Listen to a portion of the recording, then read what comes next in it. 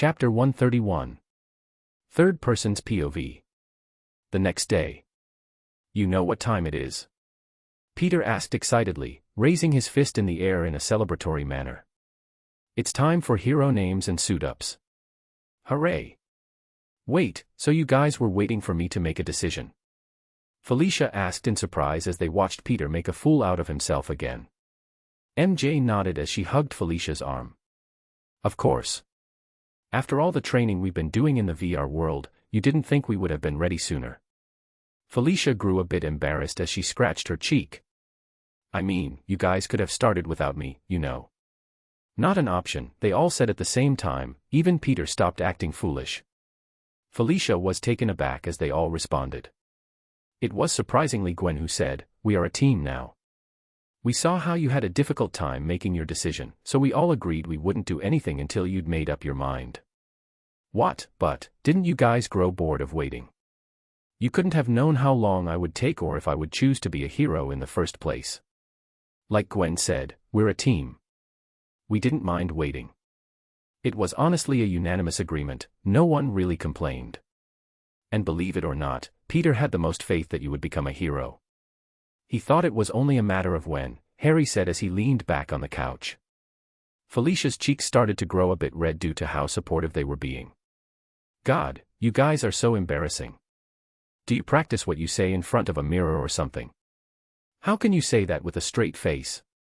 They just smiled at her, which caused her to grow more embarrassed. Anyways. Hero suits and names, right, she said, changing the topic. Arya, you know what to do, Peter said.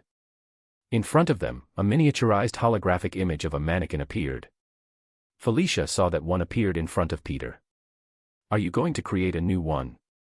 Peter nodded. This will be your debut. We have to dress to impress, don't we? And so they began. They started making their parts separately, from the design of their logo to its coloring. When they got to their masks, Felicia was looking at hers, twisting her head to the side and examining it pensively. This looks good, but I'm worried someone would recognize my face. Peter turned towards her. Don't worry, I'll fix it up for you. If you just want to cover your eyes, I can add perceptual filtering around the mask so your face will be hard to recognize. I can also make it so it makes your hair appear white instead of silver so your identity isn't discovered. Felicia nodded as she heard that. She grabbed the holographic mask and moved it towards the mannequin's eyes. She smiled when she saw the suit and called for a keyboard. She looked towards Peter's back as he was concentrating on his own new suit, then smiled towards him before looking down at her keyboard and began to type out the hero name she chose. Name, Spider-Cat. MJ looked at the way Felicia smiled towards Peter before sighing, shaking her head, and looking down at her suit design. She finished making the red spider design over her white suit, then focused on the mask. After finding and fitting the appropriate mask that went well with the suit, she stared at it, thinking about the name. She leaned her head back in her seat and thought about everything. Her hero name was something that was unique to her. MJ, like Felicia, looked towards Peter. She thought about all the nicknames he had given her. Red, that seems bland. Let's go with Crimson, the Crimson Spider. No, that sounds too menacing. I need something more gentle but that still means red. Heh, I know. MJ smiled as she pulled out the holographic keyboard and began to type out her hero name. Name, the Scarlet Spider. Meanwhile, Harry just stared blankly into his. I already committed to making the items.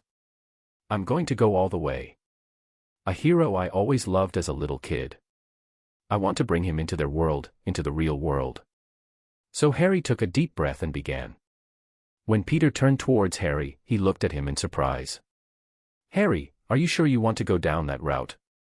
You could receive backlash because of it. Yes, I thought about it. Pete, remember when my mom was constantly admitted into the hospital and I sometimes spent the night with her?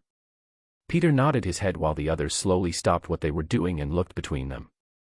You, without fail, always came to visit, and during your visit, you would always bring comic books with you to take my mind off my mother. We would spend hours in the hospital reading comic books, making up stories of what we would do if we could become heroes and whatnot, Harry said with a reminiscent look and a sad smile. And this character was my absolute favorite. He made my tough times more tolerable, and that's just the hero I want to be. I want my presence to bring hope to people having a tough time. Peter stared at Harry, and Harry stared right back, his gaze unwavering. You could develop an identity crisis, you know. That won't happen. There was a side effect of the serum that you must have noticed by now. When Gwen named it the King of Jungle Serum, she wasn't wrong. It enhanced my mentality, made me more confident, more sure of myself. It gave me a sense of pride. I am now mentally stronger, so I don't have to worry about thinking I'm someone else. I am sure that I will always be Harry Osborn. Peter smiled before nodding. Then go for it. You know I always have your back. Harry smiled right back and pulled out the holographic keyboard. Name, Nightwing. All right. I now have all of your designs. Arya, let's start creating. How has the quantum computer been treating you? Peter asked. My processing powers are through the roof right now. He made it. I thought he said he hadn't begun yesterday and that it would be the first thing he would do. Wouldn't it have taken him time? Felicia asked as they were all in Peter's workshop together, watching how he made their suits and having their own input. It was Arya who answered. He and I made it last night after he came back from his banishment. Yup, Peter confirmed. It was actually quite an endeavor. First, I synthesized the qubits using advanced nanofabrication techniques, creating superconducting loops to exploit quantum coherence. I optimized their placement to facilitate entanglement and superposition, leveraging principles from quantum information theory. Then, I implemented sophisticated error correction codes like the surface code, which involved encoding qubits to protect against quantum decoherence and noise. This step ensured the reliability and stability of our quantum operations. Next, I engineered a cryogenic environment using dilution refrigerators to cool the quantum processor to near absolute zero temperatures. This minimized thermal disturbances and maintained the delicate quantum states necessary for computation. To integrate the quantum processor with Arya's AI, I developed a quantum classical interface. This involved designing quantum gates and classical control circuits to enable seamless communication between the quantum and classical domains. Arya's neural network was adapted to process quantum states, enhancing her analytical capabilities and decision-making speed. Finally, rigorous testing and calibration were performed using techniques such as quantum tomography and randomized benchmarking. These ensured the accuracy and fidelity of our quantum computations, validating the system's performance before deployment. Huh. He's doing that on purpose, isn't he? Felicia asked with a straight face as she watched Peter work around the lab, continuing his tangent. Yup. Absolutely. No doubt about it. Peter then stopped and cackled madly all of a sudden without any warning. He went towards everyone. Sorry, but I'm going to need your watches for a bit. For what? Harry asked curiously as he handed his to Peter. It's a secret, Peter said, then began pushing them all out the door. Now shoo. I want to surprise you guys. They all just looked at each other in confusion. Arya, lock the door and make sure no sound escapes this room, Peter instructed as he started to dismantle the watch. He grabbed his spider bots, which made up most of his lab, and quickly used them to build their suits and watches back. 30 minutes later. What's taking Peter so long? Felicia asked. You know how he gets when he gets an idea, Gwen said, shaking her head. I'm here. I'm here. Sorry for the wait. It took a while, but with Arya's new processing power, it went much quicker than it would have. I kept adding ideas to it, Peter said as he arrived running with a large smile on his face. Peter then began handing out their watches to them. Now come and follow me, he said as he guided them to the training room. What are we doing here? And where's our suit? Felicia asked. In a minute, Peter said, smiling mischievously. Now then, here's what I want you to do. Peter went and whispered into their ears the idea he had. Harry immediately started to laugh, holding his stomach. Felicia adamantly denied, there's no way I'm doing that. MJ and Gwen, already used to Peter's antics, just sighed. You're so lucky you're cute, Gwen said, shaking her head. MJ nodded in agreement. And handsome. Seeing Felicia not wanting to be part of it, Peter shamelessly begged, clasping his hands into fists. Please, Felicia. I beg of you. There are 5 of us. How are you guys okay with this? I just know I'm going to die of embarrassment, Felicia said, ignoring Peter and looking towards the others. The faster we do this, the faster this ends, was the advice Gwen gave. Felicia looked towards Peter, who was giving her the puppy dog eyes while pouting his lips. Felicia and Peter stared at each other, and after a while, Felicia threw her head back and groaned, "Arg. Fine. Yes." Peter cheered, pumping his fist. "Arya, clear everything away and record everything," Peter said. "What has my life come to?" Felicia couldn't help but mutter. They all soon lined up next to each other.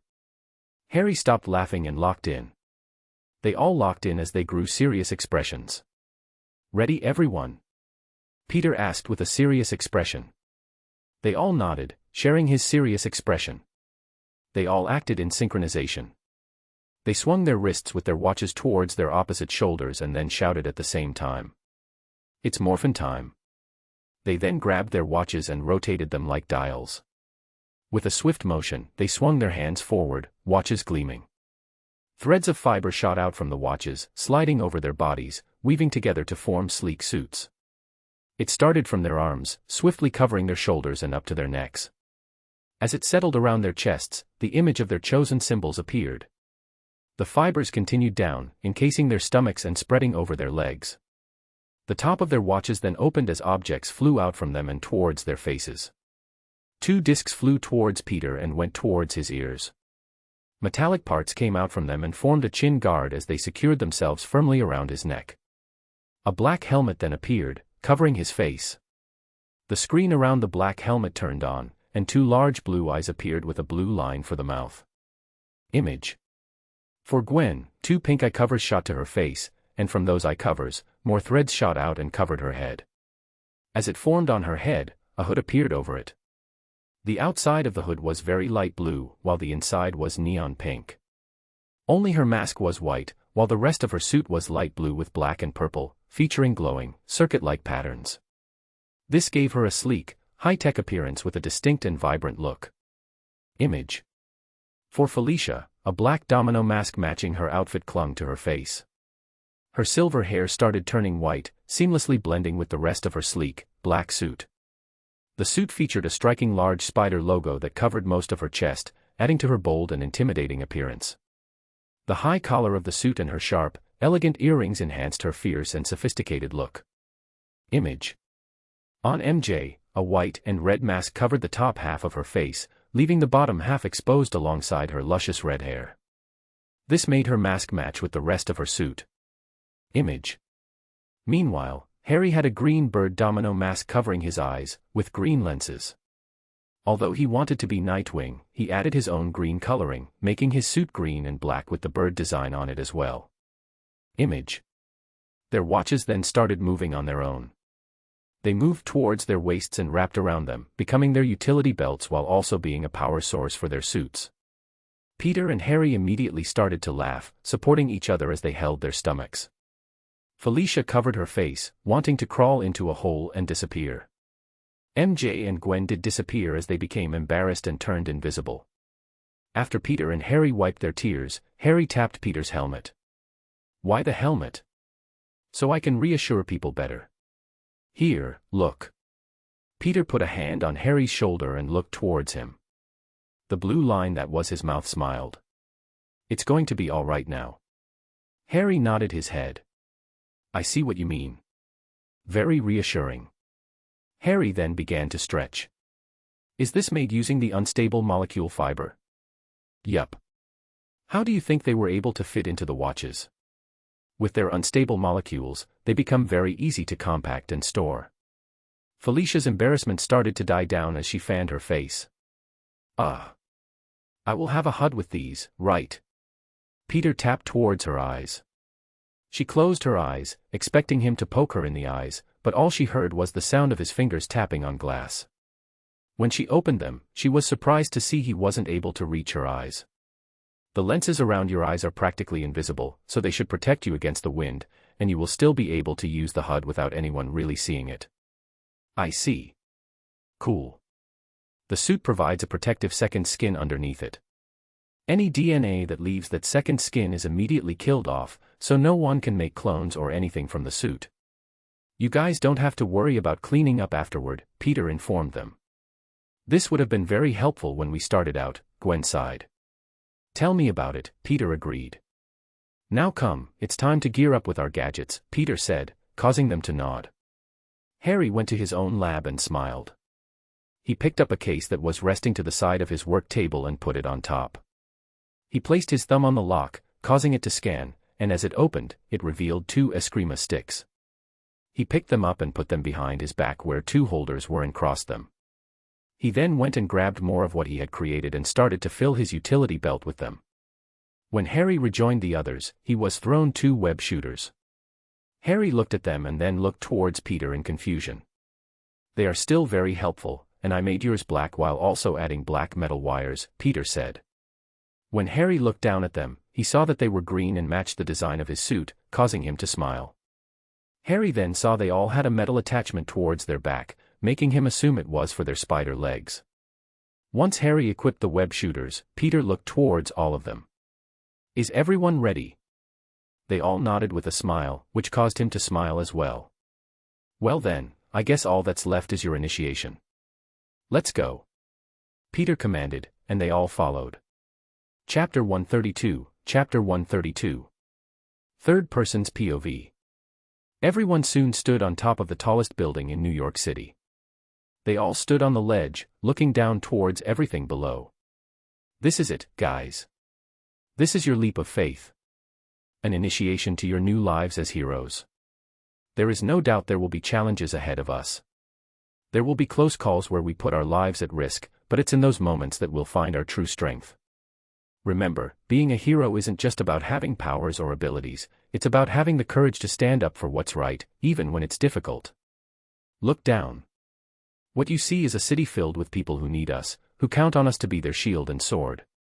They might never know our names, and some might even hate us, having nothing but detest in their hearts for us, but they'll feel our presence in every act of kindness, every injustice we fight, and every life we save.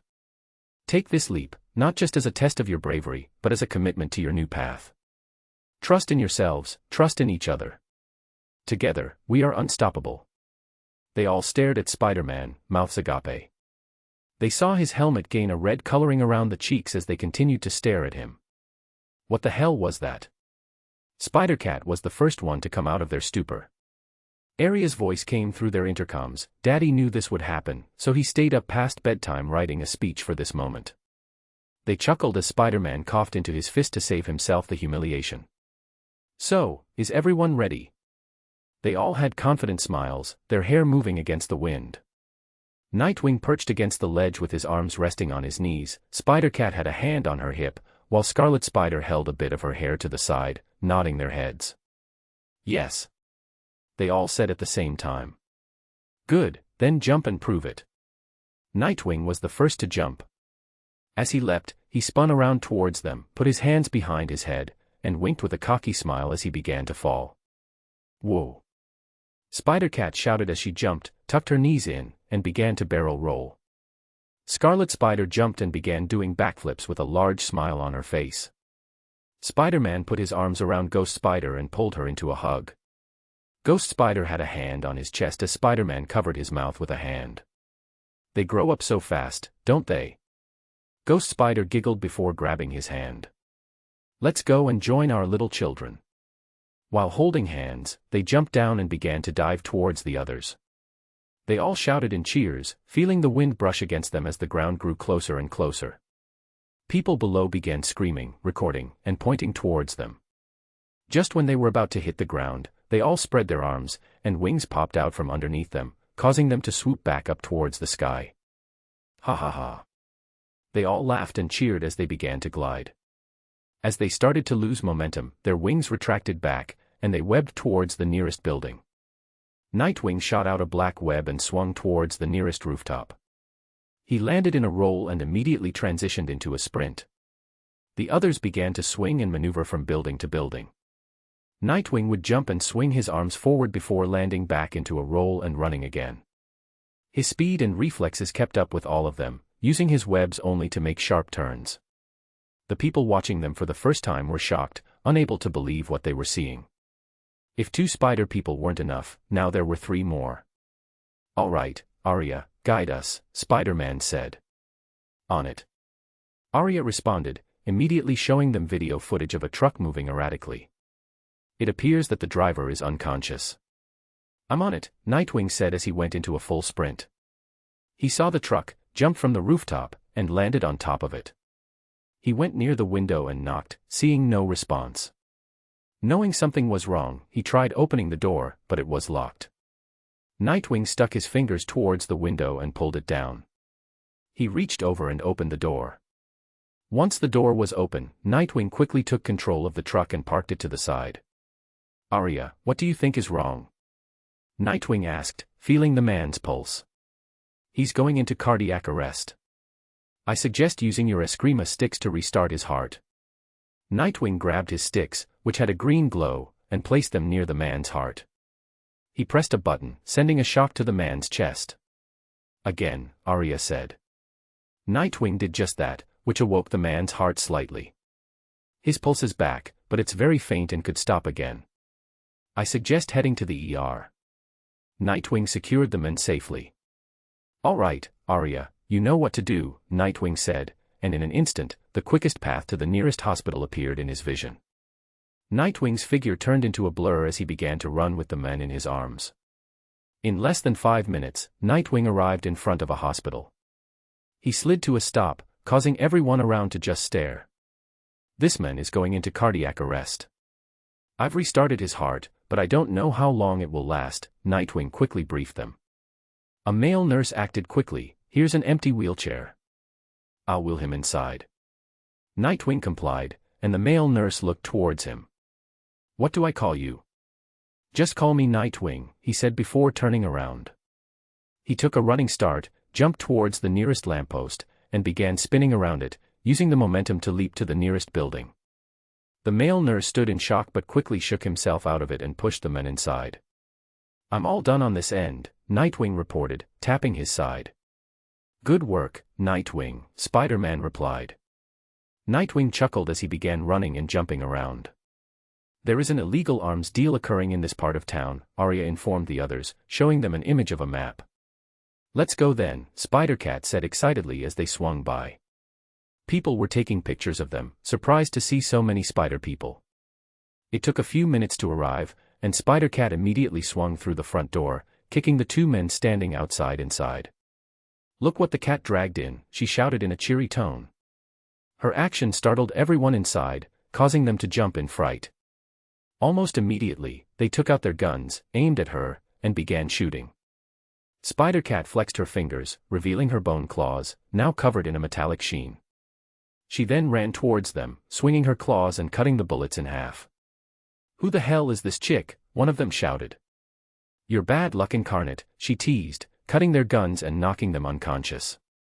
She moved slyly between them, sliding under some, kicking others off their feet, and slamming their faces onto the ground, knocking them out. "Should I even intervene?" Scarlet Spider said as she watched the one-sided massacre. They then heard a whoosh and the sound of something sliding. They turned around to find Nightwing striding towards them. When he looked inside, he saw Spider-Cat knocking everyone unconscious with her skills. Not a minute later, she stood among the unconscious bodies. "Now that's what I call a warm-up," she said, flipping her hair back. "How about leaving some for the rest of us?" Scarlet Spider said with a raised brow. "Sorry, Scarlet, you're going to have to be quicker if you want to catch your prey," Spider-Cat teased. She retracted her claws.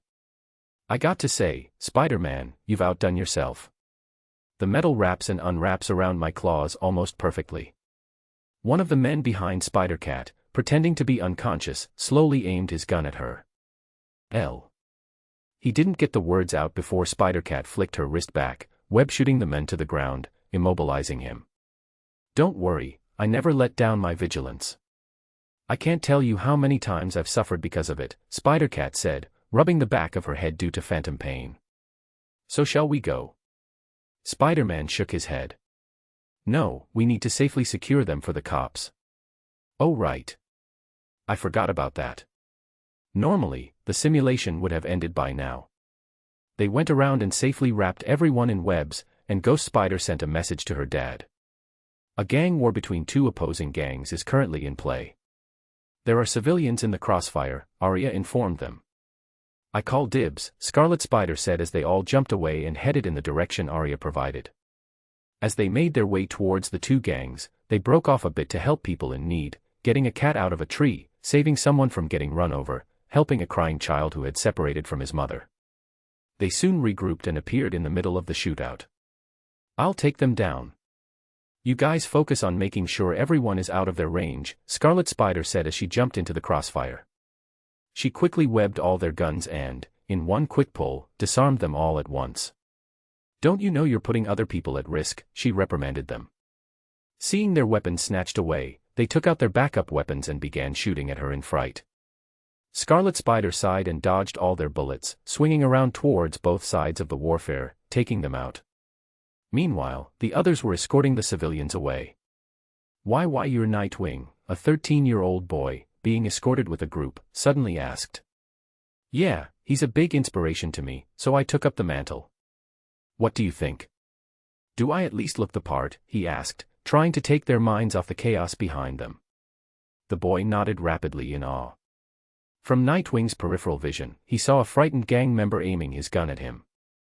Nightwing grabbed one of his Eskrima sticks and flung it, bonking the man on the head and knocking him unconscious. The stick spun back towards him, and he caught it without looking, placing it back on his back. So cool, the boy muttered, practically seeing stars in his eyes. The others with him looked at Nightwing in admiration. He finally took them to the police, who had just arrived. Scarlet Spider kneed one gang member in the face before using him as a springboard to jump to the next. She appeared upside down next to two others, bonking their heads together before landing safely on the ground. She ran into a crowd of gang members, karate chopping their necks and maneuvering like she was dancing, hitting their nerves at the back of their necks. To everyone else, Scarlet Spider appeared like an executioner as she went for their necks.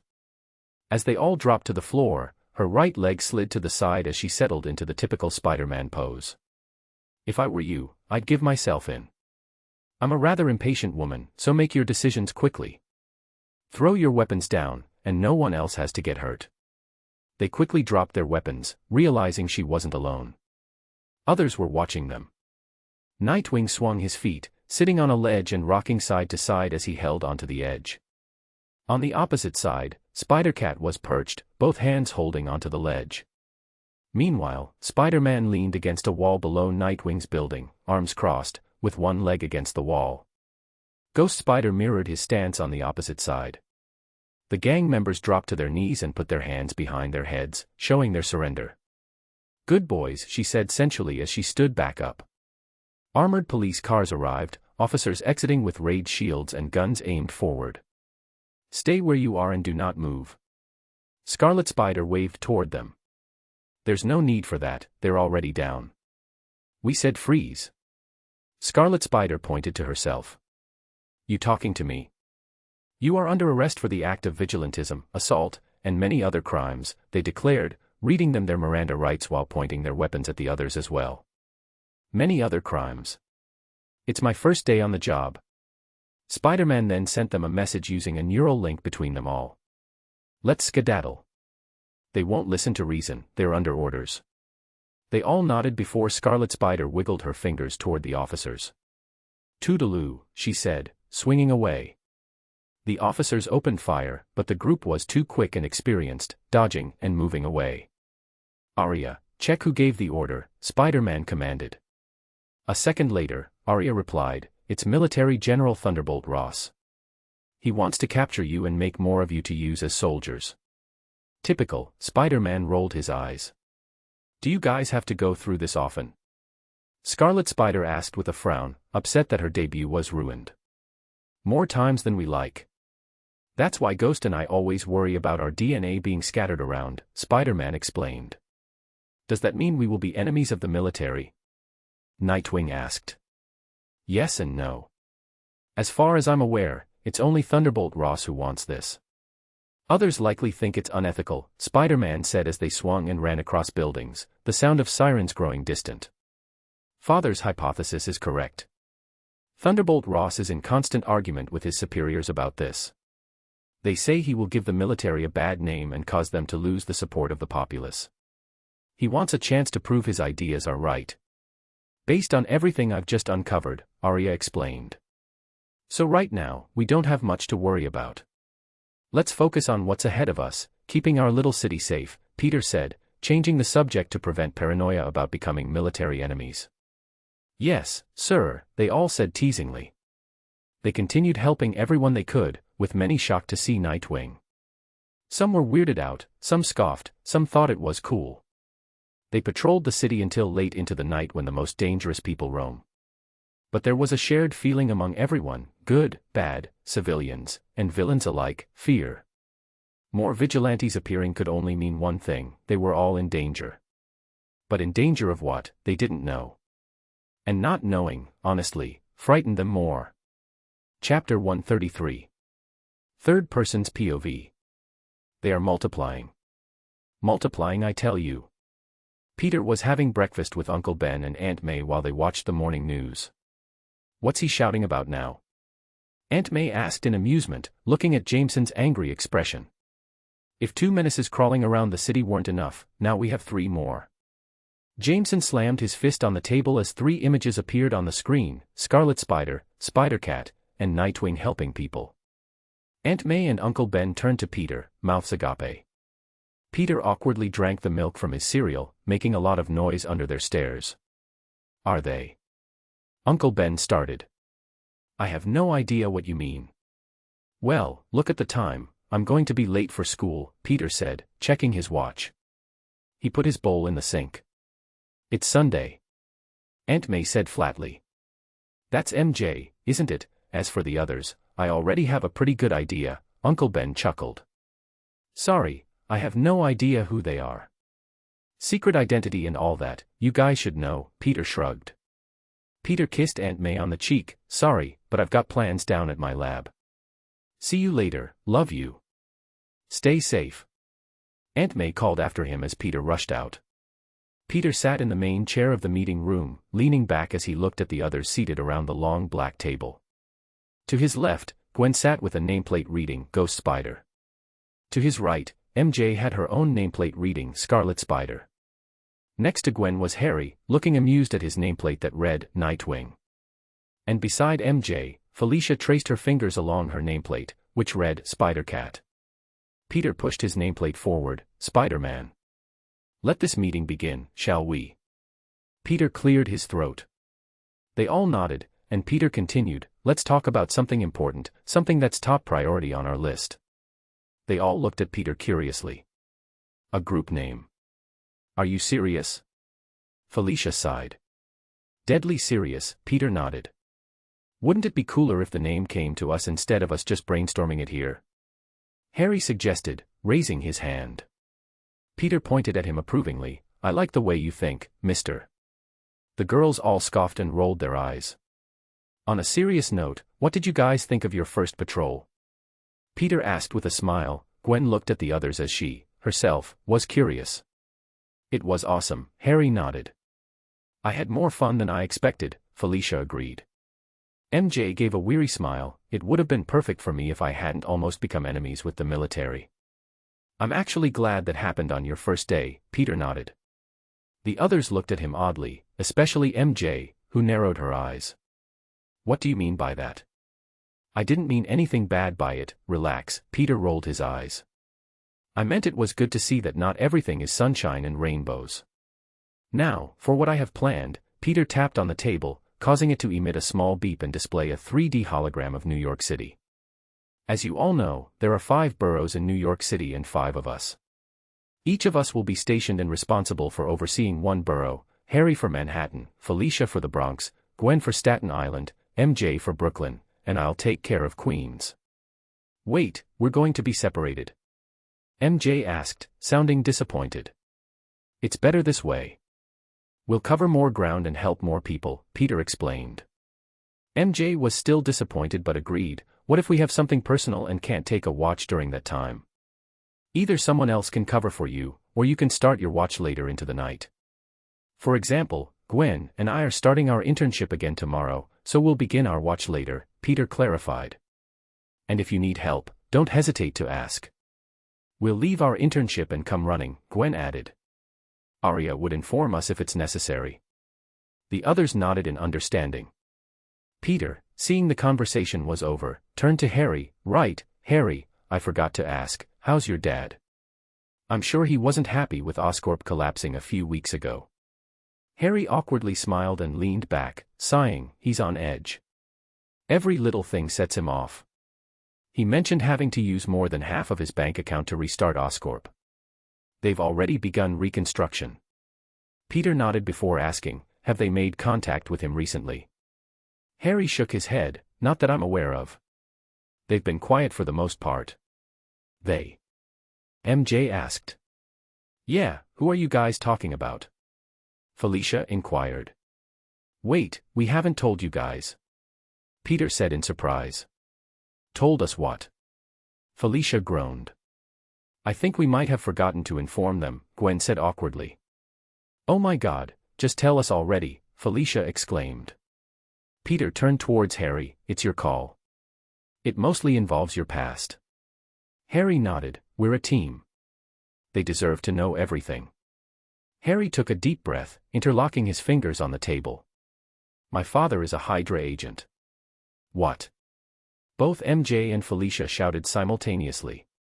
You mean that terrorist organization from history class? Didn't Captain America take them all out before sacrificing himself? Felicia asked in shock. Harry, Peter, and Gwen stared at her, saying in unison, cut off one head, and two more shall take its place.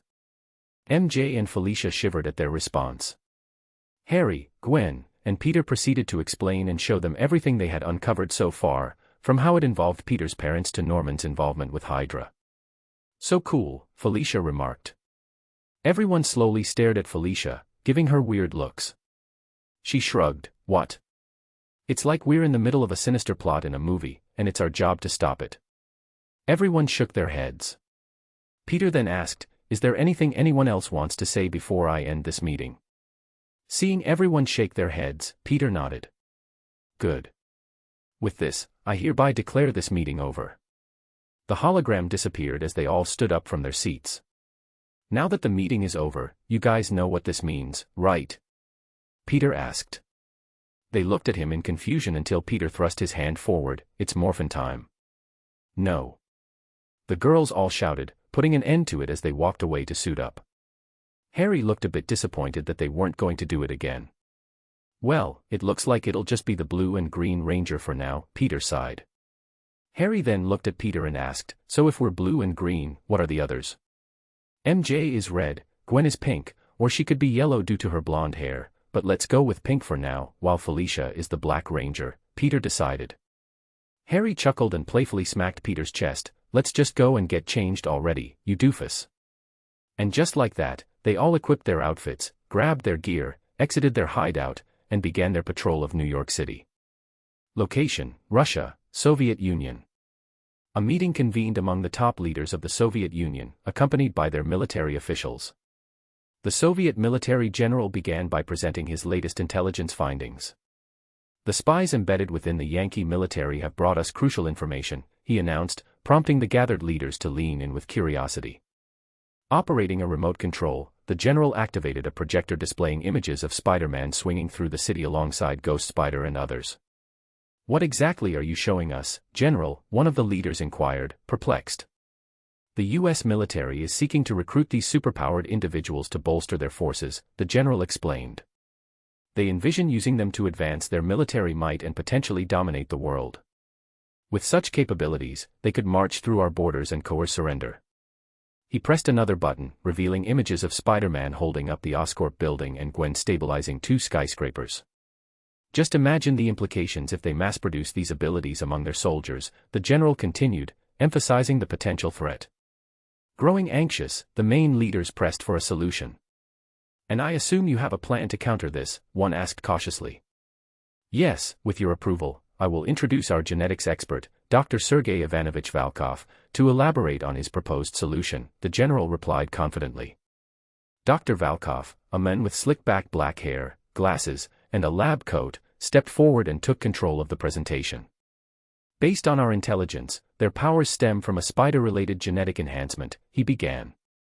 He unveiled a sophisticated machine equipped with multiple screens and robotic arms. This is my invention, the DNA splicer. It allows precise manipulation of genetic material using CRISPR-Cas9 technology, capable of creating new species, enhancing existing ones, or correcting genetic defects at a molecular level. Please get to the point, Dr. Volkov, urged the main leader impatiently. Right, sir. With this machine, we can splice the DNA of our soldiers with that of various animals, including insects like the ones embodied by Spider-Man. The possibilities are vast, Dr. Volkov explained. A skeptical leader interjected, "Are you proposing experiments on our soldiers?" The general intervened, reassuringly, "Only those who volunteer, those dedicated to serving our nation. We await your authorization to proceed." The leaders deliberated in hushed tones, displaying a range of emotions from contemplation to disapproval. After a brief discussion, they reached a consensus. "Very well, General. You have convinced us," one declared firmly. "Proceed with caution, ensure this remains classified, and thwart any attempts by the Yankees to replicate these superpowered soldiers." The general saluted crisply. "As you command." Chapter 134. Third Person's POV. Spider-Man and all the others were in their respective locations doing what they could to help those around them. "Father, building quickly, it looks like a man is about to jump off," Arya informed Peter as he swung around Queens. "I'm on it," he said, turning into a blur of lightning. A man was standing on the ledge of a large rooftop. His brown hair was a complete mess, he had bags under his eyes with a lifeless look, and his beard was scraggly and unkempt. "Daddy is going to come and see you, dear," the man muttered as he took a step off the ledge and closed his eyes.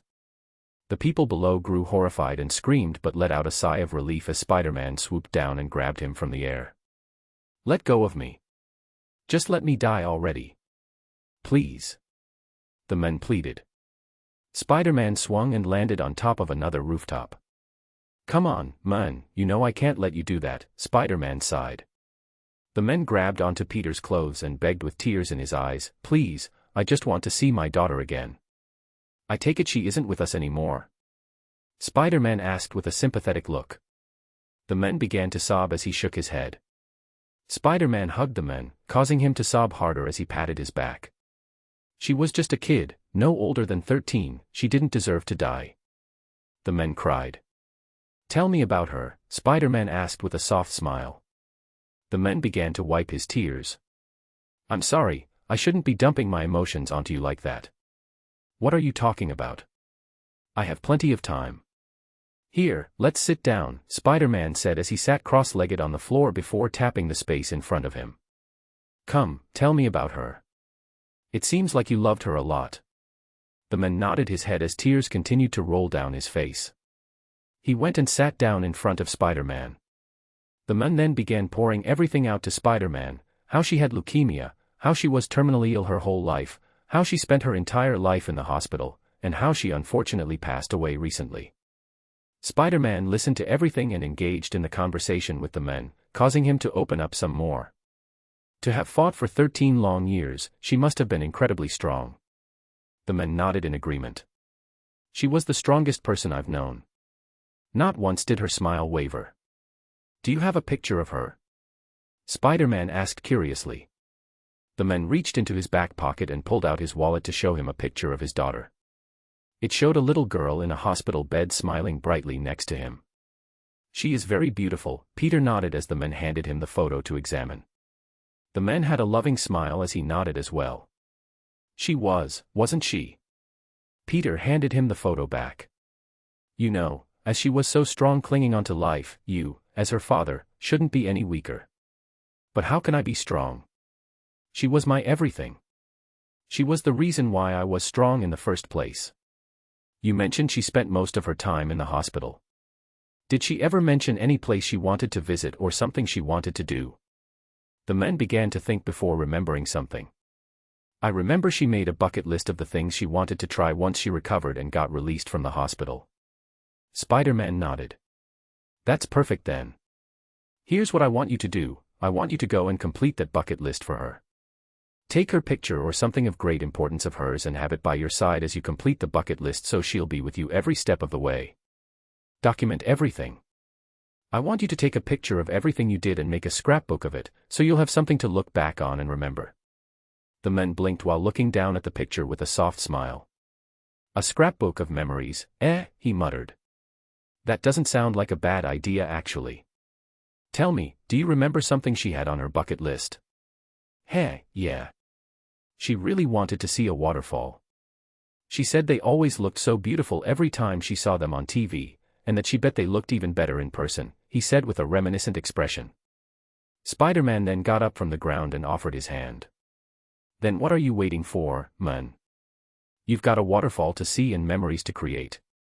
The man looked at the picture before smiling and nodding, then taking Spider-Man's hand. Hey man, I never got your name. What is it? The name's Terry. Well, Terry, go out there and make good memories, so when you finally do meet your daughter again, you have amazing stories to share. Terry nodded his head. Thank you, Spider-Man, truly. Here, let me help you down, Spider-Man said as he grabbed him and they jumped down, where he set him down properly on the ground. Before I leave, I want you to remember something. Just as much as you loved your daughter, I'm 100% sure she loved you just as equally, if not more. She would be very sad if you went and tried to do what you did earlier. I guess you're right. I think I just needed to talk to someone. Thank you for being that someone, Spider-Man. Spider-Man gave him a two-finger salute. If you ever need to talk to someone, there are professionals out there ready to lend an ear. Spider-Man then jumped up and swung away, yelling, if we do meet again later in life, you will have to show me that scrapbook. You hear me? Loud and clear, Spider-Man. Loud and clear. Terry yelled back, waving with a smile. Terry saw Spider-Man swinging away before looking down at the picture. He gave the picture a kiss as he muttered, wait for me with mommy, all right sweetie. I have some memories to create so I can share them with you guys later. As Spider-Man continued swinging away, Arya suddenly spoke, as you were busy, I didn't have a chance to report something to you, Father. What is it? Spider-Man asked curiously. The Rhino is currently being deported back to his country as we speak. Spider-Man raised a brow at that before nodding. All right, inform me immediately if he ever sets foot back here again. Noted. Speaking of Rhino, have you found Doc Ock yet? No, it appears he was aware we were monitoring New York City through CCTVs and has managed to come up with a way to hide his presence. I'm not surprised. Smart villains have always been the most dangerous. Meanwhile with the others. Spider-Cat was swinging across her designated area when, out of the corner of her eye, she saw something suspicious further away. Arya, can you zoom in? Spider-Cat asked as she narrowed her eyes. The image of what she was seeing was brought closer to her. She saw how a little boy jumped into a flowing river and started swimming towards a little cat that was struggling and drowning. Oh, she muttered. Spider-Cat ran towards the river. When she arrived, she saw the boy holding the cat up in the air as he struggled to swim against the water current. Without hesitation, she jumped in and, with her powerful body, was able to swim against the current with relative ease. She picked up the boy who was holding the cat and swam towards the shore. When the boy landed back on the ground, he was coughing and gasping for air while the kitten was shaking a bit, looking traumatized. Spider-Cat jumped up from the river, landing in front of the boy. As the boy looked up towards Felicia, he had admiration in his eyes. Lady, are you a superhero? Yes I am, she said with a smile. She then crouched down to his eye level. But I'm not the only hero here today. I saw what you did, how you jumped in to save the little kitty. You are a hero yourself, you know. Really? The boy asked in wonder, looking at Spider-Cat shyly. She giggled as she patted his head. Of course. You know, I have this really amazing friend who once told me, a hero isn't a hero because of his great powers and abilities. A hero is a hero by their actions and what they do. You risked your life to save this little cutie, she said as she patted the kitten, and that makes you a hero. The boy blushed bright red as Spider-Cat then stood up and offered the boy her hand. Come, I'll take you to your mother. The boy nodded as he took her hand while she used Arya to find the boy's mother.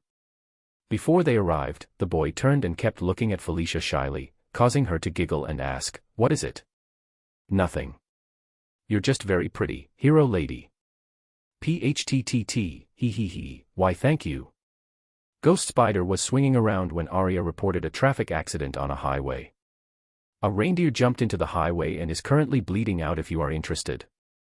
I'm on my way, Ghost Spider said as she started swinging towards the direction. Due to her quick progress and proximity, it didn't take her long to arrive.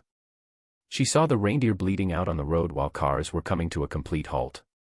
She arrived near the damaged car and asked, "Is everyone all right?" They all nodded their heads. Just a little spooked, but that poor reindeer, it looked like it was running from something. The woman who was behind the wheel said. Ghost Spider, hearing this, walked towards the deer and saw it breathing heavily with multiple wounds. Arya, quickly examine it while I close its wounds, she said as she started to freeze all of its wounds, causing the bleeding to stop.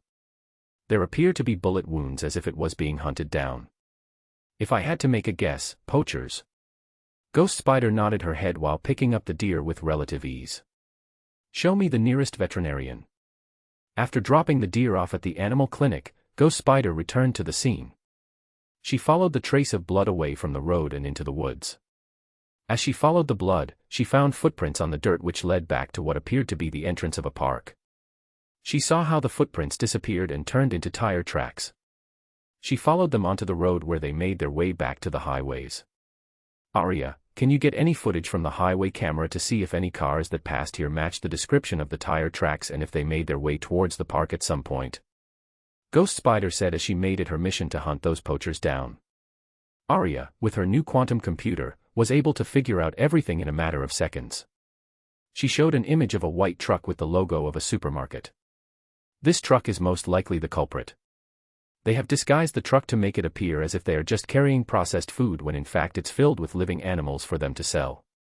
Their tires are full of dirt which shouldn't be possible for a truck of its nature, Arya explained as she zoomed in on their wheels. Ghost Spider nodded and began to chase after them. When she got close, she activated her lens's X-ray vision where she saw a black and white image of animals in cages stacked against one another. Ghost Spider turned invisible as she landed on top of the truck. When she got towards the front, she heard the men speaking. Hey, I heard something in the back. Bah, it's nothing. It's probably one of our catch being rowdy, you know how they are. Speaking of our catch, it's a bummer we missed that deer. She was a big one, wasn't she? Tell me about it, it just had to run into the open where everyone could see her. Thanks for the confession, boys. You wouldn't mind repeating that to the police, would you? Ghost Spider, still invisible, asked. Huh? Who said that? The driver asked as they pulled out their shotguns. It's the souls of all the animals you killed coming to haunt you in return, she said as she shot them both with electro webs from her web shooters. BTTTTZZZZZ. They started spasming as Ghost Spider ripped the door off its hinges and put a stop to their truck before knocking them both out. She tied them both up with webs before calling the police and making sure all of the animals were safely secured and taken care of. Chapter 135. Third Person's POV. Nightwing was perched on top of a water tower, his two green Eskrima sticks sticking out from his back as his brown hair flowed with the wind. He tapped the side of his ear as he asked, "All right, Arya, what's new?" In his iMask HUD, he saw multiple security camera feeds appear before it focused on one and zoomed in. It showed a little kid kicking and screaming as he watched his father get beaten up and the kid thrown into the back of a white van. Show me the location. Nightwing said before he dove off the water tower and landed on the next building. He arrived by the father of the boy, who was on the ground bleeding. Are you okay, sir? My boy, they got my boy, the men groaned out in a pained voice. Nightwing rapidly provided first aid. Don't worry about your son. I'll get him back for you, that I promise. In the meantime, go to the hospital. You have a few broken bones and a fractured rib. The men looked at Nightwing and pleaded, please save him. Nightwing nodded. You have nothing to worry about, he said as he webbed up towards the nearest building and followed after the white van. As he ran alongside the van on the roof, he was able to see one of their faces, which was highlighted before his criminal record was shown. Human trafficking, illegal organ trafficking, assault and battery, fraud, money laundering. This can't be good. I have a bad feeling about this. I better follow them back to where they are taking the kid, Nightwing thought to himself as he stealthily followed the white van. The white van arrived in a dark alley in the middle of an apartment complex where they couldn't be easily spotted. Nightwing was perched by the ledge of the apartment building, viewing everything. He watched as the men opened the van and pulled out multiple children, rushing them inside. There were more. I should have guessed, he thought as he watched them all enter. Afterward, Nightwing snuck in through one of the open windows, but as he entered, he was bombarded by a strong odor which sent his senses into a frenzy. He covered his nose with the back of his hand. Oh God, what is that? I can taste it. Yuck. At least I know why the windows are open, he muttered. When he looked around, he saw that the room was empty except for two doors, one was metal, and the other was made out of wood. The wooden door led to the hallway while the metal door was too thick for his 3D lenses to work. Nightwing opened the metal door and was blasted by cold air. Is this a freezer? He muttered.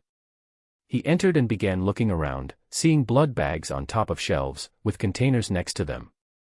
He was confused until he reached for a large container and opened it. Holy shit, he couldn't help but curse as he saw what was inside.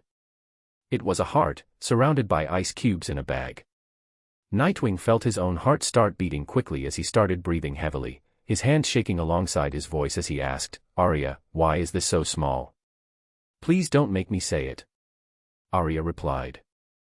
Nightwing closed the container and looked up while closing his eyes. He took a deep breath to calm himself, but that was a big mistake. I think I'm gonna be sick. He muttered as he started turning a bit green. Then he heard the door to the room open. That's weird, why was cold air blasting underneath the door? Who left the damn freezer open? Don't they know the product will go bad? As the man made his way towards the freezer, he froze as he saw Nightwing's muscular back.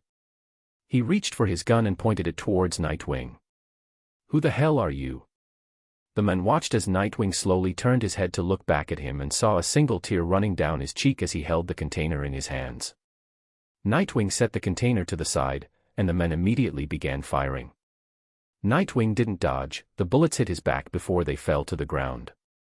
Nightwing turned towards the men and began slowly walking towards him. The men grew scared and started taking steps back as he kept on shooting. The bullets hit his face, turning it red, but due to his thick skin and healing factor, the redness went away. The men ran out of bullets and fumbled to reload. But Nightwing was already in front of him, staring him down. The men felt small as Nightwing looked at him coldly. The men reached to his side, ready to take out his knife, but Nightwing raised a hand and backhanded him with enough force to send him flying back, smashing through the wall and ending up in the hallway. His teeth were broken as blood escaped his mouth. Hearing the commotion, more men began to appear, all wielding guns. As Nightwing saw them coming, he grabbed two balls from his utility belt and threw them at their feet. A smoke screen started appearing, obscuring their vision. I can't see anything. He's in front of us, just start shooting. Every time they shot, the sparks illuminated the smoke screen before they heard the sound of screaming and impact, causing them to become scared and start acting more frantic. Oh. Ugh. Oof. BTTTTZZZZZ. No. No. I'm sorry. As the smoke cleared, it revealed bodies everywhere, with Nightwing in the middle of them, holding his Eskrima sticks. They were covered in blood alongside his knuckles. His hair was down, covering his face as his knuckles tightened around his weapons. He heard more footsteps coming up the stairs, so he rushed towards them. As they appeared, he held onto the railing and kicked them back down, taking them all out. He watched them all roll down the flight of stairs before jumping over the railing and meeting them at the bottom. One of them quickly got back up and took out his knife, flipping it in his hand before going into a fighting position. He rushed towards Nightwing, but Nightwing slammed his Eskrima stick on his wrist, making a crunching noise and causing him to drop the knife and scream in pain as he held his broken hand. Nightwing put the Eskrima stick to the man's neck and electrocuted him, knocking him unconscious. Someone jumped on his back and tried to stab him, but he reached back, grabbed the back of their shirt, and flipped them over to the ground before kicking them unconscious. Nightwing saw the men he had previously taken down getting back up. He joined his Eskrima sticks together, creating a bow staff, and started twirling it around before dashing towards them, beating them unconscious. Blood flew out of their mouths with every hit. Nightwing cleared each floor with maximum efficiency. No matter how many came after him, he handled them with relative ease until he made his way down to the basement. He stood in front of another metal door with a trail of bodies right behind him. Although it was sound isolated, Nightwing was still able to hear what was happening inside due to his enhanced senses. So did you wash them? You know they need to be cleaned since we are selling these for a high price. How long do you think we've been doing this? Of course, I washed them. You know how many orders we get. Good, bring in the first boy of the new batch. Yes, sir. No. Let go of me. Please. Daddy. Daddy, help me please. Strap him to the chair and cover his mouth so he shuts up. I already said we've done this 1,000,000 times. I know what to do. Yeah, the men replied before the sound of a chainsaw started up. As Nightwing heard muffled screaming, his cheek tightened over his mouth as veins protruded from the side of his face. He punched his fist towards the door, expecting it to go flying back, but all it did was punch a hole straight through the metal door. The two men inside stopped what they were doing and looked towards the door in shock until they saw the hand pull back. They then saw a face peeking out from the hole he created.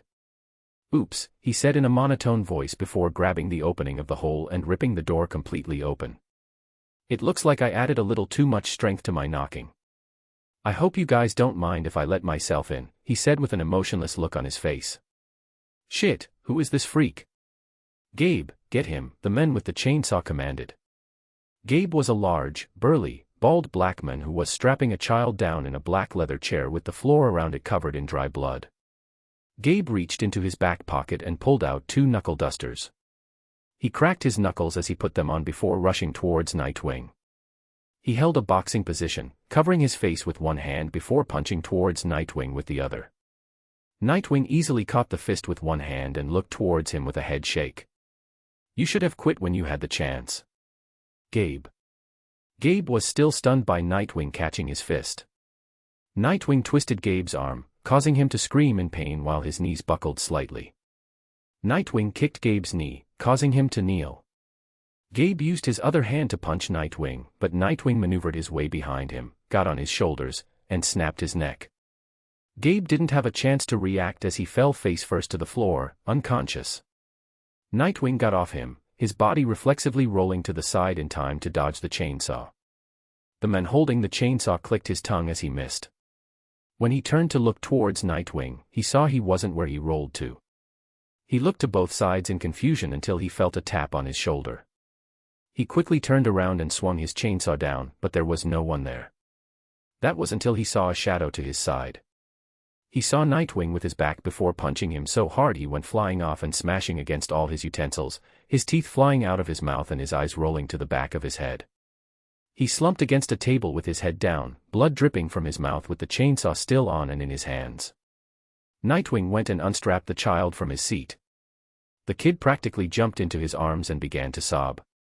Nightwing, seeing this, was surprised before smiling sadly and patting the boy's head. There, it'll be all right. I got you now. Come, can you take me to your friends? Let's get everyone away from here. The kid nodded while still crying, holding Nightwing's hand as he started guiding him towards where the other kids were. Arya, Nightwing called, tapping his ear. I have already informed the police of everything that is going on. They are arriving in a few seconds, Arya informed him. Nightwing safely released all of the children and guided them outside, where policemen were taking everyone into custody. When they saw Nightwing with the children, some officers tipped their hats towards him. The kids hid behind his legs and looked towards the cops with a hint of worry. Nightwing turned towards them and got on one knee, patting their heads as he said, "Go with the officers, they will help you reunite with your families." Some had tears in their eyes as they nodded their heads before they all rushed and tackled him into a hug, taking him by surprise. After they were done, the captain of the unit nodded towards Nightwing. "We'll take them off your hands now, Nightwing," he said in a teasing tone. Nightwing grew embarrassed as he scratched his cheek. He stood up and nodded his head before his expression grew serious. "Have you found?" The captain's face grew serious as he nodded. "Some pretty disturbing things, I dare say. I don't think some of my men are going to be able to sleep well tonight." Nightwing rubbed his face. Tell me about it. The police captain just patted his shoulder. Great work out there. Nightwing nodded. Just make sure they are all reunited with their families, he said before he started jumping towards the walls and parkouring onto the rooftops. As he watched them take the kids away safely, Nightwing tapped the side of his ear. Hey man. I think I could really use a friend right about now, he said with a solemn voice. Meanwhile, the Scarlet Spider was sitting on the edge of a building with a little spider in hand. You know, before, I thought you guys were scary, but now I think you're really cute little critters, she said with an awkward smile. I now feel bad for killing my little spider. I wonder if we could have become friends like I'm doing with you fuzzy little guys, she added, patting it with her finger. Suddenly, she turned her head to the side and sighed. That's the 5th domestic abuse case in an hour. I guess it goes to show how much it happens and how much people keep quiet about it. It's not like I have any room to talk, she thought. Come on, little guy, we have someone to save, Scarlet Spider said, putting the little spider on her shoulder. She grabbed the ledge she was sitting on, flipped off of it, and swung towards the location of the reported incident. Turning invisible, she arrived to witness the scene. A man walked into a room with a beer bottle in hand. You know what to do. Undress. Since your mother left me. That just means it's your job to take care of my needs, the man slurred. The girl on the bed started shaking, holding her arms and tucking herself into the covers with tears in her eyes. Please. Just for tonight. Don't do this. The man dropped the bottle and grabbed the sheets with both hands, yanking them off. I said to undress, he shouted, climbing into bed and starting to undo his belt buckle. Suddenly, the window was smashed open. Scarlet Spider deactivated her invisibility and punched the man's head into the wall, knocking him unconscious. The girl screamed before turning towards Scarlet Spider. Wait. I'm here to help you, Scarlet Spider said, raising her hands in surrender as the girl picked up her covers and shielded herself. The girl looked towards her unconscious father, then back to the intruder in her room. She didn't know why, but upon seeing the Scarlet Spider, she broke into tears. Scarlet Spider sat on the girl's bed and pulled her into a hug. The girl cried, gripping Scarlet Spider's outfit tightly. Scarlet Spider patted the girl's head and hair to calm her down, reassuring her, "Don't worry, I'm here to help you. We'll get through this together." Chapter 136, Chapter 136. Third person's POV. Peter woke up with Gwen in his arms, which prompted her to wake up as well. Peter kissed her cheek before getting up and getting dressed. Gwen sighed out loud as she stretched, her sheet covering her naked chest. She just stared at Peter getting dressed with a smile of contentment. Gwen laid on her side as she rested her face on her hand. "If you keep looking at me like that, I'm going to blush," Peter teased. Gwen chuckled as she rolled her eyes. As Peter got dressed and was about to leave, Gwen stretched out her arms to him while puckering her lips and making grabbing motions with her hands. Peter chuckled as he went and gave her a goodbye kiss that lasted several seconds. "See you later," he said as he turned invisible and jumped out from her window before swinging back home. Peter and MJ soon arrived at school, where they found the others waiting for them. Harry appeared like he had stayed up all night. "Couldn't sleep?" Peter asked as they did their handshake. Harry sighed as he shook his head. "Every time I close my eyes, all I see is it in my hands once again." Peter patted Harry's back. "Take the day off." "What? I can't do that, not when I just started. Who knows how many of them are out there, how many will need my help, and because I take the day off, they will have to pay the price." "Rule number 1?" Peter asked. Harry mumbled, "You can't save everyone. Especially not when you're like this." Just as Peter said this, Lizzie appeared. "Hey Lizzie, Harry wanted to take you out on a date but is too embarrassed to ask since he can't come up with a place you would enjoy." "What?" Harry asked, looking at Peter with threatening eyes. "Aw," Lizzie said as she jumped towards Harry and hugged his arm. "That's so cute. A date between us sounds fantastic," she said as she leaned her head on his arm. "We haven't been on one in a while." "Yeah, dude, you guys haven't been in a while. What's the matter with you?" Peter teased as he smacked Harry's other arm. Gwen just had her arms crossed as she looked towards Peter with a smile. Look who's talking, mister, we haven't been on a date in a while either. Peter rubbed the back of his head, a bit embarrassed. I guess you have a point. Meanwhile, Harry interlocked fingers with Lizzie. I suppose you have a point. Let's go on a date, he said as he kissed the side of her head, causing Lizzie to giggle happily. Felicia then went and locked arms with MJ. I guess that just leaves you and me. Felicia started to playfully bat her eyelashes at her. What do you say, is it a date? MJ rolled her eyes as she pushed Felicia's face away with one hand playfully. Felicia just had her lips puckered with her arms out. Come on, at least a smooch, she said as MJ still kept her at arm's length. They all laughed and continued bantering with one another as they entered the school as the bell rang. Soon, school came to an end, and they all started heading back to their internships. Since Jameson hadn't used her pictures to discredit Spider-Man, MJ still worked for him. Now she had decided to be the Scarlet Spider while taking pictures for the Daily Bugle. Peter and Gwen walked hand in hand towards the Baxter building. Once they arrived at the floor they were previously on, Peter knocked on the door. Johnny, open it to see who it is. They heard shouting from inside. What am I, your personal door boy or something? I'm working on something. You're the closest to the door. Just open the door, Johnny, don't keep them waiting. Ugh. Fine. Peter and Gwen looked towards each other before they smiled in amusement. It wasn't long before the door was opened by Johnny, his face and hands covered in oil. He was cleaning his hands with an oil-covered white rag. Oh, it's you guys, and you don't look beat up. That's good at least. Come on in, Johnny motioned with his head. It's the interns. Johnny yelled towards Susan as he walked off towards an open space where he was working on a red muscle car. Is that a 1969 Chevy Camaro?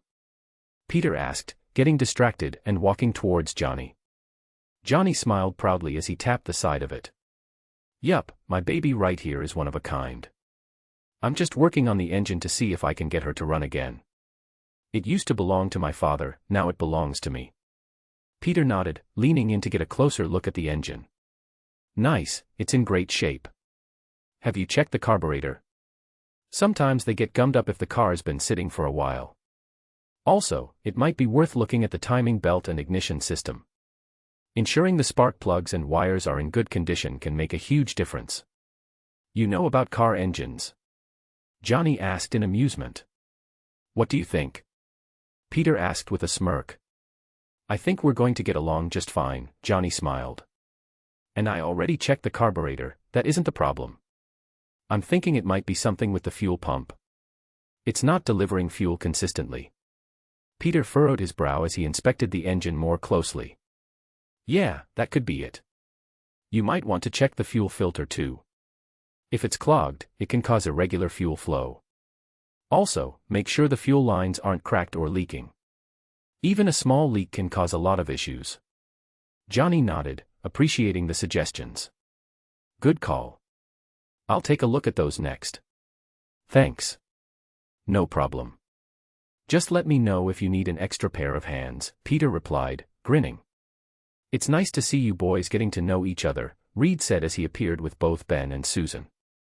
Susan nodded to both Peter and Gwen. It's nice to see you two manage to make a full recovery. Peter scratched the back of his head, a bit embarrassed. Sorry about that. Anyways, you left quite an impression last time. I want your opinion on something, Richard said to Peter before motioning for him to follow.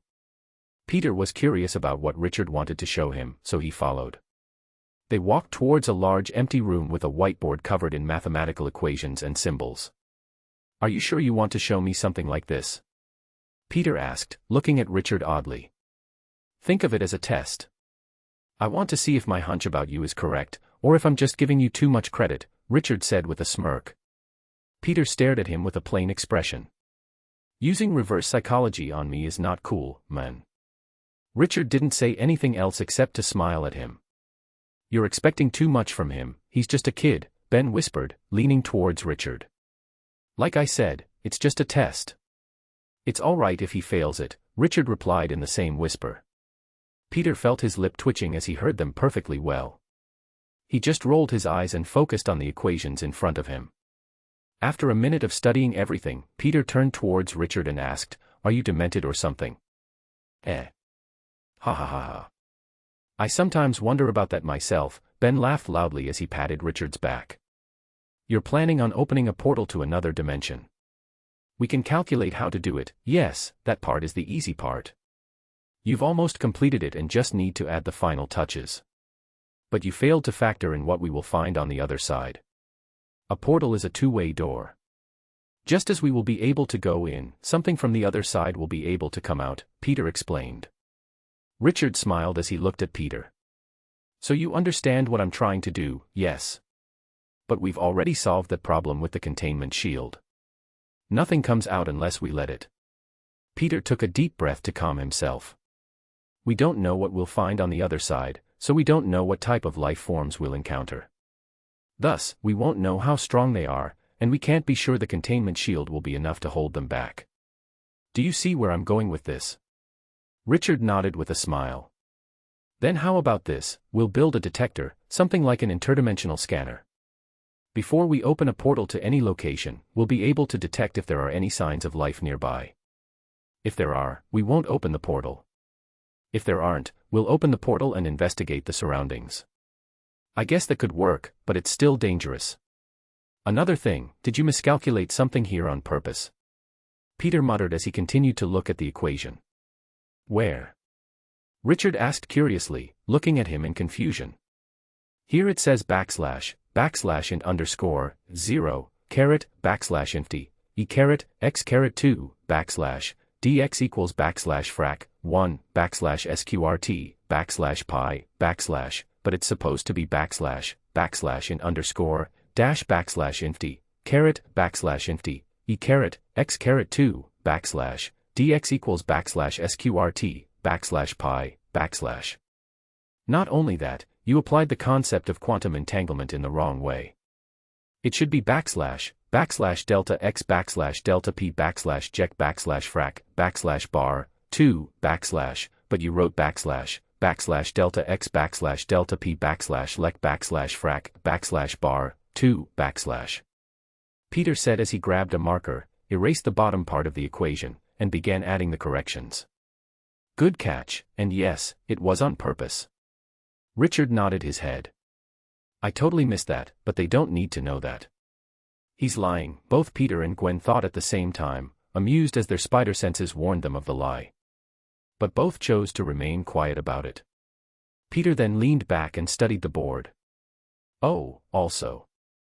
Peter said as he began to mutter and continue writing on the board, slowly solving it. Both Ben and Richard raised their eyebrows as they saw he was in the zone. And carry the one. He muttered before looking back and closing the cap on the marker and nodding. Oh wait. He looked toward Richard in horror. I'm so sorry. I didn't mean to. Richard just raised a hand and sighed, stopping Peter. What did he do? Ben asked curiously. Richard chuckled and shook his head. He solved it. He solved the thing I've been working on my whole life. I can delete it. I swear. I didn't mean to. Peter said, standing awkwardly as he put the marker back where it belonged. Richard shook his head with a smile, his arms crossed. No, kid. It's all right. I'm honestly glad. This means my hunch about you was right. You are a genius, you might even be better than me. Ben laughed as he patted Richard's back with a strong force. Ha ha ha, you've been out, Richard. That's a first if I've ever seen it. Richard still had a smile as he looked at Peter. You know what this means, right? That I'm getting a bonus on my paycheck. Peter said with a nervous smile. Richard had a look of amusement as he shook his head. No, it means you're going to help me build this thing. He grinned. Gwen then raised her hand. I'm sorry, but I have to know, why do you want to build a portal to another dimension? It's for resources, right? Peter asked. Richard nodded. If we could find an empty dimension, we should be able to mine its resources and put an end to the destruction of our own world. Our world grows weaker due to the amount we've taken out of it. It won't be long before we'll have to abandon our world to inhabit a new one. So with this, I was hoping it wouldn't come to that. I see, that's very admirable, Gwen nodded. Thank you, Richard smiled. So how long would it take us to complete this portal thing? Ben asked curiously.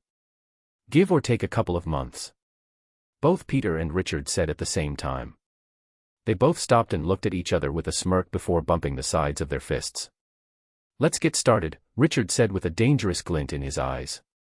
While Susan grabbed Gwen's hand, and you come with me, I always wanted an assistant, she said happily as she dragged Gwen to her lab. Chapter 137. Third Person's POV. 1 week later in the Soviet Union.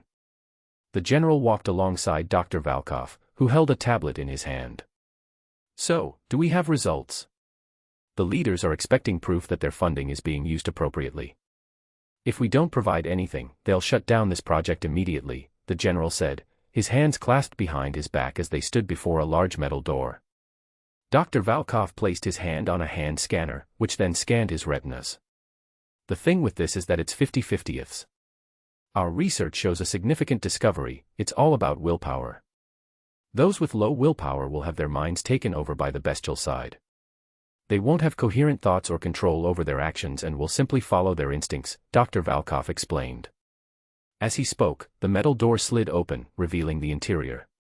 Inside were large white cells with clear glass walls, offering a view of the interior. Each cell resembled isolation rooms in a psychiatric hospital, white and padded.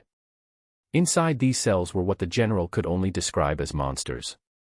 One creature resembled a centipede, with multiple limbs smashing its head against the glass, screeching and thrashing about wildly. Another had the head of a fly with beady eyes, giant wings on its back, spitting on its hands and rubbing them together before crashing against the padding, attempting to break free. I take it these are the failures. I want to see the successful results, Doctor, the general demanded. Come, follow me. Dr. Valkov hurried along. Inside one of the cells was a tall, lanky man, shirtless with green skin markings from his neck downward. He had a detached expression and sharp blades protruding from each forearm. The general approached the glass and saw the information plastered on it. Name, Matvey Bogomolov, image. Age, 25. Cadet number, 3463242A. Codename, Mantis. And what can he do, the general asked. I'm glad you asked. Here is a video of his tests, Dr. Valkov said, swiping through the tablet and handing it to the general. The general watched as Mantis ran, dodging and cutting bullets in half before cleanly slicing through a car with one swipe of his arm blade. Impressive, the general nodded. Come, there's more, Dr. Valkov said excitedly. They passed by more failed experiments before arriving at a cell with a large, toned woman doing push-ups. She had fur growing over her body, brown fur extending up to her elbows, 2 brown ears on top of her head along with her human ears. But the most striking feature was her height, standing at 2 meters tall, she had a constant scowl. Name, Anastasia Medvedeva, image. Age, 27. Cadet number, 4536335C. Codename, Ursula. The general motioned for the tablet, and Dr. Valkov handed it over. The general watched as Ursula struggled slightly to lift a tank, spun around with it, and threw it a great distance. She then ran after it, leaving dented footsteps with each stride, and jumped into the air. Claws grew from her hands as she tore and pulled apart the tank's hatch. The general grinned broadly and nodded. Next. The next one is a bit tricky, Dr. Valkov began. Tricky? How so? This one isn't part of the military or trained. He's a convict, a former mercenary.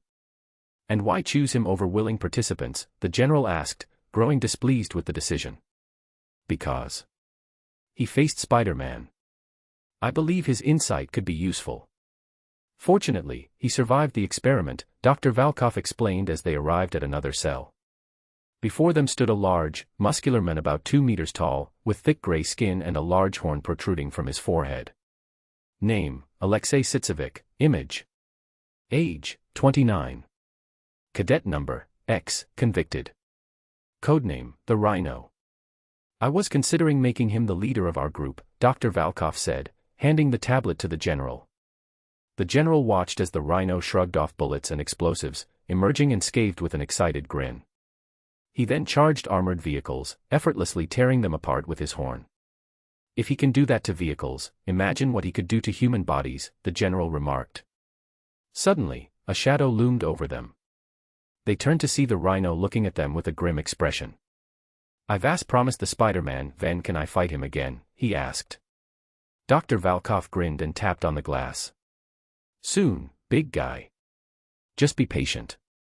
It won't be long before you get the go-ahead." The general and Dr. Valkov continued their tour, approaching a woman with long white hair and piercing blue eyes. Her entire body was covered in white fur with black spots, resembling a humanoid snow leopard. Name, Ekaterina Irbisova, image. Age, 26. Cadet number, 5872658E. Codename, Frostbite. The general examined the tablet, which displayed footage of Frostbite in a winter environment, showcasing her resistance to extreme cold. She moved with blinding speed, demonstrating lethal claws and exceptional stealth. She was designed to counter the spider with her ice powers. "She's agile, deadly, and difficult to detect," Dr. Valkov explained eagerly. "How many more do we have in total?" the general inquired, growing increasingly interested. Dr. Valkov sighed. "Unfortunately, we were only successful with 5 subjects. The others lost control too quickly." "Very well, show me the last one," the general demanded, slightly disappointed by the limited number. "This last one may impress you even more. He's faster than Frostbite, able to reach near supersonic speeds," Dr. Valkov added. "And what animal is he based on?" the general asked. "A tiger beetle, one of the fastest insects on Earth," Dr. Valkov informed him. They approached another cell where a muscular man with green hair, eyes, and antennas, adorned in green armor with insect-like wings on his back. Name, Nikolai Jakava, image. Age, 25. Cadet number, 2463463D. Codename, Tiger Wing. "Here," Dr. Valkov said, handing the tablet to the general.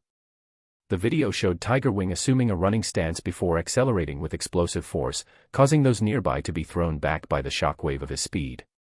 He can reach speeds up to 1,160 km per hour, 720 miles per hour, just shy of the speed of sound.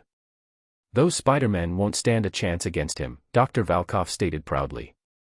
The general burst into laughter with delight. "Excellent. Excellent. The leaders will be pleased, very pleased. And what shall we call this group of exceptional individuals?" "Sir, we're calling them the Beastmen," Dr. Valkov replied. "I think we should make a helicarrier, what do you guys think?" Peter asked as he looked around, noticing everyone on the ground gasping for air. Harry, who was standing up from the ground, sighed, "Why do we need something so big? A large enough jet would be sufficient for us." "As the ladies would say, bigger is better," Peter nodded. They all glared at Peter as he mentioned that. "Okay, but why are you making a jet? Are we going international?" Felicia asked as she picked herself up from the ground. "No, but who knows when we might need it." "It could be useful," Peter said as he offered his hands to both Gwen and MJ. "I say go for it, but will you have the time?" "I mean, you are helping Reed build that portal," Gwen said. "Speaking of the portal, will we be able to come and see it when you turn it on?" "That sounds so cool," MJ said excitedly. "I mean, I don't have a problem with it, but I will have to talk to Richard since it's mainly his project. I'm just helping." Arya then appeared holding a clock. "You guys have been in here for a few hours already, you're going to be late." "Thanks, Arya," they all said at the same time. Arya saluted towards them all, always happy to help. They all swiped their fingers forward, causing a small menu to appear in their vision, before they tapped the last icon, log out. They then walked out of the capsule and went to get dressed. As they were dressing, Peter turned towards Harry. "So, I forgot to ask, how was the date with Lizzie?" "It went well." "Did you too, you know?" Peter made hand signs with his fingers. Harry turned red as he shook his head. "Not yet." "Hey, coward. Shut up, it's just that our relationship hasn't come to that point," Harry muttered. "She's probably waiting for you to make the first move," Peter said as he put on a shirt. "Eh? Really?" "Yup, she probably doesn't want to come off as easy and wants you to initiate it. Some girls are big on guys making the first move." And if she really is waiting for your relationship to develop before diving into intimacy, she will tell you straight up. Are you sure? I have 2 girlfriends, what do you think? I'm like the love guru, Peter said as he pretended to dust off his shoulders. I'm just nervous to initiate anything and then get rejected. Peter looked at Harry with a serious expression. What? We literally fight crime for a living, man up, pussy. It's not the same and you know it. Harry rolled his eyes as they both walked out. After that, Harry and Felicia suited up and got their gear ready, while MJ went on towards the Daily Bugle, with Peter and Gwen heading towards the Baxter building. Hey Johnny, both Gwen and Peter greeted. Johnny, who was underneath his car, pushed himself out before nodding towards them. Sup guys, you know where to find them, he said as he pulled himself back under.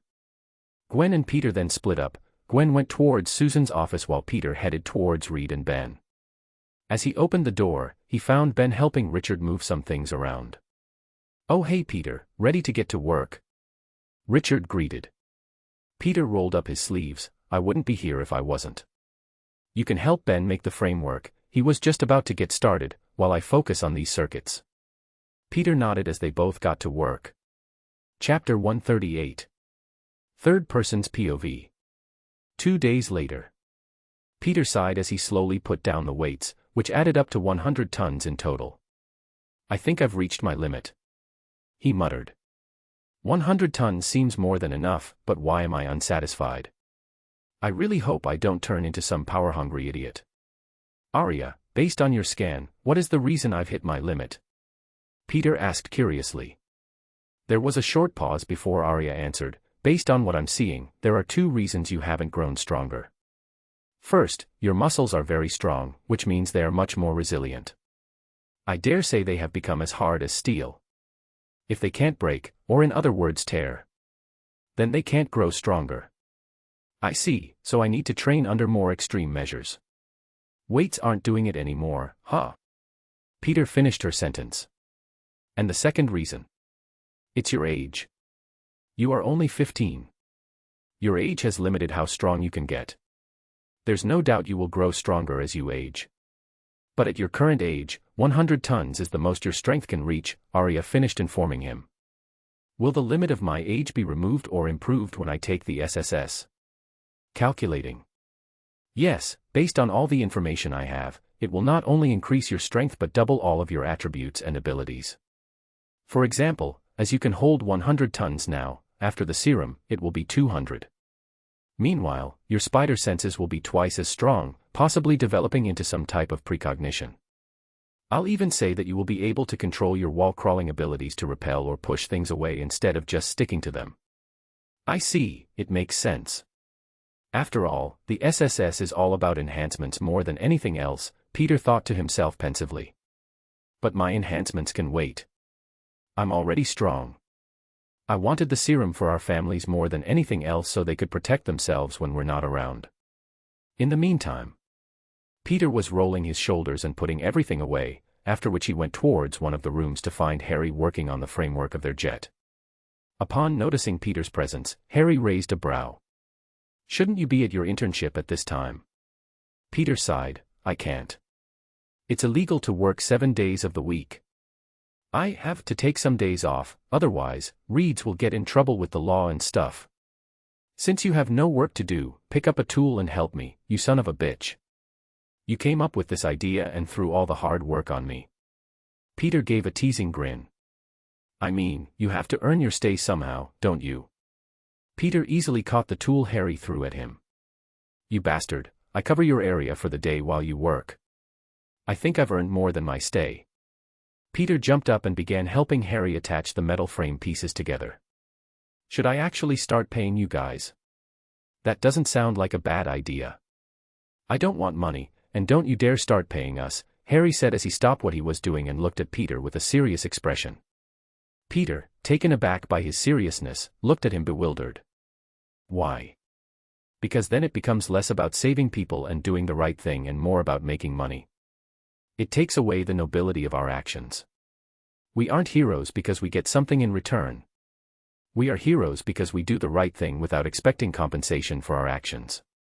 It was Peter's turn to stop what he was doing and look at Harry in surprise.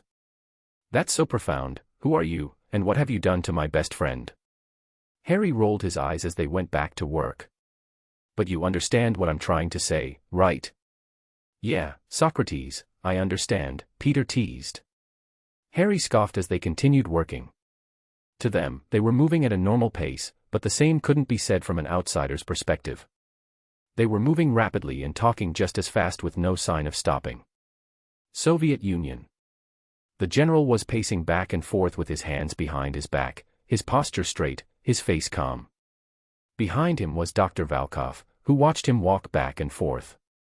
In front of them were 5 people, each with animal characteristics. You are going to be sent through enemy lines for a special mission, a mission with a great amount of danger, stopping the US military from replicating more of this. The general said as he took out a remote and turned on a projector showing 5 people, Spider-Man, Ghost Spider, Nightwing, Scarlet Spider, and Spider-Cat. It has come to our attention that these beings are considered to be superheroes of New York City. They are something the US military wants to get their grubby little hands on. Those Yankees are already considered to be a superpower, now imagine what they would become with beings with actual superpowers. So your mission will be simple, stop that from happening. You are to incapacitate them and bring them here, and if that's not an option, I want you to simply kill them. If we can't have them, then no one will. We can't have them becoming weapons they could use against us. Do I make myself clear? Yes, sir. Good, the general nodded before going to the front of the line. Mantis, why have you agreed to be a part of this project? Mantis, who looked apathetic, simply said, to make a name for myself, sir. Ever since I was young, I've always been told I wouldn't amount to anything. I wanted to prove them wrong, so I joined the military. The general nodded before looking towards the person next to Mantis. Ursula, why have you agreed to be a part of this? For my children. I was promised our families would be more than taken care of. I was promised their education and housing wouldn't be an issue. The general then looked towards the person in the middle. Rhino, I ask you the same question as the other 2. Rhino looked down at the general for a bit before looking up and ahead. I was promised the spider. I was promised they would make me stronger. I wanted to pay back the spider for the humiliation I suffered at his hands. The general was pleased to hear that. His anger is useful. I have heard you face the ones named Spider-Man and Ghost Spider before. Tell me about them. I have faced the one named Ghost Spider once, while Spider-Man twice. From what I can remember, they can dodge bullets and fast missiles easily. They must have some super senses. The White Spider has the power to use ice, while the Man Spider can use some sort of electricity. I do not know about the others. The general nodded at the information before turning towards the woman next to him. And you, Frostbite? She had a cold expression as she said, I saw it as a way to get power and grow stronger. The general raised a brow before turning towards Tiger Wing. Tiger Wing did a military salute. Ever since I was a little boy, I dreamed about becoming a hero of our nation. I thought if I went and did this, I would be known as that hero. The general nodded as he went and stood back, facing them all. With that said, I have something to inform you all.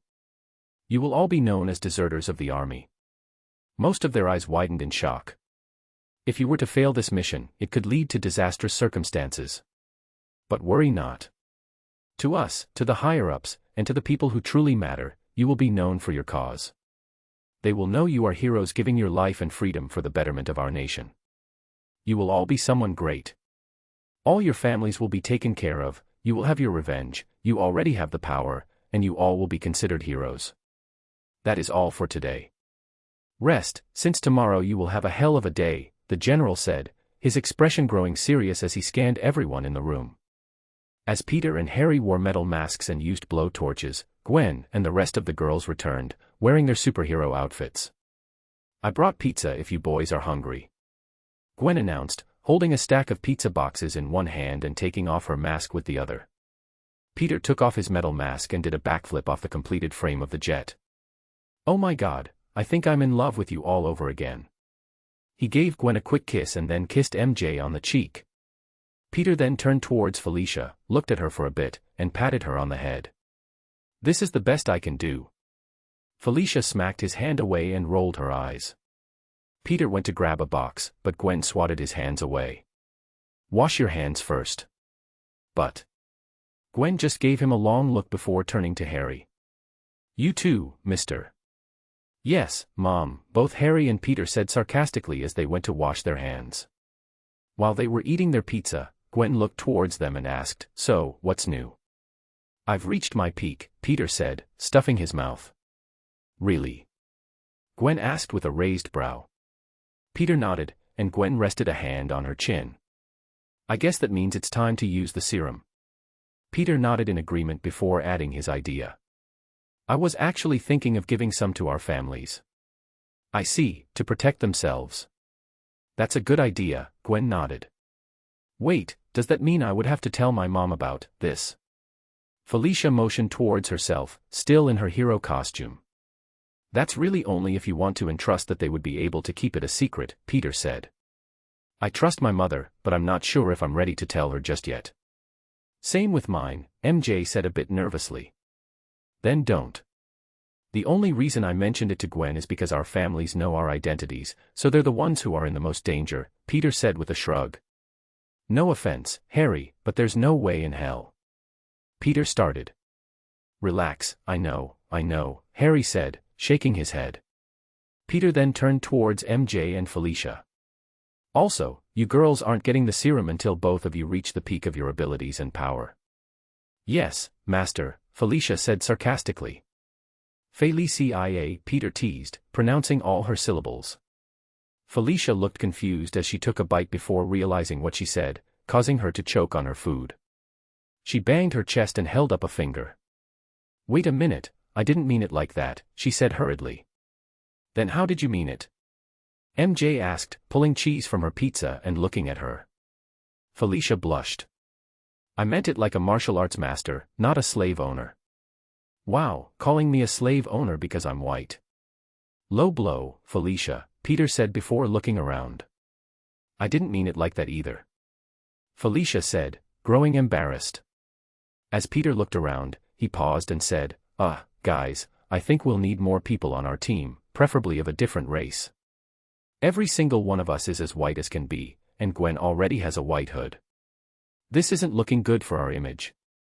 Gwen smacked Peter on the arm for making such a joke, while Harry was covering his face as he laughed, and MJ had to look away from Gwen as she silently giggled, while Felicia was recovering from her embarrassment.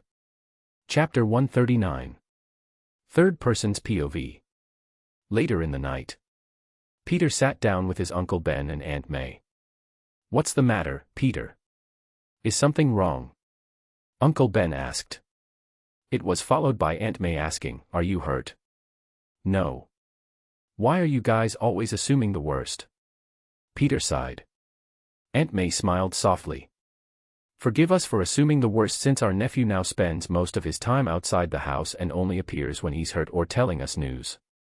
Peter, embarrassed, rubbed the back of his head. I should probably make a more conscious effort to have more family moments with you guys. Sorry about that. So you are here to tell us about something, right? Uncle Ben guessed. Peter nodded. All right, don't freak out, but Gwen has managed to recreate the super soldier serum. Uncle Ben's eyes nearly popped out of his head, while Aunt May looked confused. Was that the thing that made Captain America, well? Captain America? Peter nodded, while Uncle Ben was at a loss for words. Aunt May turned towards Ben in confusion. Sorry, I don't really understand, but based on Ben's reaction, that seems like a big deal. Gwen did. Are you being serious? You aren't pulling our legs or something, right?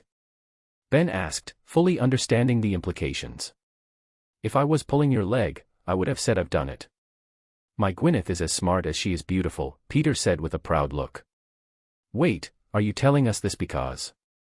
Uncle Ben asked, already having a feeling of what Peter was going to ask. Peter nodded. I want you guys to take it. Aunt May was taken aback. So what is this super soldier serum? Uncle Ben turned towards her and began explaining everything to her. Isn't it dangerous?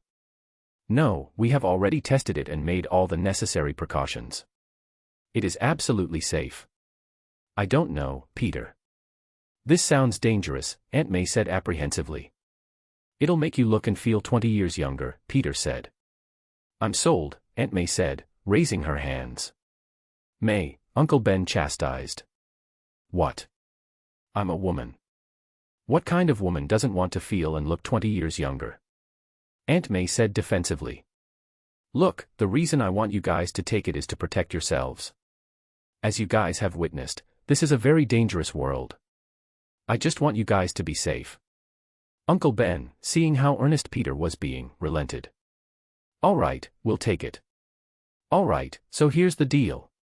Gwen has managed to create 2 versions, the regular Super Soldier Serum and the King of the Jungle Serum, KOJ. The one with the KOJ serum works by incorporating the DNA of an animal and giving you the abilities of said animal, like the DNA of a spider is mixed with my DNA. Which one do you want?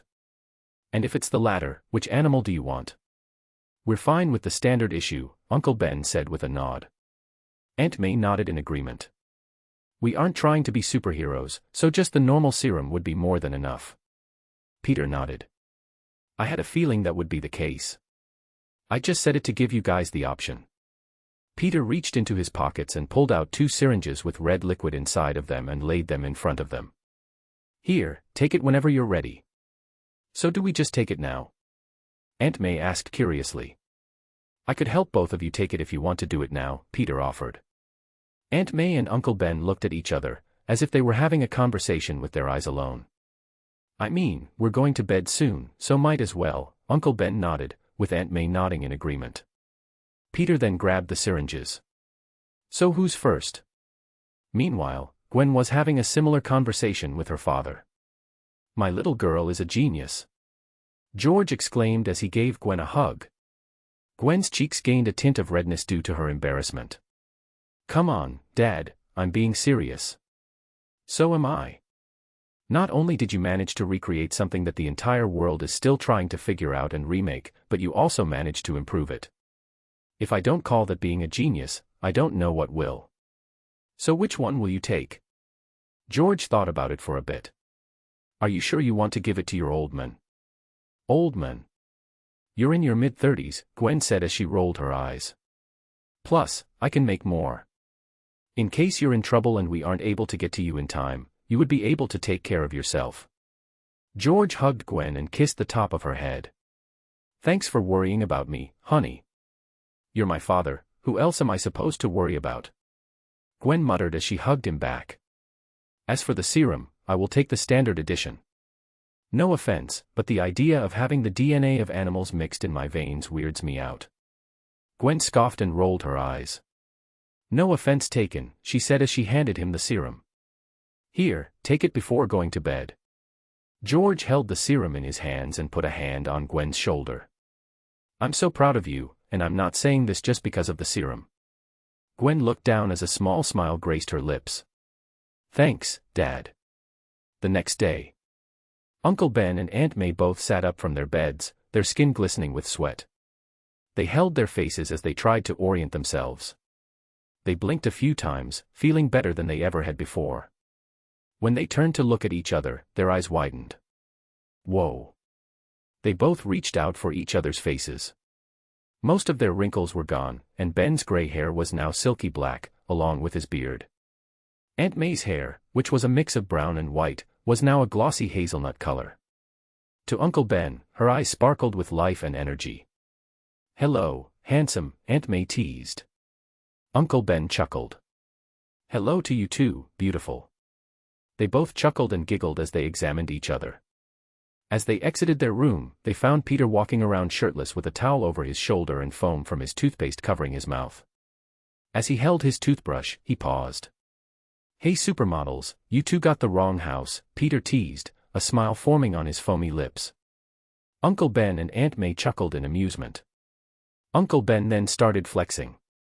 These muscles feel good and ready to use. Peter started flexing as well. Just because you got your muscles working again doesn't mean you'll be able to outdo me. Uncle Ben and Peter then began flexing towards each other while making grunting noises. Aunt May put a hand to her forehead and sighed, but there was no denying the smile on her face. George Stacy stared at his reflection in the mirror while he was in his boxers. I am now Captain America. He muttered as he clenched his fist and looked out the window while smoldering. He stretched his arms out and back. I feel so strong. Is this how Gwen normally feels? My back, which was beginning to ache, feels amazing as well. He put his thumbs by his hips and began stretching back as much as he could. George noticed that some of the scars he had acquired while being a cop were now faded. One had to strain their eyes to see them properly. George then sighed. Well, I better get ready for work. Chapter 140. Third person's POV. Peter knocked on MJ's door, and it wasn't long before MJ herself opened it. She looked up and kissed Peter on the lips. Peter smiled as he put his arm around her, and the two started walking to school. MJ leaned on his shoulder, holding the hand that hung from her shoulder. Why are we walking to school? Because I want to spend some quality time with my girl, Peter said as he kissed the top of her head. MJ giggled happily. I guess a slow walk just spending time together sounds amazing. Not to mention it's such a beautiful day. What could possibly go wrong? Before Peter could finish his sentence, his watch beeped slightly. Father, we have a problem, Arya's voice came through. MJ looked up at Peter with a straight expression. Why do you speak sometimes? I don't know. I'm starting to wonder about that myself, Peter sighed. Check your phones, Arya instructed. Peter and MJ both pulled out their phones and turned them on. On their screens was video footage of Rhino stepping into the back of a large truck. The problem was that he wasn't alone, 4 other people were stepping in after him. It seems they managed to sneak into the US without being detected, Arya said, her voice sounding remorseful. It's all right, Arya. You aren't omnipotent. They must have planned this. My guess is they're making their way here, Peter said pensively. But that doesn't mean we can't fix it. Create a file for later, name it Project All-Seeing Eye, ASE. It should be about making a satellite. Based on the direction they're heading, they're making their way to New York, Arya informed them. What are we going to do about them? MJ asked. Arya, call the others and make it code red, Peter ordered as he grabbed MJ's hand, and they began running.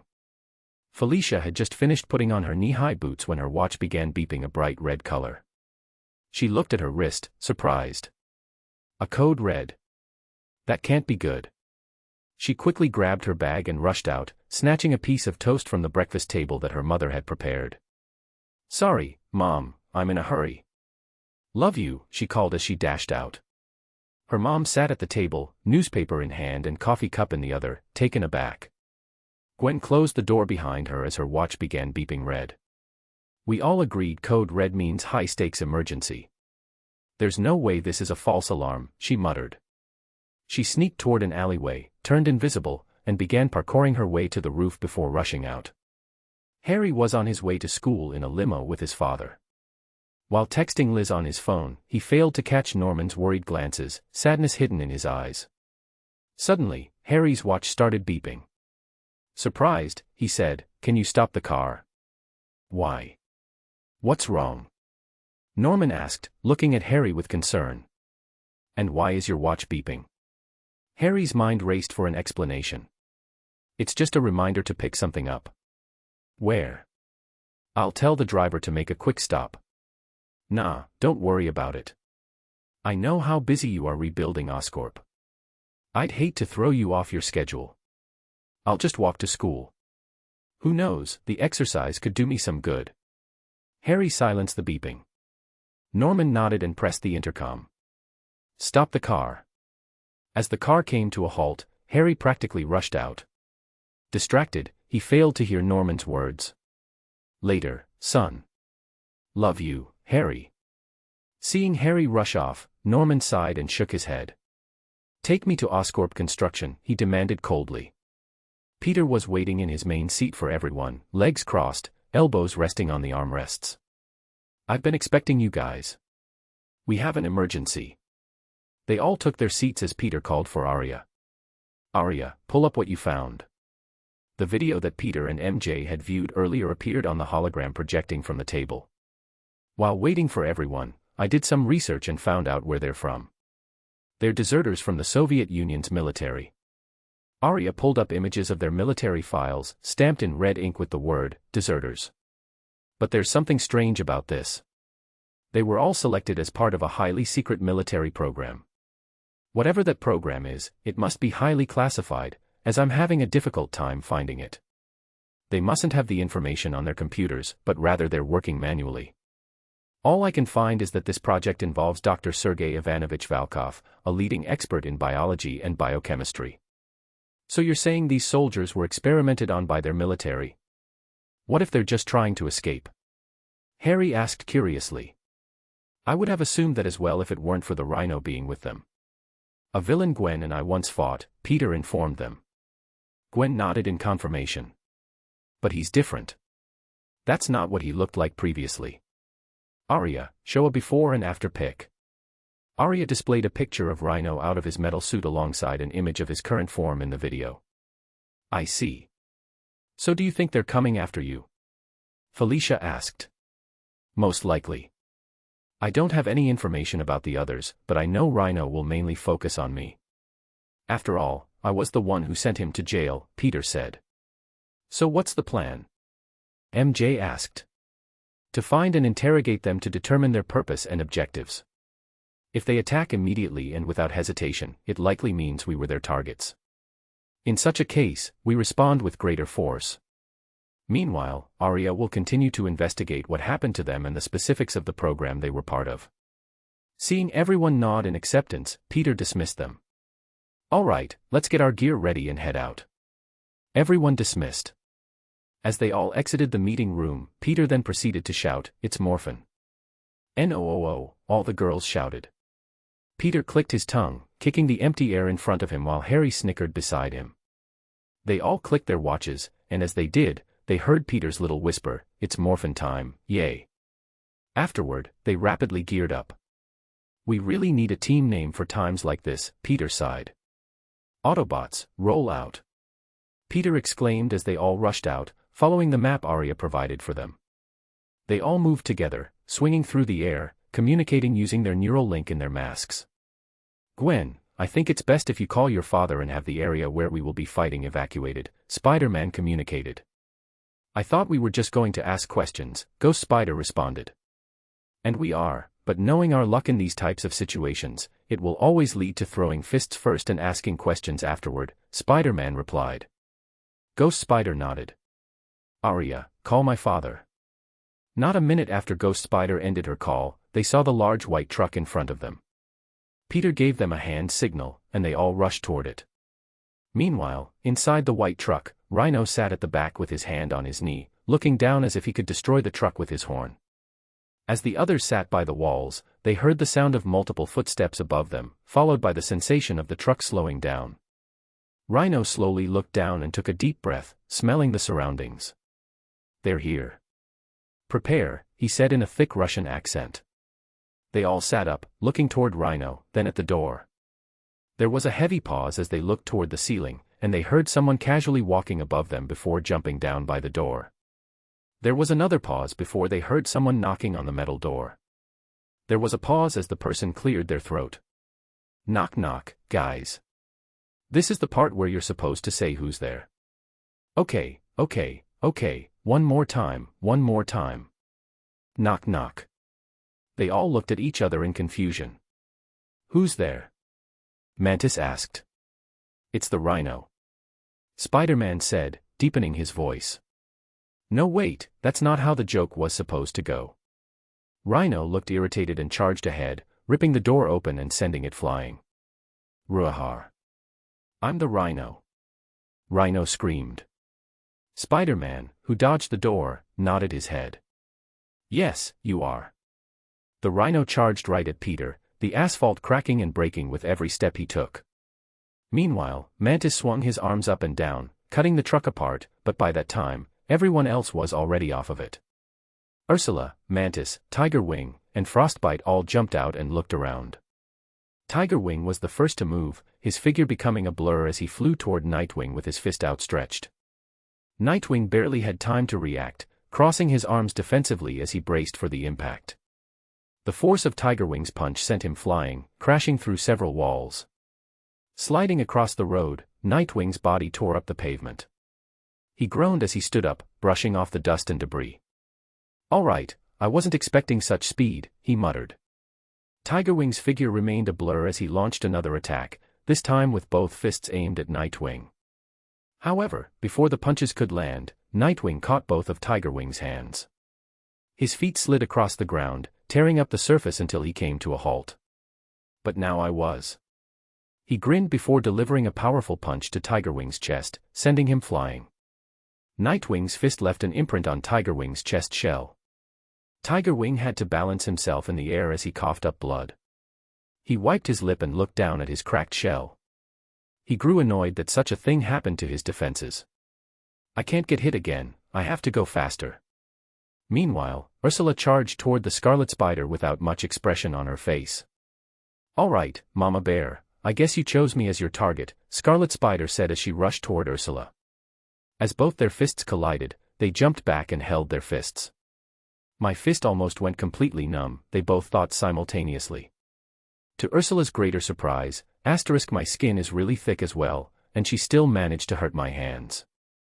I have to be careful, Frostbite ran up the walls on all fours, chasing after Ghost Spider, her blue eyes gleaming with a predatory glint. She lunged toward Ghost Spider, releasing a jaguar-like roar. Ghost Spider simply rolled under the lunge, kicking upwards and sending Frostbite flying into another roof. I'll give you this one chance to talk. What are you doing here? What are your intentions? Frostbite slid to a stop on the rooftop, using her claws to halt herself. She snarled in pain as she held her stomach, glaring at Ghost Spider. At first it was to capture you, now, I'll just settle for killing you, she said, running on all fours. Ghost Spider sighed. Why don't they ever take the easy way out? Mantis's limbs were powerful, the ground cracked as he charged toward Spider-Cat, swinging his arm scythe upwards. Her spider sense warned her of the danger, causing her to backflip out of the way. Mantis's scythe split the ground where she once stood in half, with rocks and cement flying everywhere. Mantis leapt through the dust screen he created and slashed his scythe toward her, intending to harm her.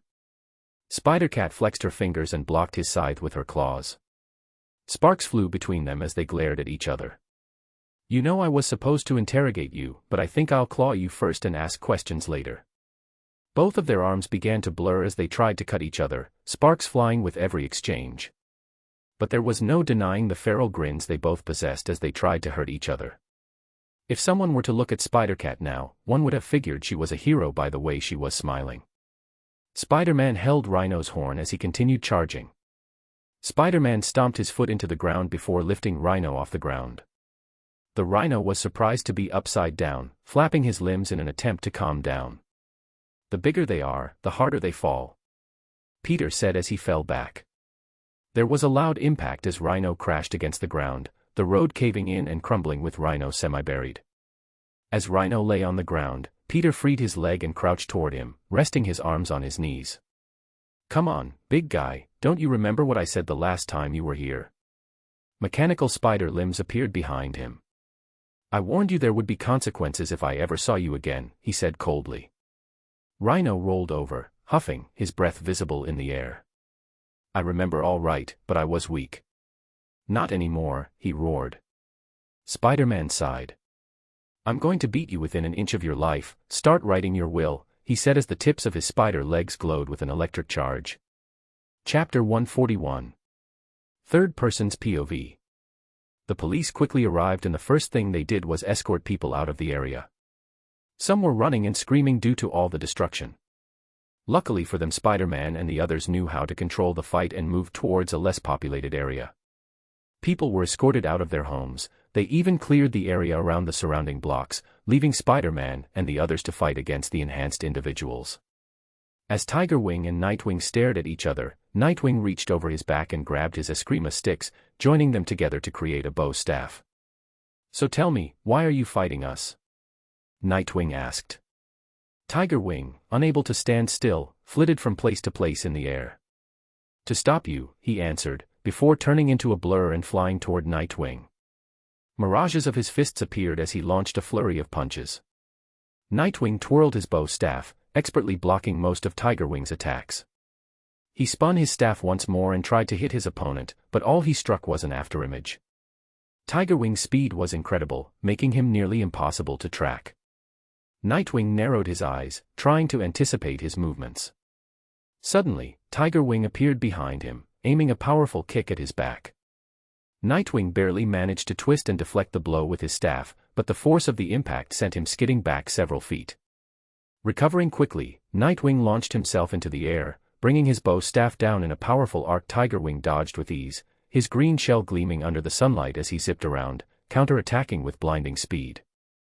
Nightwing's enhanced reflexes kicked in, allowing him to parry and dodge, though he struggled to land a hit. The streets of New York blurred around them as they moved, their battle an electrifying dance of speed and strength. Tigerwing lunged again, this time aiming a sharp, armored fist at Nightwing's head. Nightwing ducked and countered with a sweeping strike to Tigerwing's legs, but Tigerwing leapt into the air, dodging the attack and retaliating with a spinning kick. Nightwing's super endurance absorbed the brunt of the kick, and he used the momentum to roll back and spring to his feet.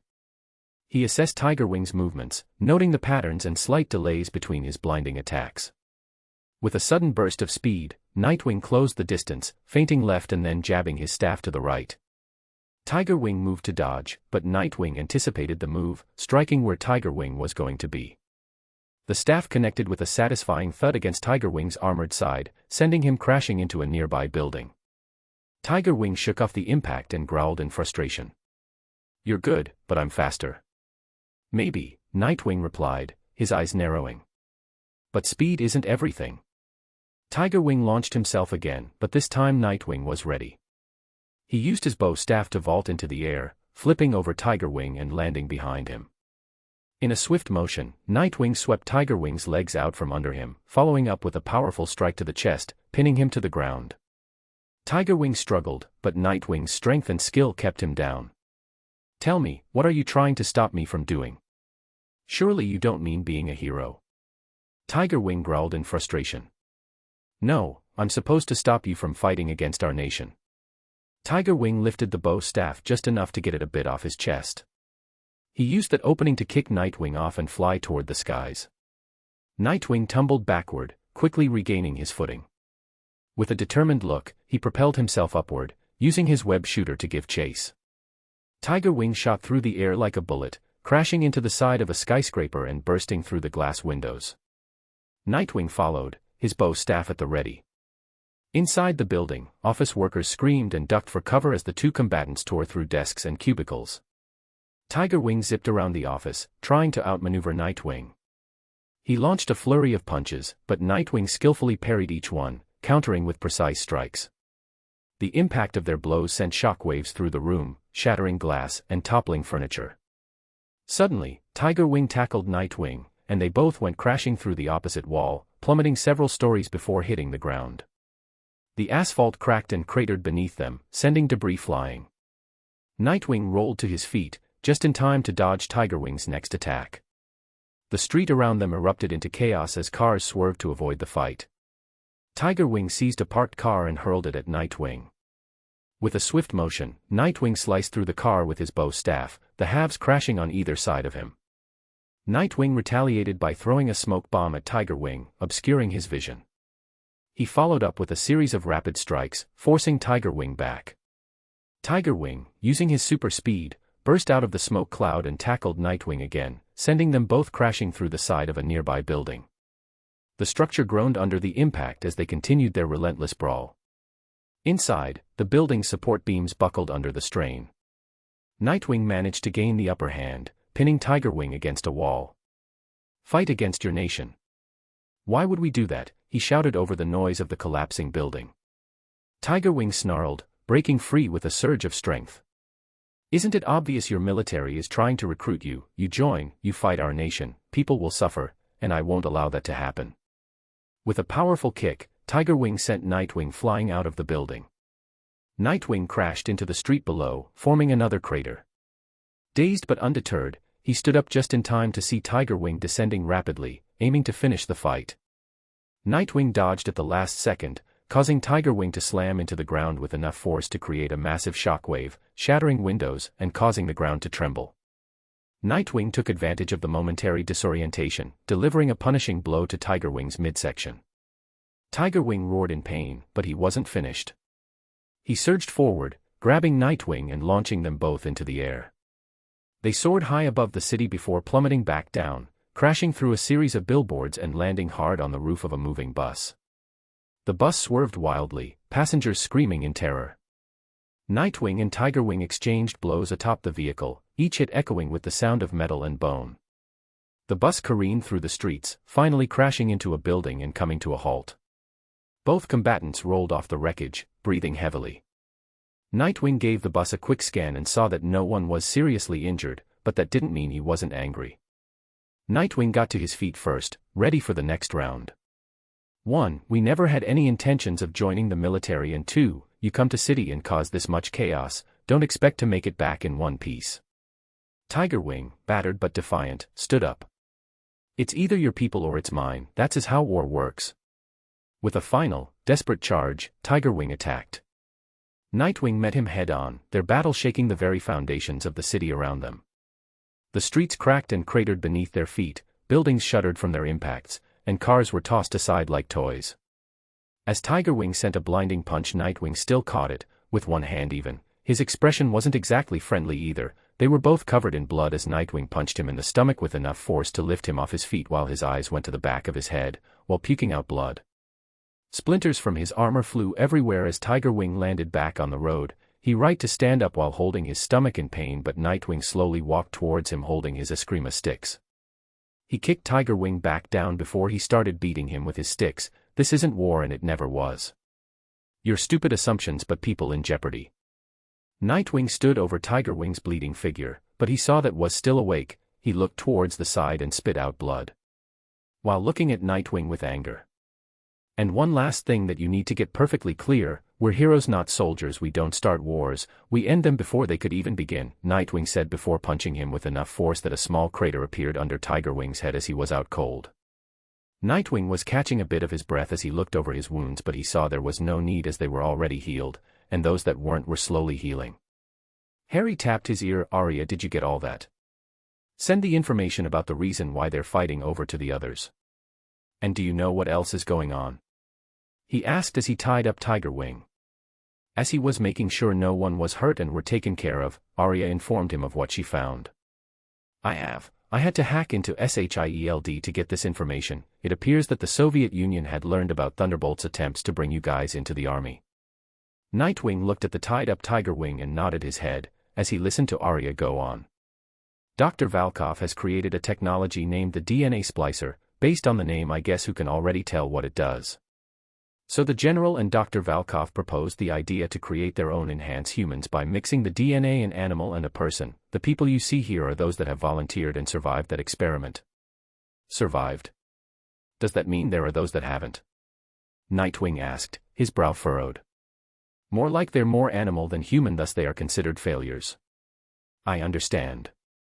Nightwing nodded as he picked up Tigerwing and went towards where the others were fighting. Spider-Cat leaned back just in time to dodge Mantis' arm scythe. The deadly blade sliced through the air, missing her by mere inches. With cat-like agility, she sprang backward, landing gracefully on the hood of a parked car. Her sharp claws extended, glinting menacingly under the streetlights. Mantis, his green arm sides gleaming, moved with incredible speed and precision. His legs, powerfully built, propelled him forward in a blur. He aimed a vicious kick at Spider-Cat, who flipped into the air, dodging the attack effortlessly. The car was crushed and crumbled under Mantis' power. You'll have to do better than that, Spider-Cat taunted, her eyes narrowing as she assessed her opponent. Mantis growled, his eyes locking onto her. He lunged again, slashing with both sides in a whirlwind of motion. Spider-Cat twisted and turned, her flexibility allowing her to evade the deadly blades with ease.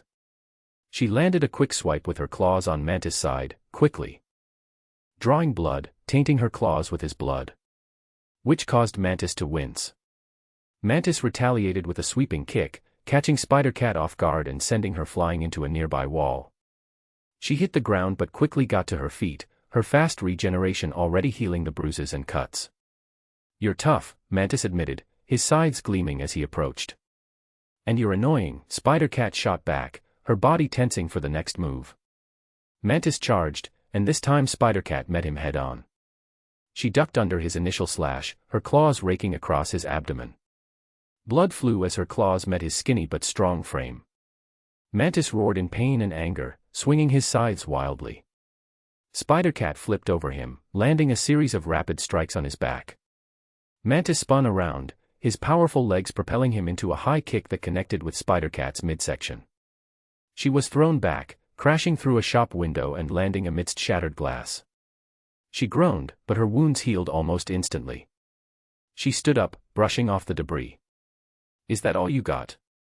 Mantis leapt through the broken window, his scythes ready. He slashed downward, but Spider-Cat caught his arm, her claws digging into his flesh. With a swift motion, she pulled him off balance and kicked him in the chest, sending him sprawling across the floor. "You should know better than to pick a fight with a spider or a cat," Spider-Cat said, advancing on him. Mantis struggled to his feet, panting. "I'm not done yet." With a powerful leap, he closed the distance between them, his scythes flashing. Spider-Cat ducked and weaved, her movements fluid and precise.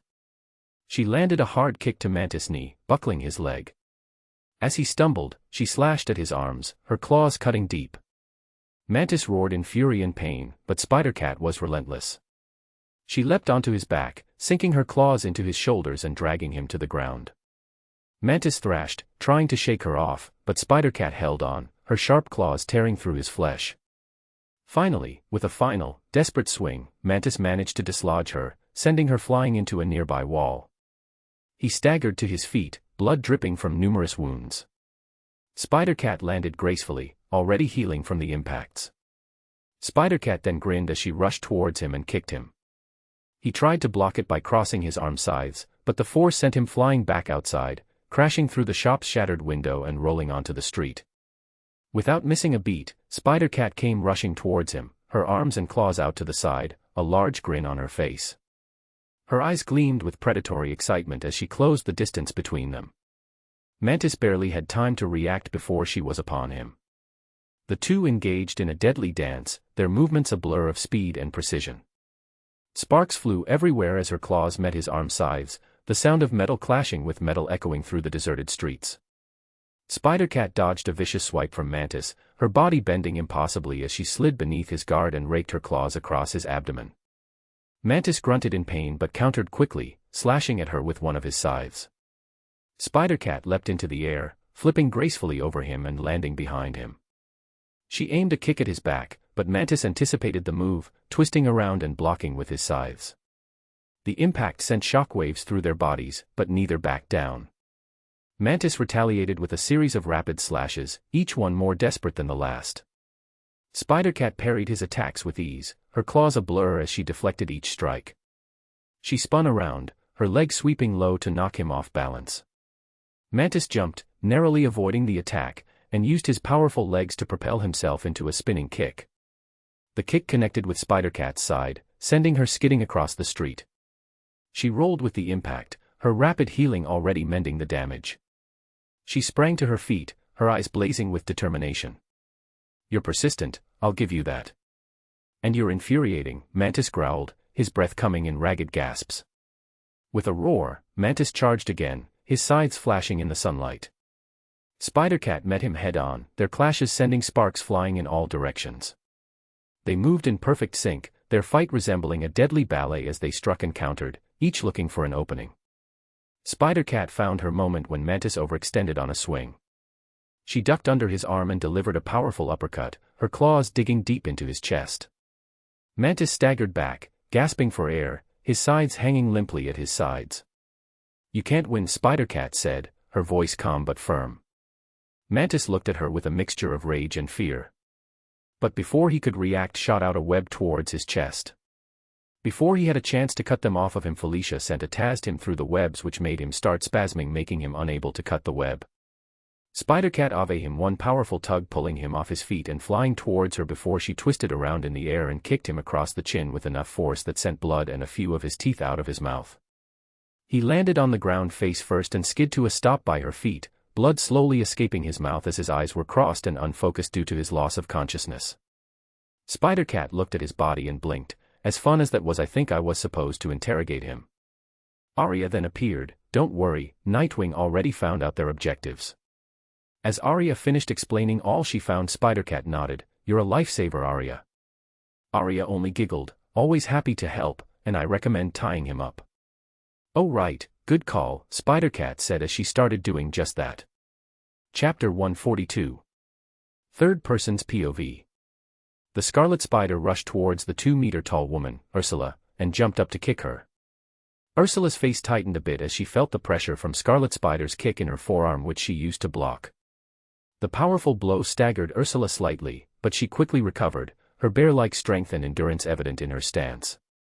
Scarlet Spider landed gracefully and immediately shot a web at Ursula, aiming to entangle her legs. Ursula scoffed in defiance, slashing at the web with her sharp claws, severing it before it could fully restrain her. She charged at Scarlet Spider with a speed that belied her size, her claws ready to strike. Scarlet Spider leapt into the air, flipping over Ursula's head and shooting a web at a nearby lamppost. She swung around it, gaining momentum before kicking Ursula in the back. Ursula stumbled forward but remained on her feet, her endurance allowing her to withstand the impact. "You've got some moves," Ursula growled, turning to face Scarlet Spider. "But it'll take more than that to bring me down." Scarlet Spider smirked under her eye mask. "Good. I was hoping for a challenge." Ursula charged again, her massive frame barreling towards Scarlet Spider. The agile hero shot a web to the ground and used it to catapult herself over Ursula's charge, landing behind her. Scarlet Spider quickly shot webbing at Ursula's back, attempting to pin her arms to her sides. But Ursula flexed her muscles, the webbing straining and snapping under her immense strength.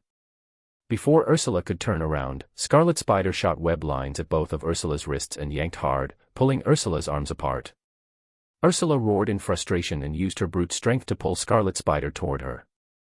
Scarlet Spider let go of the webbing just in time to avoid being pulled into Ursula's grasp, flipping backward to create some distance. Ursula swiped at Scarlet Spider with her claws, the sharp tips barely missing as Scarlet Spider ducked and weaved around the attacks. She countered by shooting a web at Ursula's face, temporarily blinding her. Taking advantage of the moment, Scarlet Spider landed a series of rapid punches and kicks, each one hitting with pinpoint accuracy.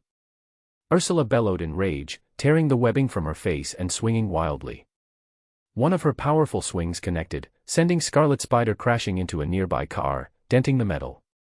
Scarlet Spider winced but quickly shot a web at the ground, pulling herself to her feet. "You're tough, I'll give you that," Scarlet Spider said, shaking off the pain. Ursula snarled, her eyes filled with fury. "I'm not done yet." Scarlet Spider shot a web at a nearby building and swung up onto its side, sticking to the wall. Ursula, undeterred, charged at the building and leapt, her claws digging into the brick as she began to climb after Scarlet Spider. Scarlet Spider shot a web at Ursula's hand, sticking her to the wall and slowing her progress. Ursula roared in frustration, tearing at the webbing, but Scarlet Spider didn't give her a chance to break free. She swung around, using her webs to build momentum, and kicked Ursula in the chest with full force. The impact sent Ursula crashing to the ground, creating a small crater in the asphalt. Scarlet Spider landed gracefully next to Ursula, who groaned and tried to stand. Before she could, Scarlet Spider shot webs at her wrists and ankles, pinning her to the ground. "It's over," Scarlet Spider said, her voice firm. "You're not going anywhere." Ursula struggled against the webbing, but even with her incredible strength, she had to use great force to break free. With a final, powerful flex, she tore through the webbing, standing tall once more. Scarlet Spider sighed. "Come on, why are we even fighting?" Ursula paused for a moment, her eyes narrowing. "I'm fighting to secure a better future for my children." Ursula's words caused Scarlet Spider to freeze as she wasn't expecting such an answer. Seeing the momentary hesitation, Ursula seized the opportunity and tackled her with a powerful force. The impact sent them both crashing through a storefront window, shattering glass and sending debris flying. Scarlet Spider groaned as she hit the ground, the wind knocked out of her. Ursula was on her in an instant, pinning her down with her immense strength. Scarlet Spider struggled beneath Ursula's weight, her mind racing. She managed to get one hand free and shot a web at Ursula's face, temporarily blinding her. With a burst of strength, she pushed Ursula off and rolled away, catching her breath.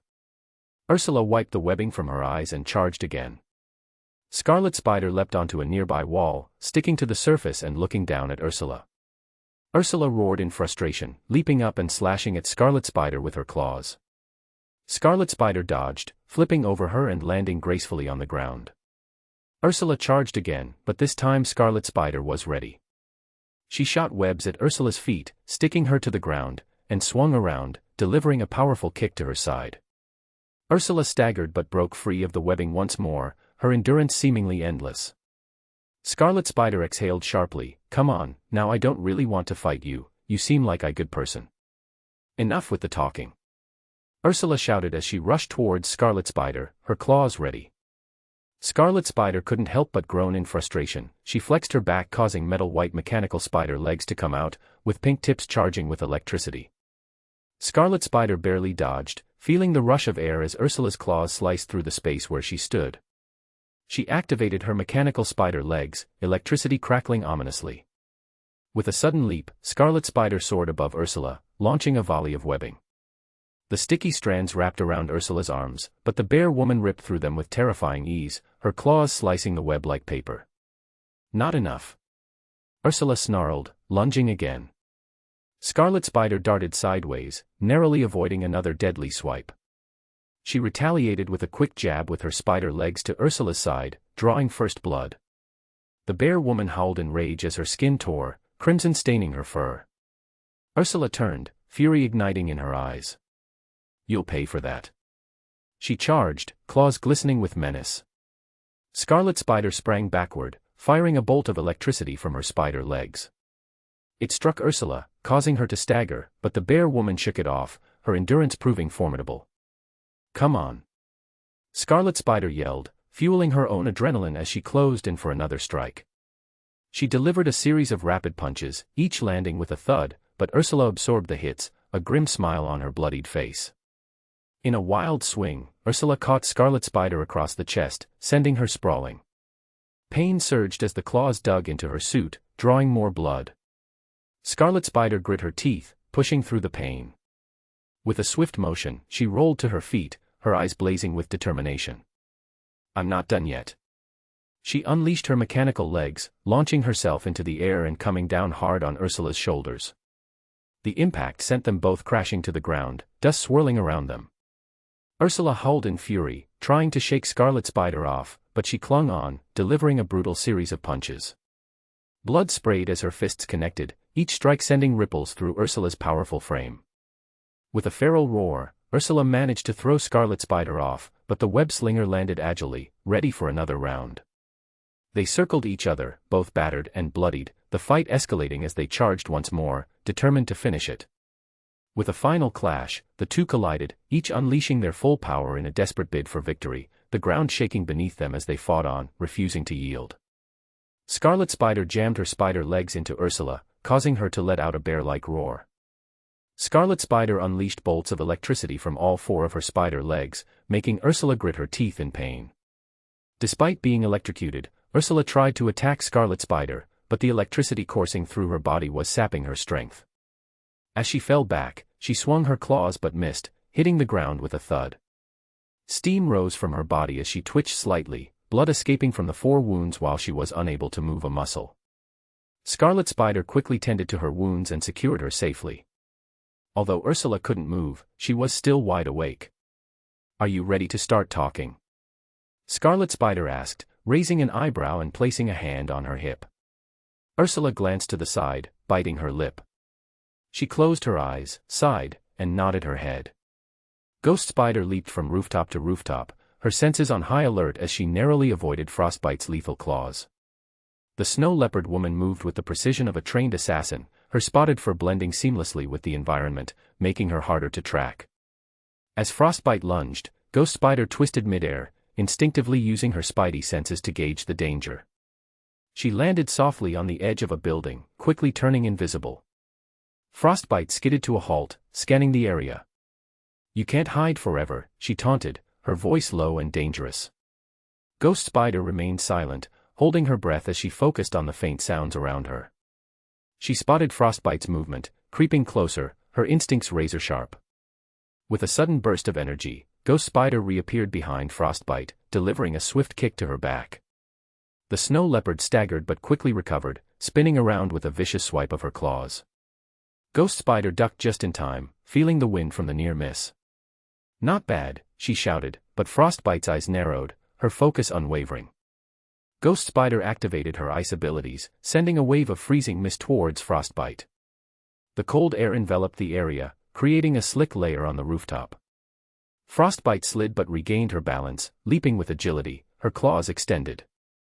Ghost Spider dashed forward, attempting to grab Frostbite, but the assassin was quicker, vanishing into thin air, her presence almost undetectable. "Where are you?" Ghost Spider taunted even though she knew exactly where she was due to her ability to sense heat. Suddenly, Frostbite reappeared right in front of her, delivering a sharp punch that almost sent Ghost Spider crashing into the rooftop. Ghost Spider countered with a flurry of rapid kicks, each connecting with Frostbite, who skillfully dodged some but still felt the impact. The two danced across the rooftop, each one trying to gain the upper hand. Ghost Spider focused, her ice abilities surging as she conjured icicles and hurled them toward Frostbite.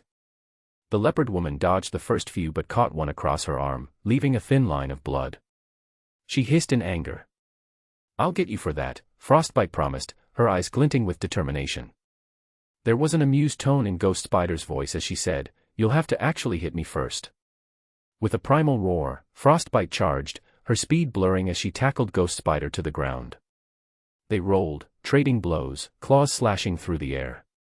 Ghost Spider managed to get her feet under her, flipping Frostbite off her. The two stood, Frostbite panting and bloodied, each assessing the other. Ghost Spider, sensing the moment, turned invisible again, stalking Frostbite from the shadows. "Come out!" Frostbite shouted, her voice echoing against the buildings, growing frustrated. But instead of waiting, Frostbite closed her eyes and took a deep breath, focusing her heightened senses. She sniffed the air, ears twitching, catching the subtle sound of Ghost Spider's breathing and the faint disturbance in the air as she moved. "There you are." Frostbite growled, spinning around and swiping at seemingly thin air. Her claws connected, and Ghost Spider reappeared, a surprised look on her face as she narrowly dodged another lethal swipe. "Nice trick," Ghost Spider quipped, firing a web at Frostbite's feet, trying to immobilize her. "But I've got plenty of my own." She somersaulted over Frostbite, landing a solid kick to her back. Frostbite stumbled but quickly regained her footing, ripping the webbing from her legs. "Stand still," Frostbite demanded, launching herself at Ghost Spider with claws outstretched. "Not a chance." Ghost Spider shot back, flipping gracefully out of reach. She landed and immediately spun, sending a blast of icy wind towards Frostbite, forcing her to slow down. As Frostbite closed the gap, Ghost Spider activated her web shooters again, firing rapid shots to keep her at bay. "You're really making me work for this, you know," Frostbite hissed, narrowing her eyes. "You're just making it more fun." Ghost Spider smirked under her mask, darting in and out with her spider agility, landing quick, precise hits. "I aim to please." Frostbite's patience wore thin. With a sudden burst of speed, she lunged, her claws grazing Ghost Spider's arm, drawing blood. Ghost Spider winced but didn't slow down, using her momentum to flip over Frostbite and deliver a powerful icy punch to her side. Frostbite growled in pain, but her eyes never lost their focus. She turned, her movements a blur, and caught Ghost Spider by surprise, landing a brutal kick that sent her sprawling. Ghost Spider quickly rolled to her feet, shaking off the pain. "You've got some moves, I'll give you that." "And you're more annoying than I thought," Frostbite retorted, her breath coming in heavy bursts. "Guess we're even then," Ghost Spider replied, her tone light despite the tension. They clashed again, a blur of claws, fists, and ice, each refusing to back down. Frostbite's heightened senses allowed her to track Ghost Spider even when invisible, but Ghost Spider's agility and quick thinking kept her one step ahead. Ghost Spider summoned all her strength, launching herself high into the air. She came down with a powerful, icy punch aimed directly at Frostbite. Frostbite braced herself, but the impact sent shockwaves through the rooftop, cracking the concrete. Due to Frostbite's resilience towards the cold, the ice barely affected her, but the same couldn't be said about Ghost Spider's strength. The force of the blow was enough to break through the roof, sending Frostbite crashing into the building below. Debris and dust filled the air as she landed hard, rolling to a stop amidst the wreckage. Ghost Spider dropped down through the hole, landing nimbly on her feet. "That's got to hurt," she quipped, brushing off some dust. Frostbite growled, shaking off the disorientation as she stood up, her eyes locked onto Ghost Spider. "You're going to regret that." "Promises, promises," Ghost Spider shot back, quickly darting forward to press her advantage. She aimed a flurry of punches and kicks at Frostbite, each blow precise and powerful. Frostbite dodged and blocked, her assassin training kicking in as she countered with swift, lethal strikes of her own. Her claws sliced through the air, barely missing Ghost Spider's agile form. Ghost Spider flipped backwards, firing a web to pull a large piece of debris down towards Frostbite. Frostbite slashed through it with ease, but the distraction allowed Ghost Spider to close the distance again. With a swift motion, Ghost Spider aimed another icy punch at Frostbite's midsection. Frostbite grunted, feeling the impact but quickly retaliated with a fierce kick that sent Ghost Spider skidding across the floor. Ghost Spider rolled to her feet, wiping a trickle of blood from her mouth with her tongue. Not bad, but I'm just getting started.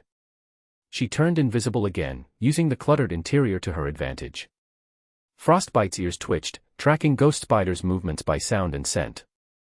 She swung her claws in a wide arc, nearly catching Ghost Spider as she darted past. Ghost Spider reappeared behind Frostbite, delivering a powerful kick to her back. Frostbite stumbled but spun around with a snarl, her claws slashing through Ghost Spider's suit, although it didn't draw blood due to her suit resistance. Ghost Spider hissed in pain but didn't let it slow her down. She launched herself at Frostbite, grappling with her and using her ice abilities to freeze the floor beneath them.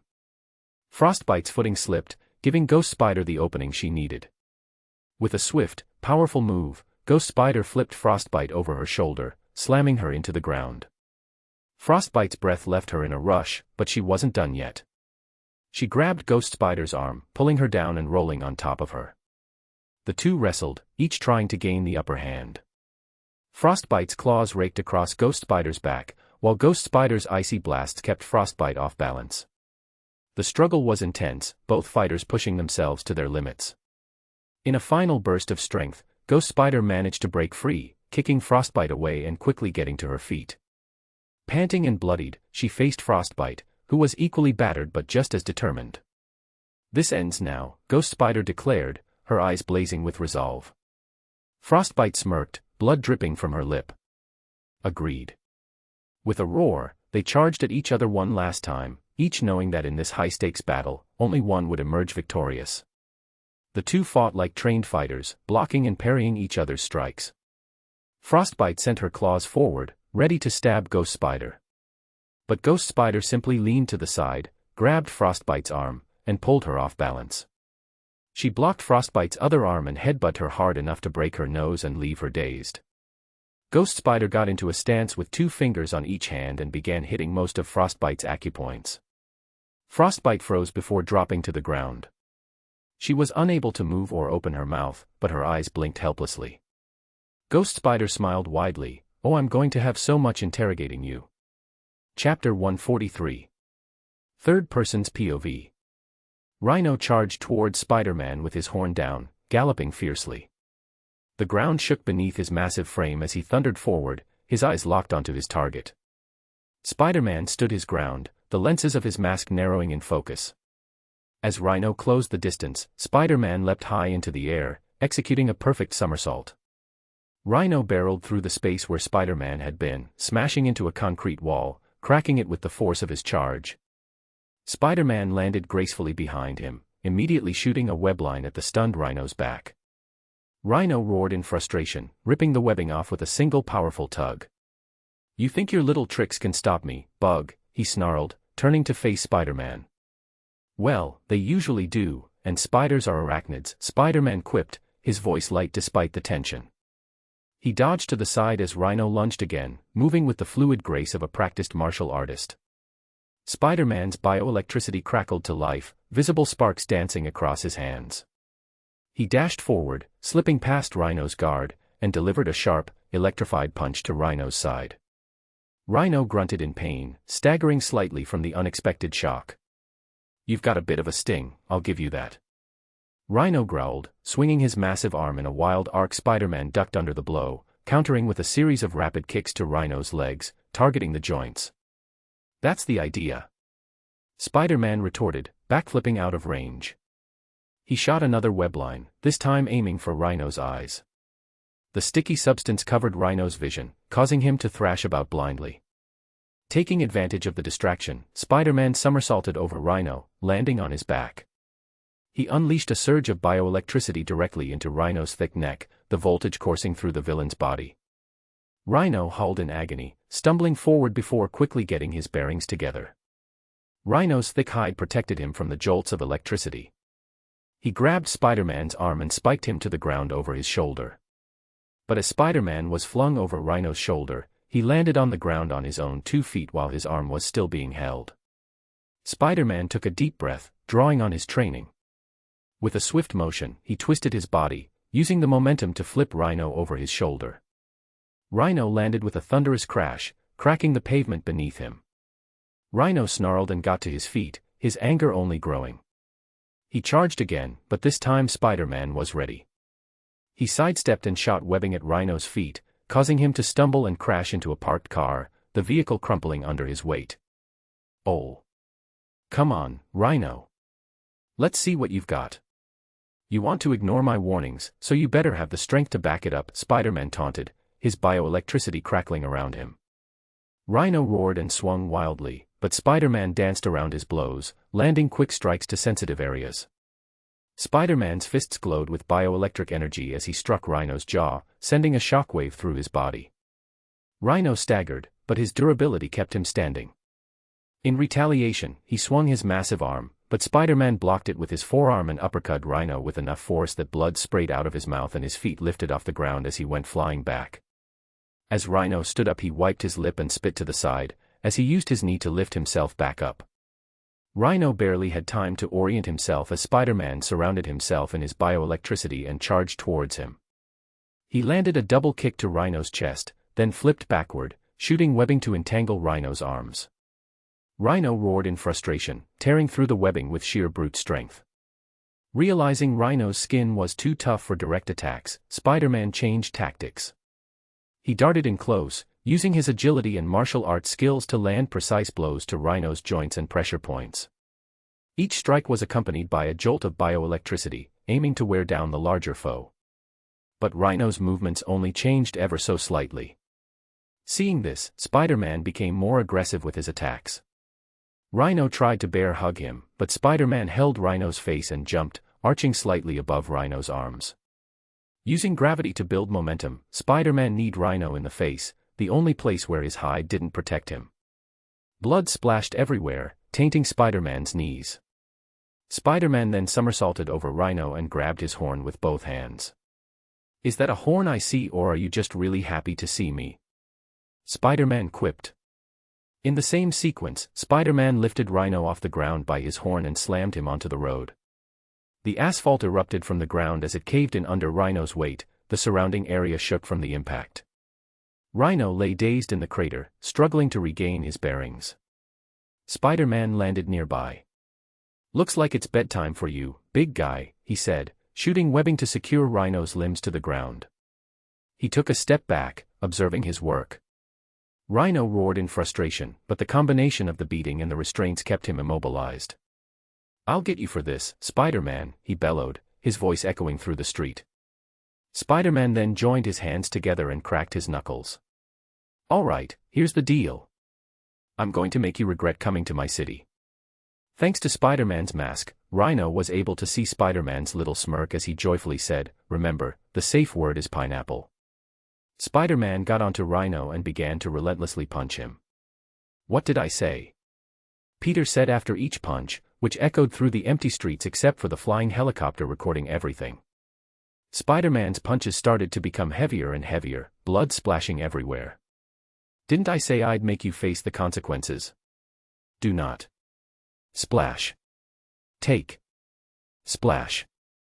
My warnings. Splash. Lightly." Spider-Man slammed his fist towards Rhino's hide, causing some of his ribs to break. Spider-Man grabbed him by his skin hide and brought his bloody and teary face closer to him.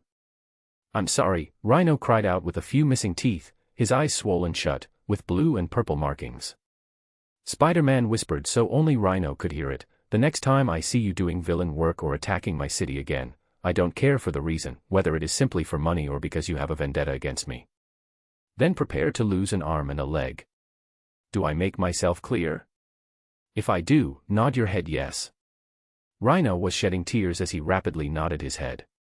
I'm sorry, he kept repeating.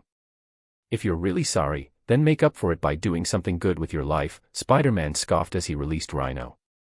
Spider-Man flicked the blood off him and tapped the side of his helmet. All right, Arya, what do you have for me? Arya recounted everything she had learned. All right, I think I'm getting the big picture. Thanks for the help, Arya. Just then, the others began to appear, each carrying their respective opponents, except for MJ, who just had Ursula's hand tied up, walking behind her. I see you made a friend, Spider-Man teased. Before Scarlet Spider had a chance to say anything, they heard Arya informing them, you guys have company. They all looked around, waiting for their senses to pick up what Arya was talking about. It's in the sky, and it's invisible, Arya informed, directing their gazes. Who is it? Nightwing asked, his HUD showing a faint outline of what appeared to be a large jet. SHIELD. Arya said as the jet started undoing its invisibility. The jet landed on an empty intersection, its backside facing them. As it opened, a black bald man wearing an eye patch walked down with a faint smile. You guys are really hard to track. It was almost like you people don't want to be found. Literally the whole concept of the mask, Spider-Man said, motioning towards his face. Fair enough. My name is Nicholas Joseph Fury, the director of S.H.I.E.L.D. I know who you are, Spider-Man smirked as he saw the smile on Nick Fury's face disappear. You know who I am. Spider-Man shrugged his shoulders. You guys are very easy to hack. You should really fix that, he said, wiggling his finger at them. Son of a bitch. Nick muttered. That's illegal, you know, hacking into government-sensitive information. Then you shouldn't have had your agents following us around, trying to find out where we live and what's our identity. I get easily paranoid. Teehee, Spider-Man said, acting cutesy. Spider-Man then stopped and got serious. So what do you need, Nicholas? Fury felt his lip twitch. Don't call me that. The name's Nick Fury. You can either call me Nick or Fury. We ain't close, motherfucker. Oh, you kiss your mother with that mouth. Spider-Man teased, which earned him a chuckle from the others. Anyways, Nick said, changing the topic, Spider-Man and friends, of course, SHIELD could use your help at the moment. Ghost Spider stepped up towards Spider-Man with a scoff. You ask for help but have a man with a bow and arrow kilometers away and a woman with a high-caliber sniper in the other direction, aimed right at us. I'm not sure if you're new to asking for help, but people don't do that. They ask nicely. You heard the girl, Joseph. Are you asking for our help or demanding it? Fury glared at Spider-Man as he tapped his ear. Stand down, he then looked back at them. They were only there for my protection, nothing else. All right, Spider-Man nodded. So, Nicholas Joseph, what do you need? It involves them, Nick Fury motioned towards Rhino and the others while looking irritated at Spider-Man for calling him by his full name. Fury then motioned him to wait and looked up towards the news helicopter that was flying around them.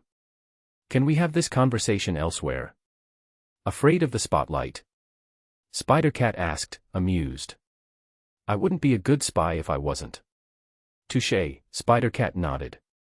Just then, Hawkeye jumped from a nearby building and landed next to Fury, with Black Widow following right after. Images. Spider-Man turned into a streak of lightning and appeared in front of Natasha with her hands in his.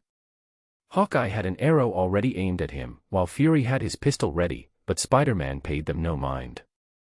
Why don't you join our spider family? Natasha was taken aback. Huh. You would fit right in. After all, your code name is Black Widow, right? It couldn't be more perfect. Ghost Spider and Scarlet Spider appeared from behind him and grabbed his shoulders, pulling him away. What is the matter with you? They both asked. She's a Black Widow. She's perfect. Perfect, I tell you. Nightwing was covering his mouth, trying to maintain a serious expression, but his eyes showed great amusement for what he was seeing. Hawkeye leaned towards Nick and whispered, Are you sure we really need their help, sir? I'm beginning to question that myself, he muttered back. Natasha held her hand with a weirded out but amused look. Spider-Man then stood where he once was and showed a serious expression. Let's have this conversation in a more private setting. Nick nodded his head. You can bring them with you as well. Follow us. They all nodded. Spider-Man grabbed Rhino by the horn and began dragging him towards the jet, with the others bringing their opponents along. They all sat down inside and secured the others in their seats. Hawkeye went to drive.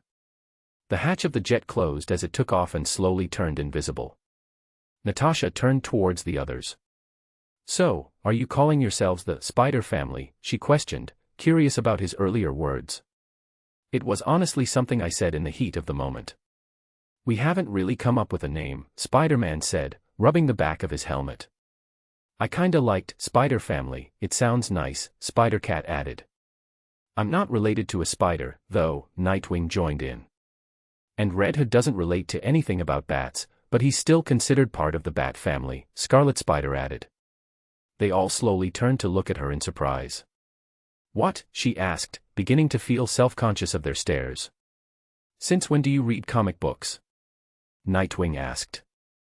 I saw you guys reading them when we were younger and I got curious. I kinda got hooked. Spider-Man wiggled his finger towards her. Learning new things about you is good. So, Spider Family? Spider-Man asked. They all smiled as they nodded. Spider-Man turned towards Natasha. So yeah, we're the Spider Family, want to join? We promise you great benefits. Natasha was all too amused by the conversation. Oh yeah. Like what? Well, for starters, upgraded gear and, need I mention, free health care. Natasha inhaled sharply in a joking manner, like she was really considering the offer. The free health care does sound enticing. Please stop trying to poach my agent, Nick said with a straight expression. And get ready, we're here. The jet started to become visible again as they landed on a large helicarrier with the SHIELD logo present in the middle. As they landed, Fury turned towards them. Come, we have much to discuss. Chapter 144. Third Person's POV. Nick Fury led everyone out of the jet and began guiding them through the helicarrier. He turned towards some of the agents that were waiting and said, take the others and put them in a cell. Move it, one of them said, pushing Ursula forward with an electric baton, causing her to grunt slightly as she looked back towards Scarlet Spider. Scarlet Spider shot an impact web at the men, causing him to be thrown back and tumble to the floor. The agents all took out their guns and aimed them at Scarlet Spider, who glared back, unfazed. Although they're half animals, they're still people. Treat them as such, or I'll show you what it's really like to be treated as an animal. Scarlet Spider then looked towards Ursula and nodded. Don't worry, I'll keep my word, she said in Russian. Ursula closed her eyes and nodded with a faint smile. Can I ask what that was all about? Fury asked, massaging his forehead. Scarlet Spider scoffed, they're not all bad people. They don't deserve to be treated as such. So, shall we continue? Nick looked at them for a moment before nodding. Stand down. Treat the prisoners gently, he commanded. Spider-Man's helmet showed emote tears. He covered his mouth and put a hand on Ghost Spider's shoulder. They grow up so fast, don't they? Nick rolled his eye. Like I said, follow me. As they walked, Natasha looked towards Scarlet Spider and asked in Russian, do you all speak Russian, or is it only you? We all do, they all replied in Russian. Good to know. Natasha nodded, impressed. How many languages do you guys speak? Hawkeye asked curiously. Too many to count. They all said in a hollow, dead voice, holding their heads as if experiencing phantom pain, except for Spider-Man, who had a smug smirk. Sorry, I asked. Hawkeye said, looking towards Natasha, who just shrugged. They soon arrived inside the helicarrier, where multiple agents were seated in front of a screen. So, how much do you truly know about what's going on with your little friends and what's happening behind the scenes?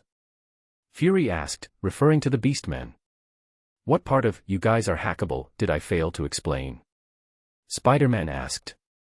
Right, but not all of our systems are connected to the internet. What you don't know, and what isn't in our system, is that we have some agents in there acting as spies, and it isn't looking very good for them, Fury said, his expression growing serious. Spider-Man put a hand on his chin, his expression also growing serious. Let me guess. They created more and are currently growing in power. Nick nodded. It isn't looking too good. They are planning on using the failed experiments as foot soldiers. Cannon fodder. Nightwing added in realization. And that's what we just learned a few minutes ago. Nick added. Sir, we have news, and it went from bad to worse, Maria Hill said, looking at a screen. How so? Fury asked, his expression growing unpleasant. Listen to this. Maria said, hitting play on a voice note. There was heavy breathing followed by someone gulping. This is Agent Serial number 463636A. We have been discovered, a man whispered. I repeat, we have been discovered. They're on my trail. There was a short silence. They have grown ambitious. They have moved from animals to dinosaurs. They are planning on combining the DNA using the fossils of dinosaurs. He's hiding over here. Get him, someone yelled in Russian. No, wait, the agent yelled in panic, followed by a roar, screams, and the sound of blood gushing everywhere. There were sounds of choking before hearing his dying breath. The voice note then ended. There was a heavy silence in the helicarrier. Nick Fury turned towards Spider-Man and the others. You can see why I said we need your help. They're creating an army. We aren't strong enough or have the weapons capable of dealing with them. And the last thing we want to do is throw a nuke at the problem. It could lead to the start of World War III if it ever came to that. They're making human-dinosaur hybrids. That's insane, Ghost Spider said, her brows furrowing. We don't know what that could lead to. Their DNA is vastly different from that of modern animals, and such hybrids would likely exhibit more animalistic traits than human ones. The genetic divergence between humans and dinosaurs is enormous, spanning millions of years. Integrating their DNA could result in unpredictable and potentially dangerous physiological and behavioral traits. The stability of such hybrids is highly questionable. Nick and the others looked at Ghost Spider with interest. She's the genetic expert, so this is her field, Spider-Man quickly explained, causing them to nod in understanding. Scarlet Spider then looked more worried. We don't even know if the ones undergoing the experiment are doing it willingly anymore. So, are you guys in? Fury asked. Is that even a question? You can't expect us to simply look the other way when a possible war is in our hands. Hundreds of lives are potentially at stake, Nightwing said. Nick nodded. We are likely to assume that the agents we had are already sniffed out and are most likely dead. So this changes the mission. You are going to go in there and stop the production of these human beasts before they become a problem. Eliminate anything that gets in your way or that will become a problem for us. And this is where I intervene, Spider-Man interrupted, his tone serious. We don't eliminate. I'm not sure how much you've truly been following me around or how much you have studied me. But I don't kill. Killing is where I draw the line. Motherfucker, we are having a national crisis. Are you seriously going to do this right now? You wanted our help, right? Then we will do it our way. I know it might sound annoying to you and it's not how you do things. But it's my principle and how I do things, so you will need to respect that, Spider-Man said. Nick looked at Spider-Man, who looked right back at him. Nick nodded. So what's your plan? We will need to capture all the human beasts alive. When Ghost Spider gets a hold of the DNA splicer, she should be able to adjust it to undo all the damage and revert them back to normal humans. Your job, Nikki, is to deal with the leaders, make it so they can't be leaders anymore, and ensure that this doesn't happen again. Once what they have done comes to light, it will most likely cause civil unrest among the people. To make sure that doesn't happen, we need the Soviet Union to disband. Although I make it sound like step 1 and 2, there is a lot of danger involved. We don't truly know how many more they have created since the ones we just captured. Not to mention how strong their soldiers that have transformed properly will be. But that really shouldn't matter much. Why shouldn't it matter much? Hawkeye asked. It's simple really. I'm strong, and that's all that will truly matter. So we're going there to help them. Nick asked. You asked a hero for help with this, what do you expect? Natasha tilted her head with an expression that said, fair. I see your point, all right.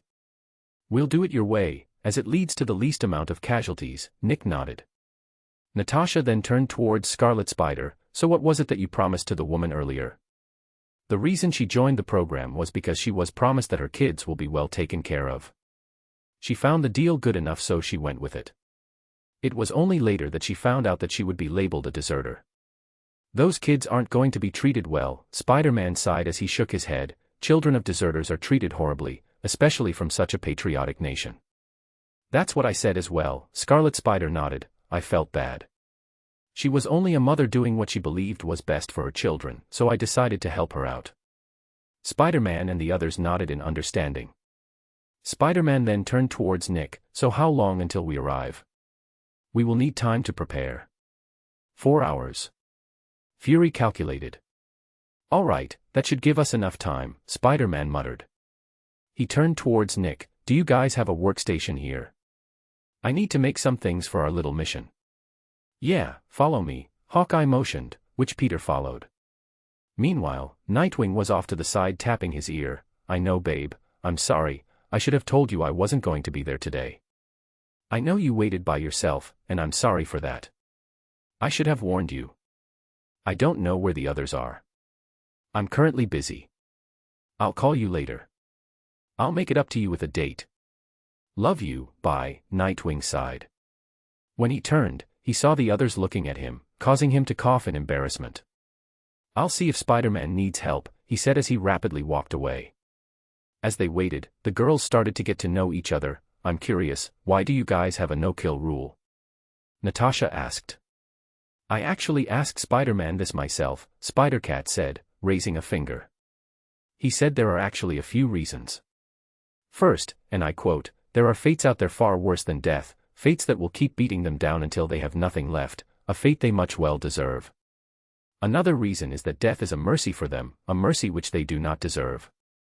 They need to pay for their actions and face the punishment for the people they hurt and the crimes they committed. And lastly, we are just friendly neighborhood heroes. We will have people looking up to us, following our example, especially little kids. Little kids are very impressionable.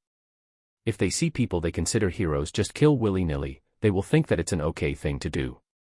Plus, what kind of neighborhood would feel safe when someone is killing people out there?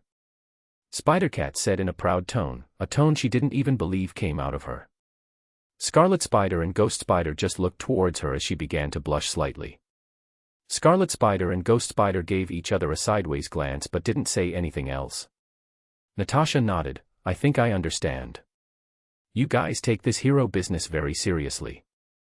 Ghost Spider nodded. We kinda have to. There are people out there who will need our help, and are not strong enough to help themselves, which is where we come in. As the Spider Ladies get to know each other and go off to face a growing problem, another problem grows in their own backyard. Otto Octavius, better known as Doc Ock, is seen sitting in what appears to be his secret lab. He has his arms out as his tentacles arms are rapidly moving, building a metal object around his arm as he looks up towards the news. Since he hasn't found me, it means my hypothesis is correct. He must keep a watch through the city using CCTVs and others of similar nature. The EMP coating around my body I made luckily makes me invisible to such detection. But I can't keep relying on it forever. I won't make such a rookie mistake of underestimating my enemy. He's like me, he's smart, foolish in his hero ways but smart. I would be more of a fool as well if I deny that and underestimate him. Thanks to these mechanical limbs I can't even hear myself think. I have to talk out loud to myself like a crazy person if I want to properly use my head. Not to mention this body that is growing more useless by the day. The mechanical limbs stopped moving and backed away, revealing metal braces that went up to his arms and down towards his hands, wrapped around his fingers. Otto made an opening and closing hand gesture. He walked towards a wall in his lab and punched it, leaving a large dent of his fist imprinted on the metal wall. He still had an unsatisfied expression. Otto looked up at the news once more and saw the fight against Spider-Man and Rhino, as well as the others and their opponents. Although Otto didn't want to admit it, jealousy was what he was feeling more than anything. There they are, all strong and young with their incredible powers and strength, and here I am, my own body slowly deteriorating. Becoming a shell of who I once was, the only good thing functioning well is my own brain. If only I could just transfer my brain into. Otto stopped talking, his smile growing wide and sinister. He put the metal brace hand over his mouth and started laughing madly. Ha ha ha ha ha ha. Why can't I do that? What's stopping me? He cackled. Hell, knowing my own genius, I could probably replicate their power. Ha ha ha. Ooh, I'm going to have so much fun, he sighed in satisfaction. Chapter 145. Third Person's POV. As Spider-Man and Nightwing moved around the lab workshop, humming as they worked, they were actually having a secret conversation using the neural link in their masks. This entire place is bugged, Spider-Man said as he mixed some vials together. Seriously? Why would their own place be bugged? Nightwing asked. That's what I'm going to find out. I've already got Arya accessing files she normally wouldn't get just by hacking through the internet, Spider-Man said smugly. Nightwing held an arrow, examining it with a smirk as he looked toward Spider-Man. Here they are asking for our help, and you go and steal all their secrets. Pass me one, Spider-Man said out loud to avoid suspicion, and Nightwing handed him the arrow as they continued their conversation. Hey, we kinda left Lizzie by herself, and I feel horrible for lying to her. Then don't, Spider-Man said as he took off the arrow tip. Are you saying I can tell her? Nightwing asked, looking at him in surprise. Listen, we've known Lizzie for a while. She's a bit ditzy but she's trustworthy, otherwise she wouldn't be your girlfriend. Also, being a superhero is okay and all, but it should never be at the cost of your personal life. Well, be sure to ask the others as well, since you'll not only be revealing your identity but ours as well, Spider-Man advised. Nightwing nodded. Thanks, Pete. Who's that? Spider-Man smirked, causing Nightwing to scoff and smirk back. 1 hour later. Christmas came early, Spider-Man said as he and Nightwing reappeared where everyone else was training and warming up, carrying clothes and weapons. Nightwing handed a quiver of multiple arrows to Hawkeye. We gave them a bit of an upgrade. Some of them are tranq darts strong enough to knock down about 5 elephants. There are also arrows with extremely high voltage, powerful enough to kill a regular person but highly effective against their kind. There are net arrows that release a net to entangle enemies, with an added shock option. A smoke screen arrow with a tear gas option. A sonic arrow, which releases a high-frequency sound wave that disorients and incapacitates enemies, with adjustable frequency control. A flashbang arrow with a timer, but be careful as it can blind someone. A tracking arrow that embeds a tracker in the target so they can't remove it. A cryo arrow, which releases a freezing agent on impact, immobilizing the target. And the really thick arrows are multi-shot arrows, which split into a barrage of smaller ones for wide-area impact. Hawkeye stared at Nightwing and the quiver of arrows in shock, speechless. I don't know what to say, thank you. Nightwing waved him off. Forget it, don't worry about it. We'll send you the instructions on how to mass-produce them later. Spider-Man walked toward Natasha and handed her some gear. Here, he said. These are, she asked, slowly taking them. Upgraded gear. See the padding on the fingertips of the gloves? They allow climbing walls and have an electroshock function, so when you strangle someone, you can shock them too. They also have hidden retractable blades for defense, a holographic interface for quick hacking, and communication. The boots are similar to the gloves for wall climbing, allow for silent movement, and are shock absorbent, letting you land from high places without injury. They also possess retractable blades, they're towards the back and front of the boots. The utility belt includes a grappling hook, a black and red drone shaped like a black widow spider for reconnaissance, flashbangs, smoke screens, knockout gas, pepper spray, you know, the usual. For your outfit, I reinforced the armor, making it somewhat bulletproof and resistant to extreme temperatures, but a sniper could still kill you, so be careful. Be cautious with the dual pistols, they release high-voltage bullets, and the longer you hold the trigger, the stronger the voltage becomes, making them quite deadly. Thank you. Natasha said, unsure what to say as she was really impressed with everything. You know. Spider-Man said, pulling out a card, you can receive more upgraded equipment if you just join today. Natasha looked amused as she picked up the card. Join the Spider family. Email, thespiderfamily123@gmail.com.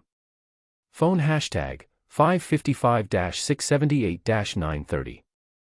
At the bottom of the card was a chibi picture of everyone with their thumbs up. Natasha looked amused as she glanced up at Spider-Man. I thought you guys only came up with the name today. We did. I just quickly made this in the back a few minutes ago. Be sure to call when you're ready to join, Spider-Man said with a grin. Natasha laughed as she wiggled the card toward him. Sure, I'll send in my application later, she teased, pocketing the card. As Natasha went to get changed, Spider-Man looked around. Where's Red? She's talking to Ursula. I think her name was Mama Bear, Spider-Cat answered. Spider-Man nodded in understanding and then began loitering around, not having much to do now that he had upgraded their gear. 3 hours later. Spider-Man pulled up a holographic interface of the military area below. From what I was able to gather, their experiments mostly occurred underground. It is heavily guarded. Nightwing and I will be at the forefront, rapidly taking them down and making way for you guys. Once you make it down, they'll likely already be aware of our presence and will probably release everyone from confinement to overwhelm us.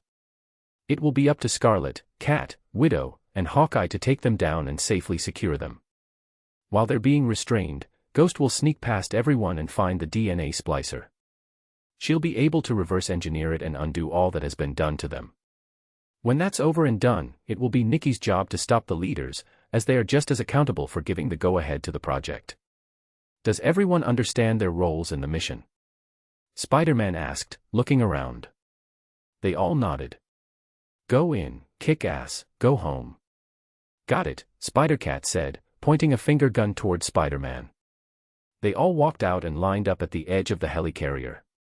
Give us a few minutes to make room, then follow after Nightwing and me, Spider-Man instructed.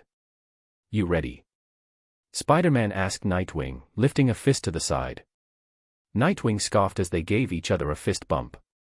Whenever you are. They both kicked off the helicarrier and began diving down. Whoa! They both shouted as they laughed. As they felt the wind against their tucked bodies, they continued to laugh, diving through clouds. We're building some crazy dad lore right here. Spider-Man yelled. Dad lore? What's that? Nightwing yelled back as his hair flapped in the wind. Stories we'll tell our children. How Daddy and Uncle Nightwing jumped from a big plane and fought off an entire military. Nightwing found that hilarious. As they began seeing the ground below them, he laughed. Ha ha ha ha. I think I get it, and I love it. Ha ha ha ha. They spread their arms, activating their wingsuits, and began getting shot at, causing them to maneuver through the air. Nightwing was still laughing. They did a flip in the air and landed in the middle of the military airstrip in a superhero landing, the ground beneath them cracking. Slowly, they lifted themselves from the ground. In front of them, tanks, armored trucks, and vehicles appeared, with men yelling in Russian and aiming their weapons at them. Machine guns, rocket launchers, they had everything pointed at Spider-Man and Nightwing. Nightwing turned to Spider-Man and smirked. You're absolutely right. Our dad lore is going to be absolutely crazy. They slowly began walking toward the army in front of them as the soldiers began firing everything they had. Chapter 146. Third Person's POV. As multiple bullets from the Soviet Union were about to hit Spider-Man and Nightwing, they both turned into blurs, their superhuman abilities kicking into high gear. The battlefield was chaos, with the sounds of gunfire, explosions, and shouts filling the air. Spider-Man's bioelectricity crackled around him like a living storm. He moved with a speed that seemed impossible, leaving trails of lightning in his wake. As he darted through the enemy lines, his agility and strength were on full display. He flipped over soldiers, landing behind them with precision and efficiency, and delivered powerful electric punches that sent them sprawling. With a flick of his wrist, he shot webs to disarm soldiers, yank weapons from their hands, and entangle them in sticky cocoons. Nightwing was a whirlwind of motion, his hypermotility allowing him to move with unparalleled speed and fluidity. His eskrima sticks became blurs in his hands as he struck with pinpoint accuracy.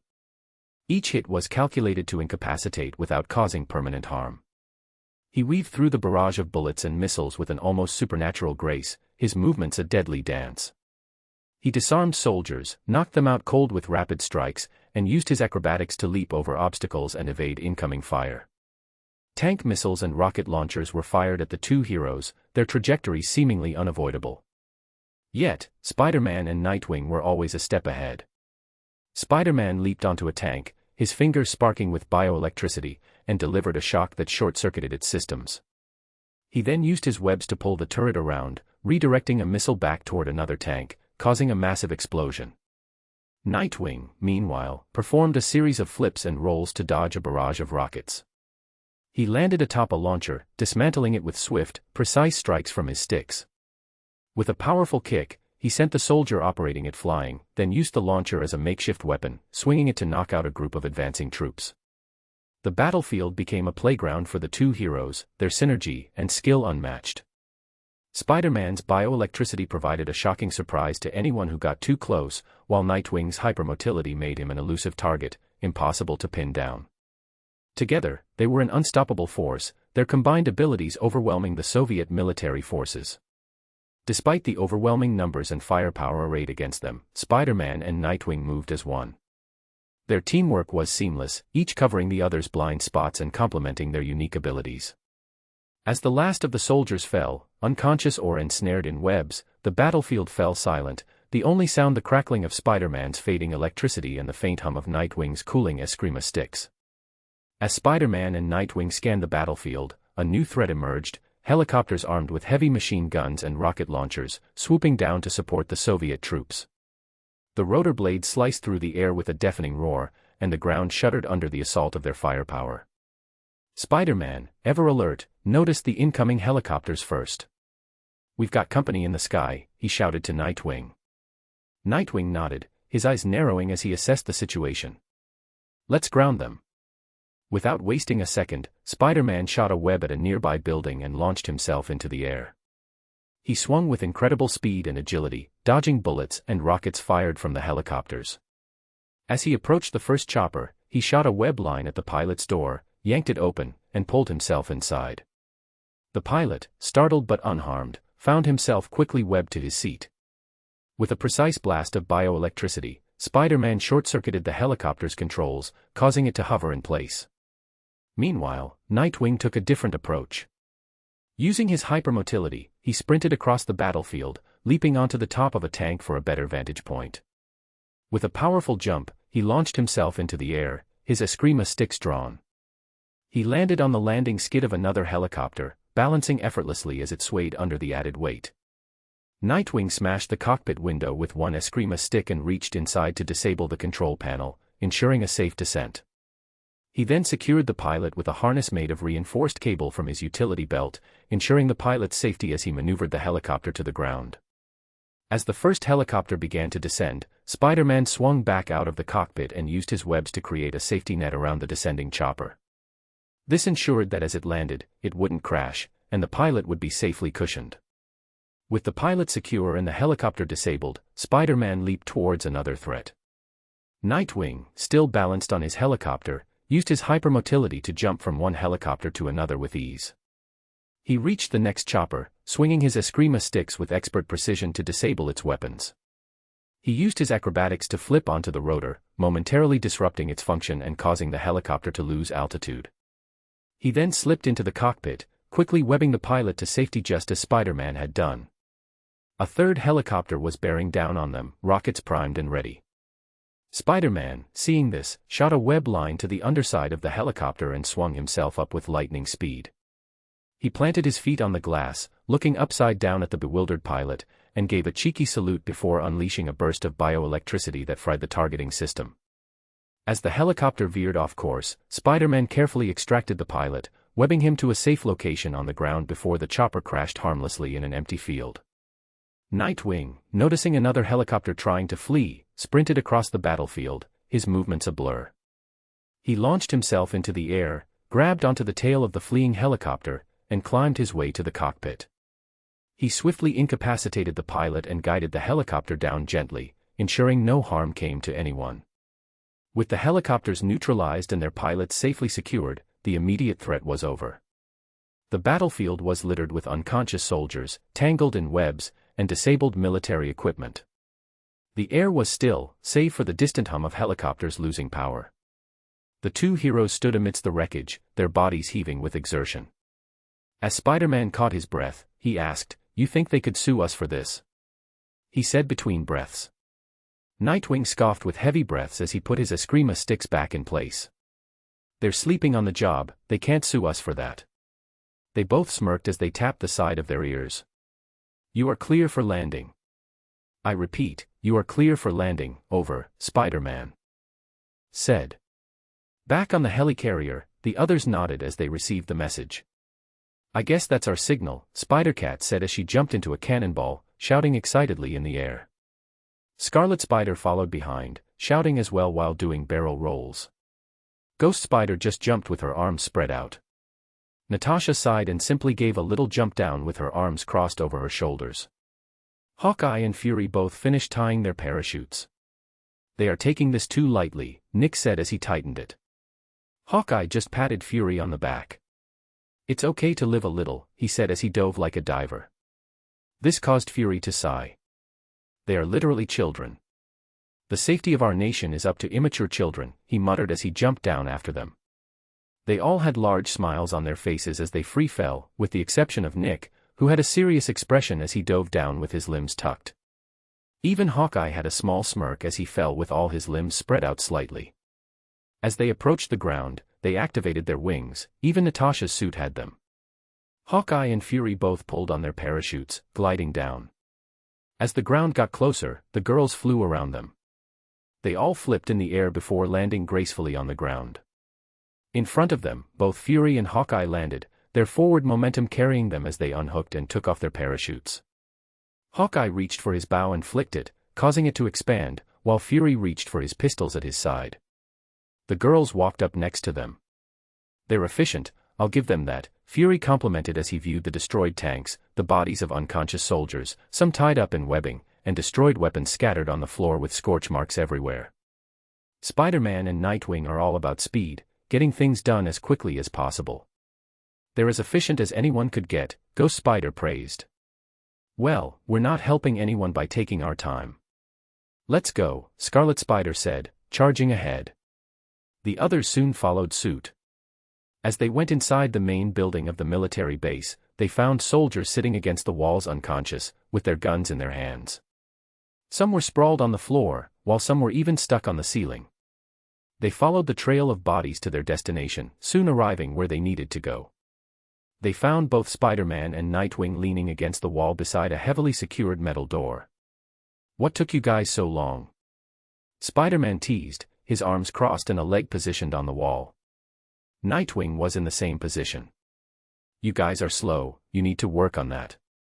They both chuckled before standing back up. Facing the door, they lowered their stances, put their fists in their hands, and brought them to their sides. With the power of friendship, they both said as they punched the thick metal door. The door went flying off, taking part of its surroundings with it. Red lights flashed while a loud alarm rang throughout the entire military base. Go. Spider-Man motioned. We will stay and guard and make sure you aren't bothered while you all take care of them. They all nodded and rushed in. Ghost Spider immediately turned invisible as she jumped up and began running on the ceiling, with Arya guiding her to where she needed to go. A bit earlier. The General and Dr. Valkov were in the testing lab. The General had a nervous but angry expression. They're here and are after us. Tell me, Doctor, did you at least manage to recover the DNA of ancient creatures? We could use everything we have if you want to get out of here. It's hard. Even with the DNA splicer, restoring damaged DNA is very difficult. I could only recover 2 samples, one from a Spinosaurus and the other from a saber-toothed tiger. The General took a deep breath and mentally prepared himself. All right, I need you to hit me with your machine. Turn me into whichever. But General, this could go very wrong. We haven't figured out the possible effects. These DNA samples are millions of years old. The General tightly grabbed Dr. Valkov's shoulders. We don't have any other options. Do you see that? He motioned toward the cameras, which showed Nightwing and Spider-Man taking down everyone and everything without being seen. This is our only way to survive. The doctor sighed and nodded. Very well, he said as he got to work. He grabbed the DNA sample labeled Spinosaurus. He picked up the DNA splicer, which looked like a large ray gun. He pressed a side compartment and injected the DNA sample before aiming it at the General. Are you ready? Image. The General nodded, swallowing loudly. He took off his general jacket and the shirt underneath. The doctor sighed as he aimed the splicer. 3, 2, 1. With a press of a button, a green beam shot out, hitting the general square in the chest. The general's body convulsed as the green beam enveloped him. His skin rippled, changing texture and color to a deep, scaly green. His muscles bulged, his frame expanding rapidly. His face elongated, forming a snout filled with razor-sharp teeth. A massive, fin-like sail erupted from his back, and his arms transformed into powerful, clawed appendages. He screamed in pain as he felt his very essence being transformed. The pain led to a blinding rage, but his will to survive kept him sane. His legs thickened and lengthened, giving him a more predatory stance. His eyes, now reptilian and fierce, scanned the room as the transformation completed. The general roared, a deep, guttural sound that echoed through the lab, showcasing his new Spinosaurus hybrid form. Image. The doctor stepped back, eyes wide with awe and fear. "How do you feel, General?" The newly transformed general flexed his claws and tested his new limbs. "Powerful," he growled, his voice a mix of human and beast. "Very powerful." Just then, flashing red lights and a loud alarm rang out, causing Dr. Valkov to curse anxiously. He went to a control panel that oversaw the cells of those they had experimented on and opened them all up. Dr. Valkov then grabbed the DNA sample labeled saber-toothed tiger and carefully injected it into the DNA splicer. He placed the device on the table, its barrel facing him, and took a deep breath. With a steady hand, he pressed the activation button. A green ray shot out, striking Dr. Valkov square in the chest. He let out a loud scream as his body began to transform. His muscles bulged, and his skin grew a thick layer of fur. His face elongated, forming a powerful snout with large, curved saber-like fangs protruding from his upper jaw. His hands and feet transformed into powerful, clawed paws, while his eyes turned a piercing yellow, exuding a fierce predatory glare. His ears became pointed and more sensitive, twitching at the slightest sound. A long, muscular tail sprouted from his back, aiding in balance and agility. The transformation was complete. Dr. Valkov stood tall, a fearsome hybrid of human and saber-toothed tiger, his body covered in a tawny fur coat with powerful muscles rippling underneath. He roared, a primal sound that echoed through the room, showcasing his new formidable form. Image. Just then, the door to their room was sent flying off, revealing Ghost Spider. She paused as she looked at them. "Be prepared to be turned back into ancient history," she said with swag, throwing up signs before growing embarrassed. "I'm spending too much time with Peter," she thought. They both let out a loud roar before pouncing toward her. As they did, the world around Ghost Spider seemed to come to a screeching halt. Although she couldn't see it, her eyes turned a beautiful ice blue, almost like snowflakes. She took a deep breath and closed her eyes. "They're strong. My senses are telling me so I have to get serious," she thought. Although everything around her was slowed down, her thought processes weren't. As they moved through the air toward her, Ghost Spider brought her fists to her sides. "Let's try this new skill I've been experimenting with," she thought. Half of her forearm to her fist started to glow an ice blue color. "From what Peter and Arya found out, this is our life force, our chi if we want to use martial arts terms. Mine just so happens to have cold properties. Ice forms when it is expelled from my body. Let's try to get it not to form." As her fist tightened, a flame-like aura started to flicker on her fist as if it were turning on and off. As her thoughts continued at a rapid pace, her own body moved back, making the general and the doctor fly over her. Her own body moved in slow motion as both her fists went up, striking the two of them in the stomach and guiding them out of the room. Everything returned to normal, and the two went tumbling out of their room and into the room where everyone was fighting.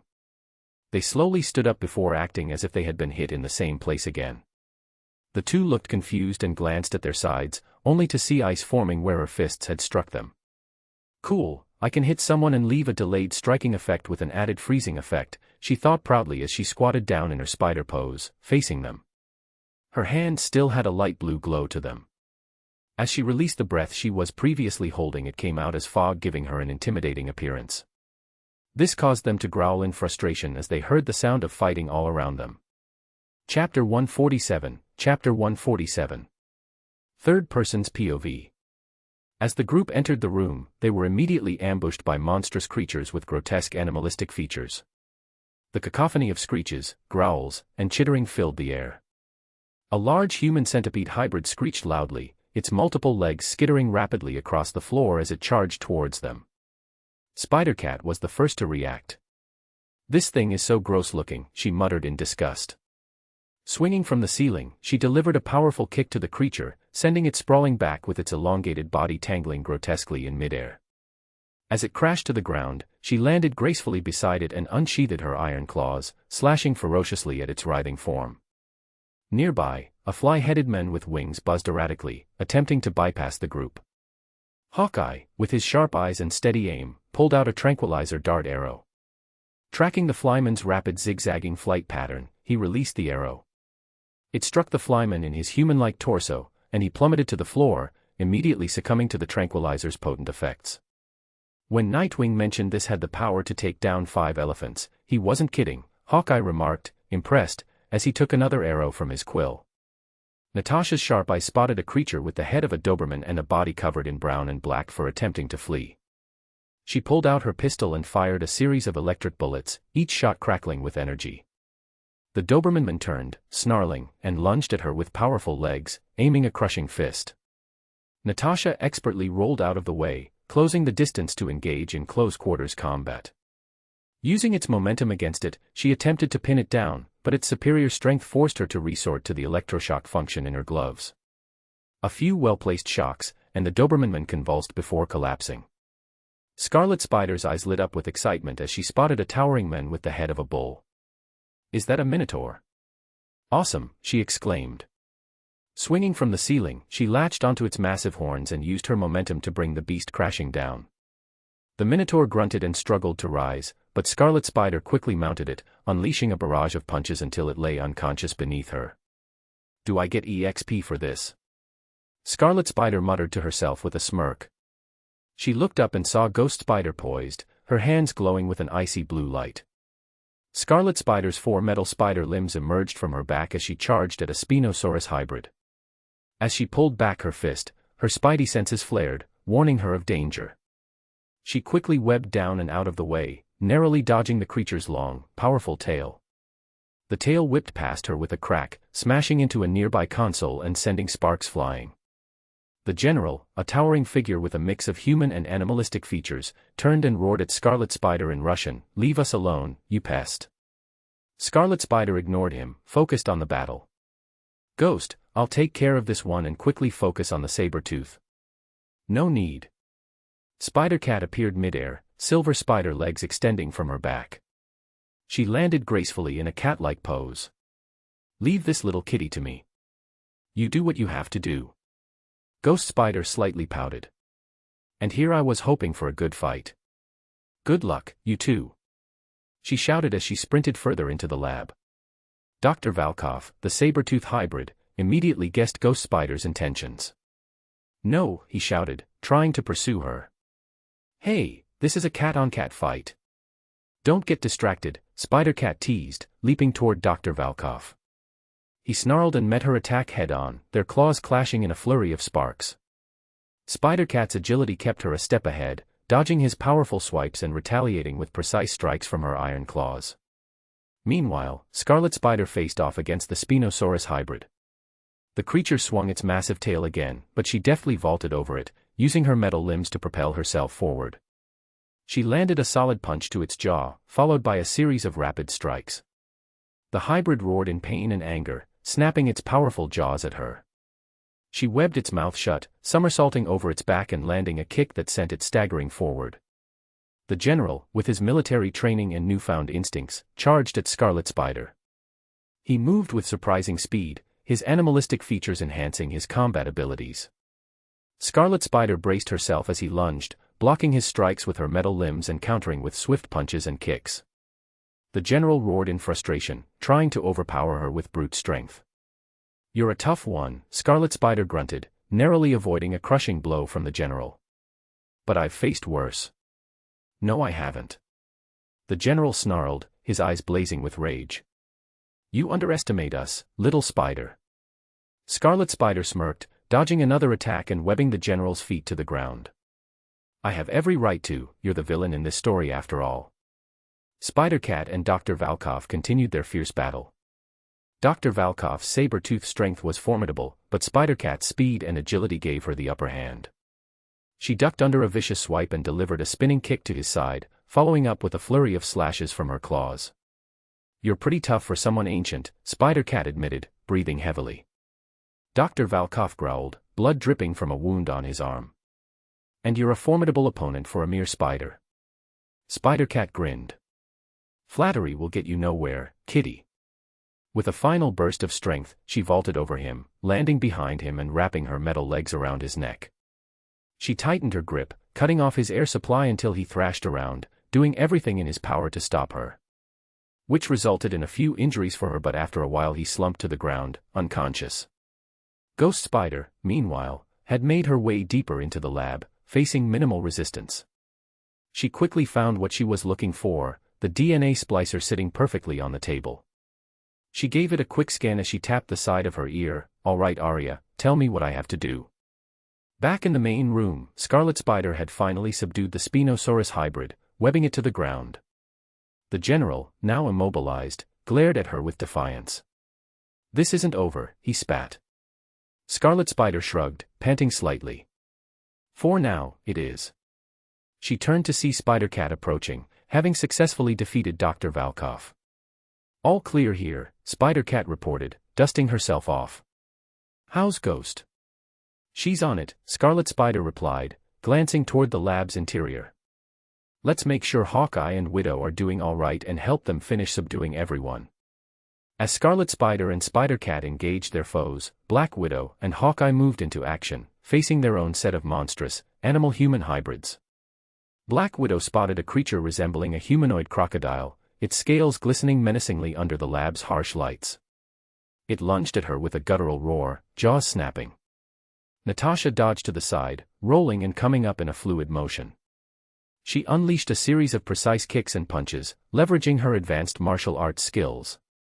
Each strike was calculated, aiming for vulnerable points on the creature's body. She pulled a smoke grenade from her utility belt and tossed it at the crocodileman. The smoke enveloped the creature, momentarily obscuring its vision. Natasha used the distraction to her advantage, darting in and out of the smoke with a series of rapid, debilitating blows. With a final kick, she sent the creature crashing into a stack of crates, incapacitating it. Nearby, Hawkeye was engaged in a fierce battle with a monstrous hybrid that combined the features of a lion and a human. The creature's muscular form and sharp claws made it a formidable opponent. Hawkeye, not missing a beat, quickly assessed the situation. He knocked a high-voltage arrow, launching it with pinpoint accuracy. The arrow struck the lionman's shoulder, releasing a burst of electric charge that temporarily paralyzed the creature. It staggered, growling in frustration. Without missing a beat, Hawkeye switched to a net arrow, firing it at the creature.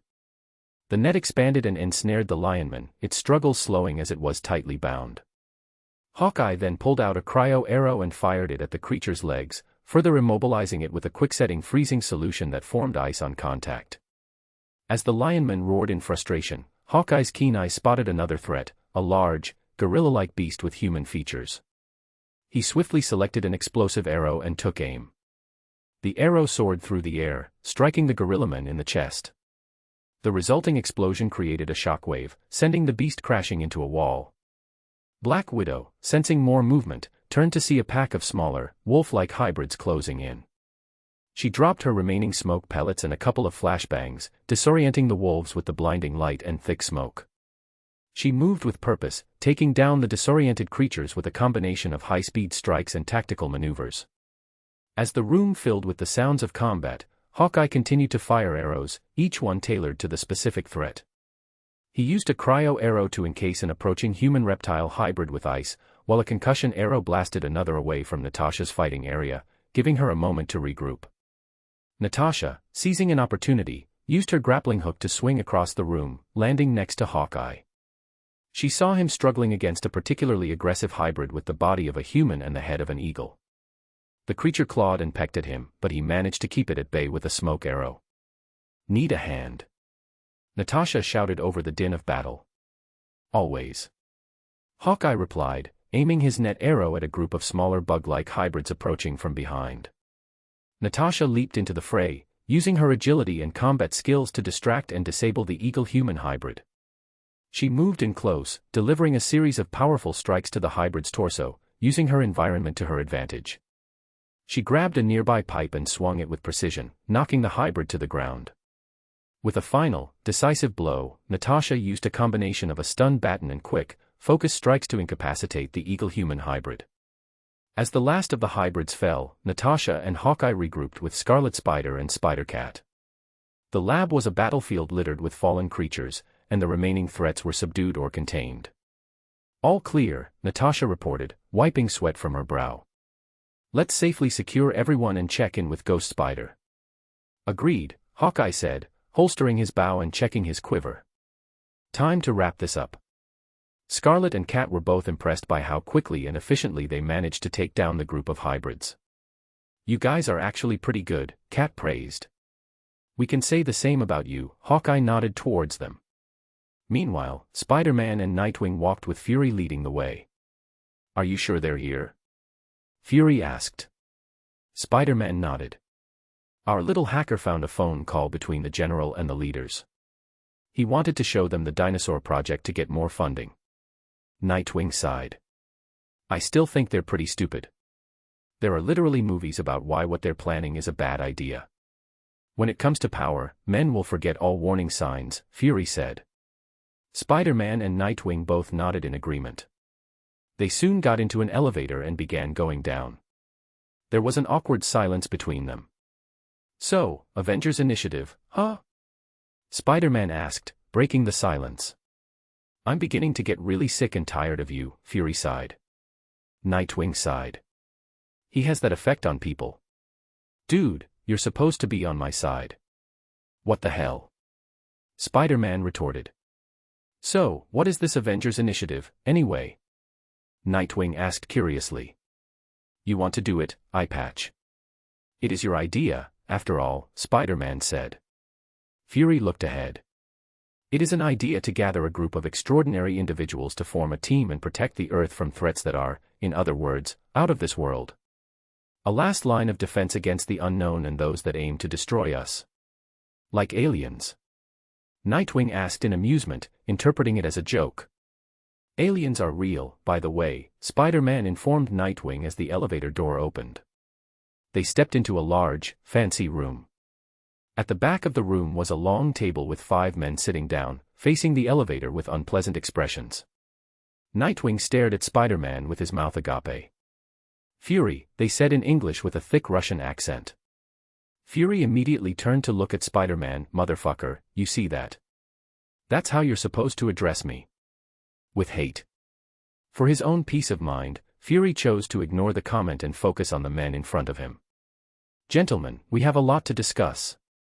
Chapter 148. Third Person's POV. Ghost Spider was connecting 2 wires together with focus. She used her webs to tie everything together. As she closed it back up, the DNA splicer in her hand activated once more. Just then, Scarlet and Cat both appeared with Hawkeye and Black Widow following behind them. Are you finished? Cat asked curiously. Ghost nodded her head. Yeah, I'm just about done. We can begin fixing everyone.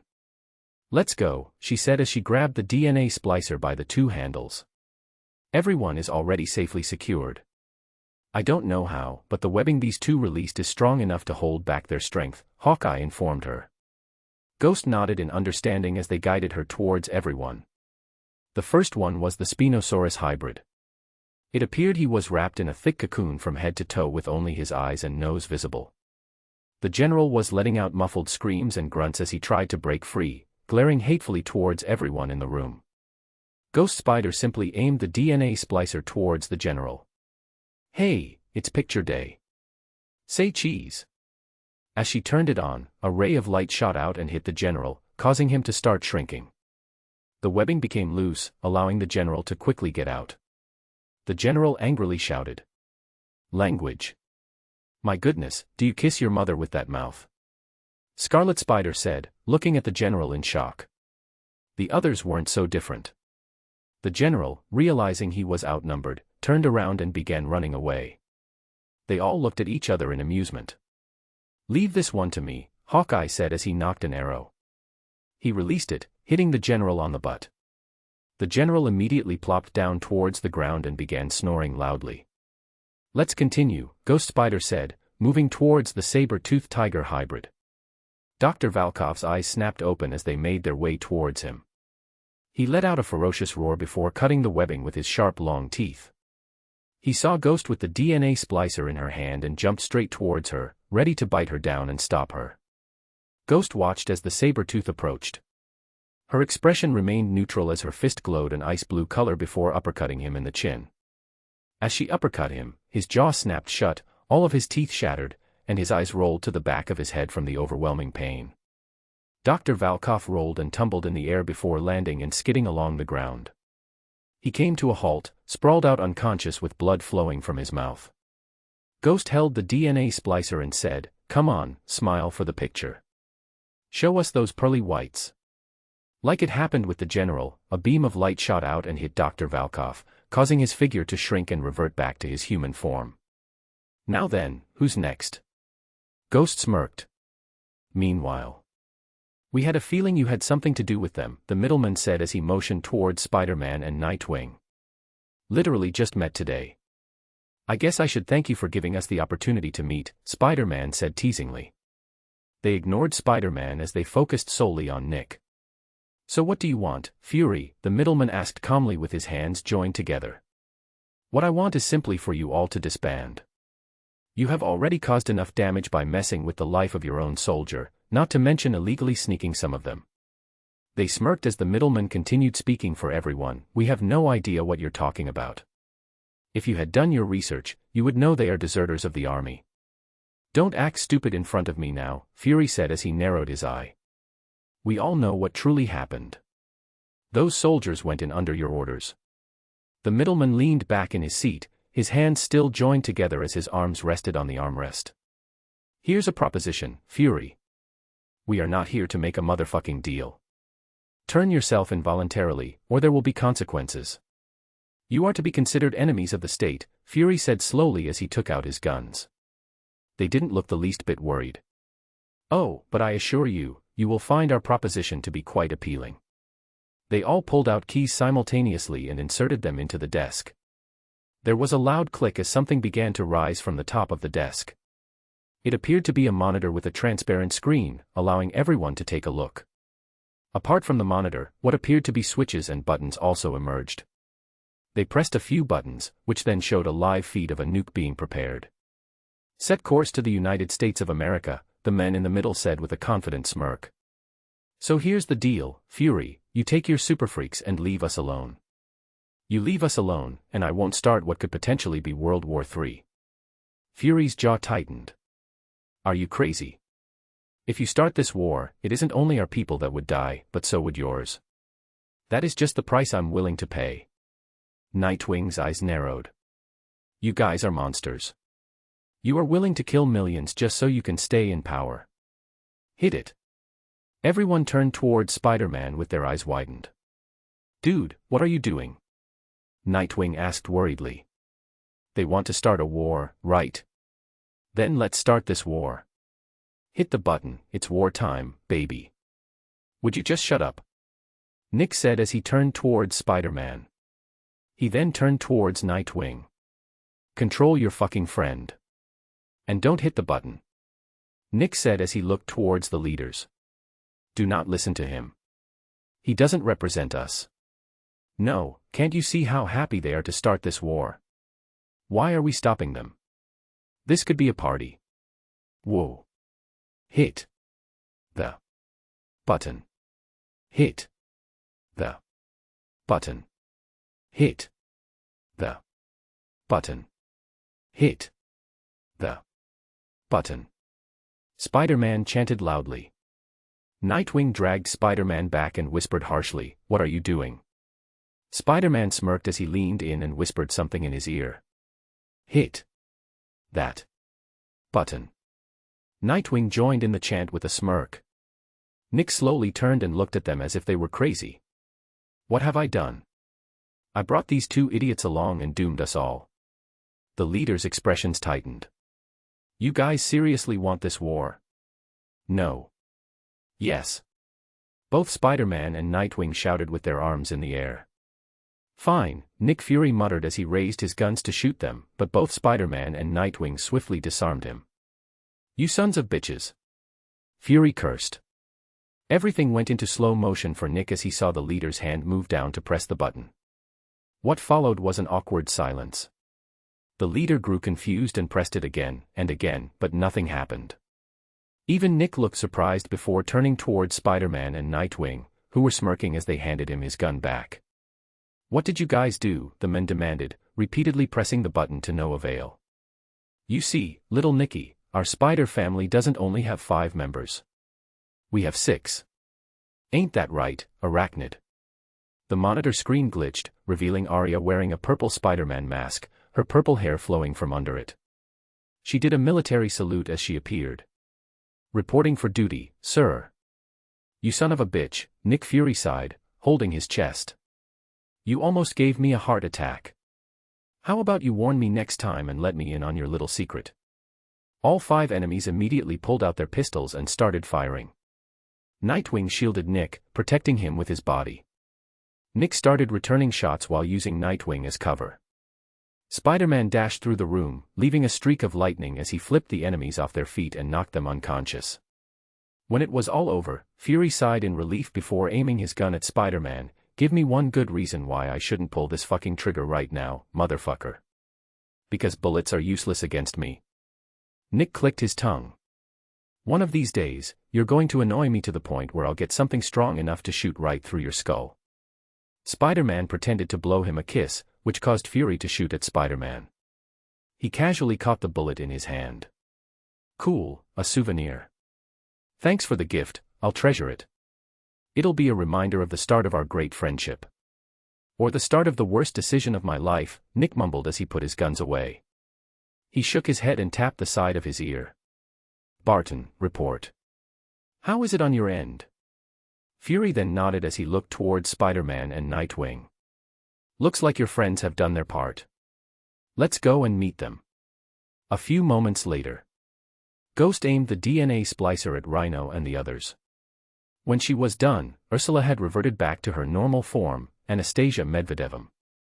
Anastasia looked towards Scarlet Spider, who seemed eager to share something. All right, so since Fury owed us for our help, I asked him to assist with your case. He will be able to give you and your children citizenship and a nice home away from all of this. With a bit of persistence, I managed to get him to agree to enroll your children in very good schools. What do you say? Anastasia was taken by surprise. She gave Scarlet Spider a giant bear hug. Thank you, she said, tears in her eyes. Scarlet Spider smiled and patted Anastasia's arm. It's all right, big girl. I'm just doing what I can. We're already on our way to pick up your children. Care to tell me about them? Anastasia wiped her tears and nodded with a big grin. They're little boys, 8 and 5. The 8-year-old is named Nikolai and the 5-year-old is Gustav. As Scarlet Spider and Anastasia got to know each other better, Ghost was done fixing everyone, including Rhino, who was sulking in his cell. We're going to need that as it now belongs to S.H.I.E.L.D. for safekeeping. Worry not, it's not going to be used for nefarious purposes or fall into the wrong hands, Coulson said, holding out his hand. Sure, here you go, Ghost said in a cheery voice as she handed the DNA splicer to Coulson, already squished like a pancake. Please make good use of that. Coulson had an awkward expression as he looked at the metal pancake in his hands. You know, perhaps it's what's best for everyone.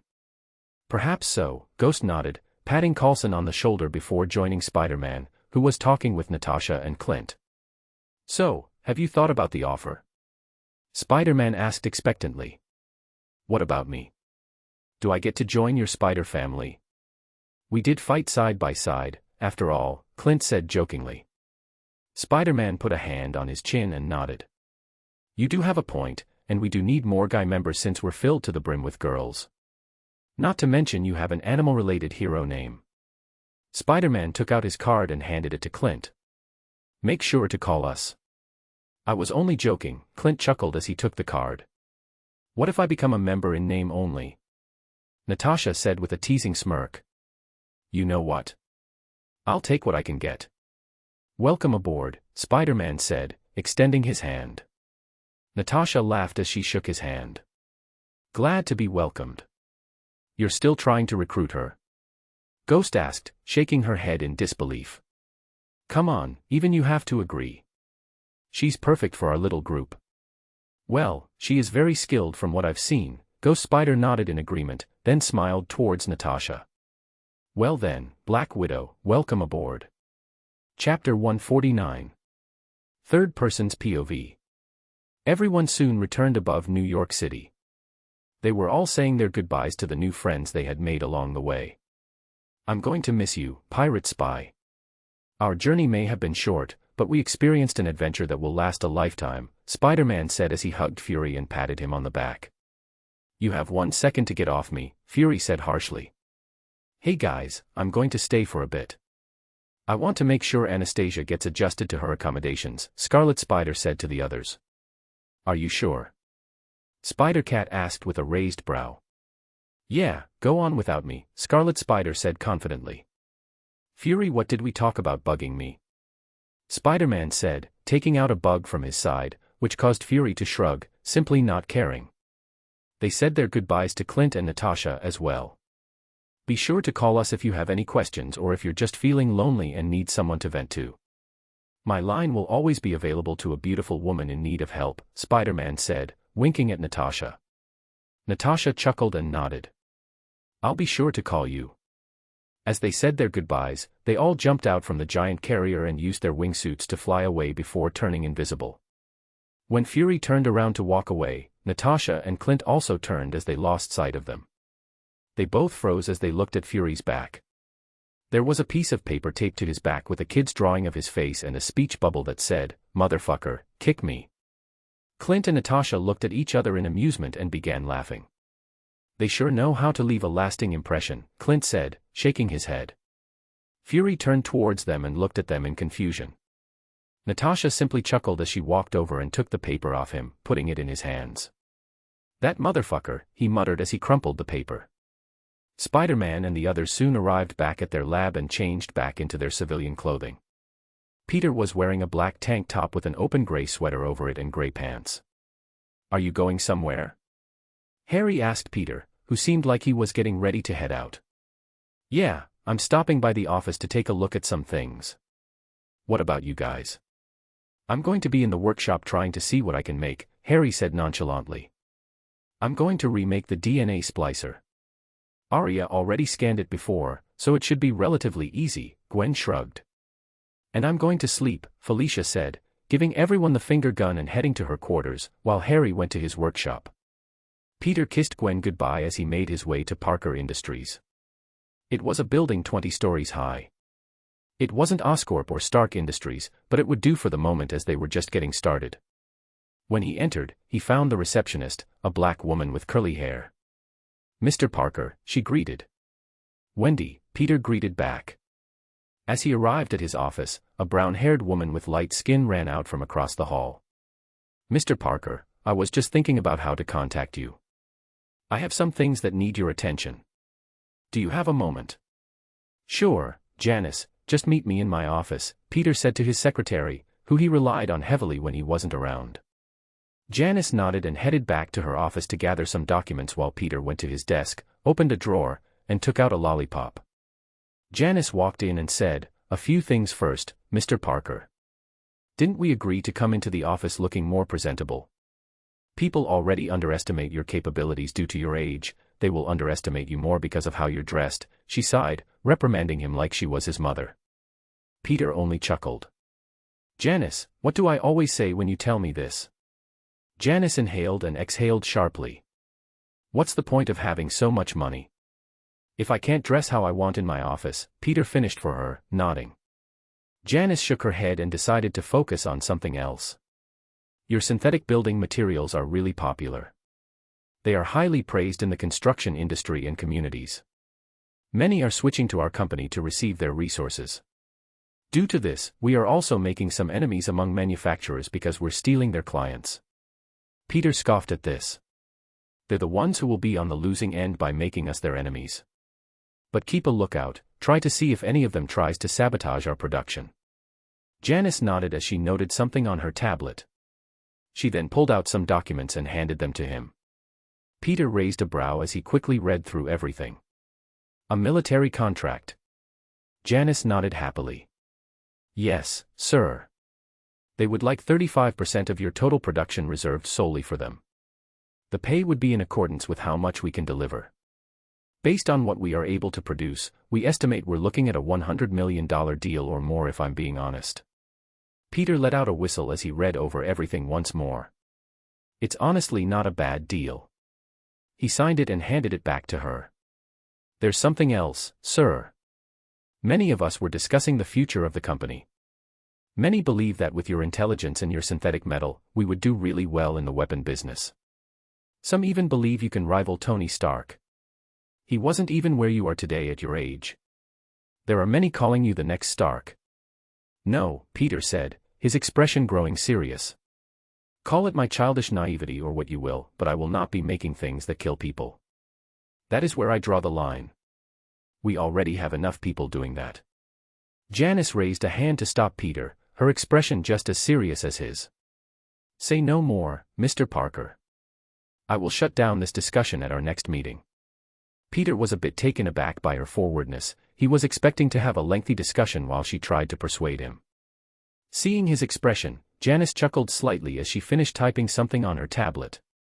Mr. Parker, Parker Industries is where it is today because of you. You are the brain of the business. If you don't want to do something, then we won't do it. I only made the suggestion, nothing more. And well, so we can discuss the next step for Parker Industries. Many of us know this is only just the beginning. Peter chuckled and shook his head. All right. Luckily for you, I already have something in mind. You can share this with everyone else. We are going into cosmetics, he smiled. As Janice wrote it down, she froze. I'm sorry. Cosmetics, Peter repeated. May I ask why, sir? There are 2 reasons. I actually got this idea after seeing my aunt. Women would give an arm and a leg for something to make them look younger. I'm sure Gwen could come up with something really healthy that makes wrinkles lighter or simply almost non-existent. 1, it's a fast way to make really good money. We would use this money to move in the direction I want to take this business. And 2, it will show people and scientists that we know how to deal with chemicals that are good for the body and the like. I see, Janice said, immediately understanding. Although you say we are getting into cosmetics, the real next big step is actually medicine, isn't it? Peter nodded in confirmation. If we go from dealing with construction to then dealing with the medical side of business, no one would really take us seriously. Especially not when it's run by a 15-year-old kid who hasn't even graduated high school. They would question what I even know about medicine, etc. Janice nodded as she jotted everything down. Although we will need to go through multiple health inspections and tests to make sure what you create actually works as intended. We will start small and make our way up.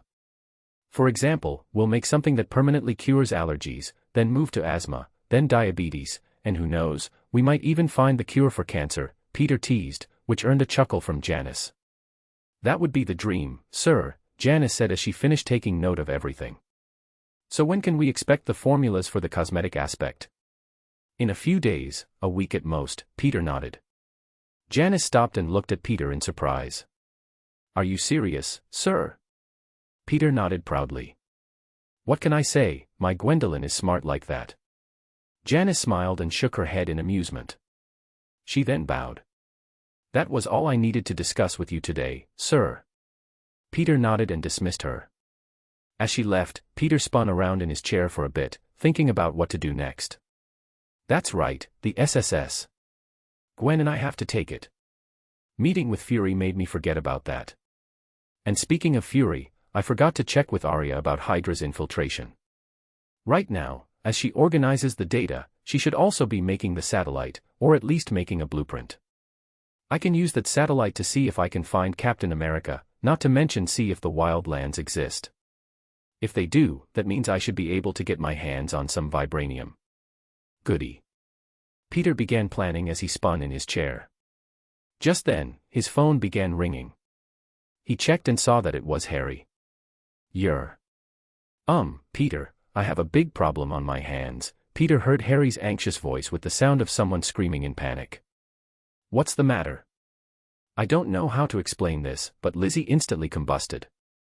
She's on freaking fire, and I don't know how to fix her. Please help me. Huh. Chapter 150. Third person's POV. I don't know how to explain this, but Lizzie instantly combusted. She's on freaking fire, and I don't know how to fix her. Please help me. Huh. Okay, I know this might sound crazy, but have you perhaps tried a fire extinguisher or, I don't know, maybe water? Pete, I'm being serious. A bit earlier. As Harry went to his workspace, he checked his watch and looked at the time. School's about to end, and I already got permission from Gwen and the others. Might as well get this done and over with. Gwen, who was just about to head to her lab, looked at Harry in confusion. And where are you going? I thought you said you were going to your workspace. School's about to end and Lizzie is just getting out, so I decided to just get this over with. Gwen nodded. Just remember to make sure she doesn't tell anyone else. Harry gained a weary expression. Don't worry, Felicia already explained in explicit detail what would happen if she did. He shivered slightly before shaking his head. Anyways, I have to go now, see ya, Harry said as he ran out. Due to his agility and not being caught, Harry arrived at the school fairly quickly. And just in time as well, the bell rang, signifying the end of the school day. It wasn't long before people began exiting the building. Harry kept a lookout and saw Liz's signature blonde hair as she exited the school with a small pout, looking down with a hint of sadness. As she passed through the school gate, she heard, "So what got you so down in the dumps, miss me that much?" Liz turned towards the voice in surprise. "Harry," she exclaimed before jumping into his arms. She had her forehead resting on his chest as she muttered, "Where were you guys? I've never felt so lonely." Harry just smiled as he began petting her blonde hair. Liz looked up towards him, resting her chin on his chest as he was leaning by the school gate with pouty lips. Harry just gave her a kiss as he said, "That's why I'm here to explain. Come, let's go to your place." "My place?" Liz asked as Harry took her hand. Harry nodded in confirmation. "Let's just say that my place isn't exactly where I want to have this discussion." Liz looked at Harry in confusion as they began walking. "You weren't out cheating on me, were you?" she muttered a bit sadly. "What?" Harry said, looking at her a bit surprised and a little hurt. "Do you really think I would do something like that? Honestly, at this point, I don't even know. You're obviously keeping something from me and you've been lying to me. I mean, come on, puberty. How much of an idiot do you think I am? How am I supposed to trust you when you do something like that? If it was just you that was absent, I would have chalked it up to you being sick, but it was Peter, MJ, Gwen, and Felicia as well. That isn't a coincidence." "Okay, I can see why you would think that," Harry said, with a bit of an awkward smile. Harry tightened his grip on her hand as they crossed the street. "I am being 100% completely honest when I say that I never cheated on you and never had such thoughts." Harry stared into her eyes as he then said, "Although I haven't been the most honest, you can believe me when I say I love you. And I wouldn't do anything that would hurt you. I hate lying to you, so when we reach your place, I will tell you everything I've been keeping a secret." Lizzie tightened her grip on his hand and nodded her head, leaning on his shoulder. "Oh my God, get to the point already," Peter whined. "Right, sorry," Harry said, sounding embarrassed and clearing his throat. When Harry and Liz got to her house, she dragged Harry to her room and closed the door behind him. Liz went and sat on her bed and looked towards Harry expectantly as Harry stood in front of her. "All right, so the thing I've been keeping a secret from you is that I'm a superhero." Liz just looked at Harry with a straight face. She stood back up from her bed and opened the door for him. "Get out of my house. We were going to have a serious conversation and you go and do this. Are you even taking our relationship seriously?" she asked, looking a bit hurt. Harry had an awkward expression as he said, "I'm being serious though." He jumped up and clung to the ceiling, which wasn't by any means low. Liz stared with her mouth fully agape. "WWW." She couldn't even get her words out as she slowly closed and locked the door. Harry jumped down and hit his watch, transforming himself into Nightwing. "Pretty cool, right? The reason we weren't there today is because we had a mission and had to be out of the state. Sorry for leaving you all alone," he said with an apologetic expression. The others, she muttered as she backed up onto her bed, Peter, MJ, Gwen, and even Felicia, you're all superheroes. Nightwing nodded in confirmation. What the F? Before she could even get the word out, her left half combusted into flames. Harry and Lizzie were both taken aback and began running around, screaming and freaking out. What the hell is going on? Harry asked with worry. I don't know. I don't know. Put it out. Put it out. I'm on fire. Help me. Harry did everything he could, but she was still on fire, freaking out. He was left with no other option than to call Peter. And that's how we got here. Peter's mind raced with 1,000 possibilities until he came to a conclusion. She's a mutant. Her X gene must have awakened due to the shock and heightened emotions. Shit, the X-Men. If they arrive and read her mind, they would find out who we are. Peter looked around, making sure no one was listening. Harry, listen to me and listen to me very carefully. Lizzie must have awakened her mutant abilities. We don't know if others have picked up on her, so here's what you're going to do. You said you turned into Nightwing, which means you have your mask. Take off your mask and put it on her. Arya, I know you're listening in. I want you to activate the neural link. You should be able to protect her mind and deactivate her ability at the same time. Once her abilities are deactivated, I want you, Harry, to bring Lizzie to the lab. Make sure you aren't being followed, he ordered. Got it, Harry said and immediately followed as instructed. He took off his mask and, despite burning his hand, put the mask over her face. The green lenses glowed slightly as the flames around her body began to die down. Lizzie breathed a sigh of relief as she saw the flames dying down. Hey, Lizzie, Peter said. Peter? What is going on? It appears you're one of us now. Harry went and opened up the window from her room and Princess carried her. Hold on tight, he warned her. Lizzie wrapped her arms around his neck and clung on tight. Harry ran and jumped through the window, landing on the next building a few feet away. Ah! Lizzie screamed as she tightened her grip.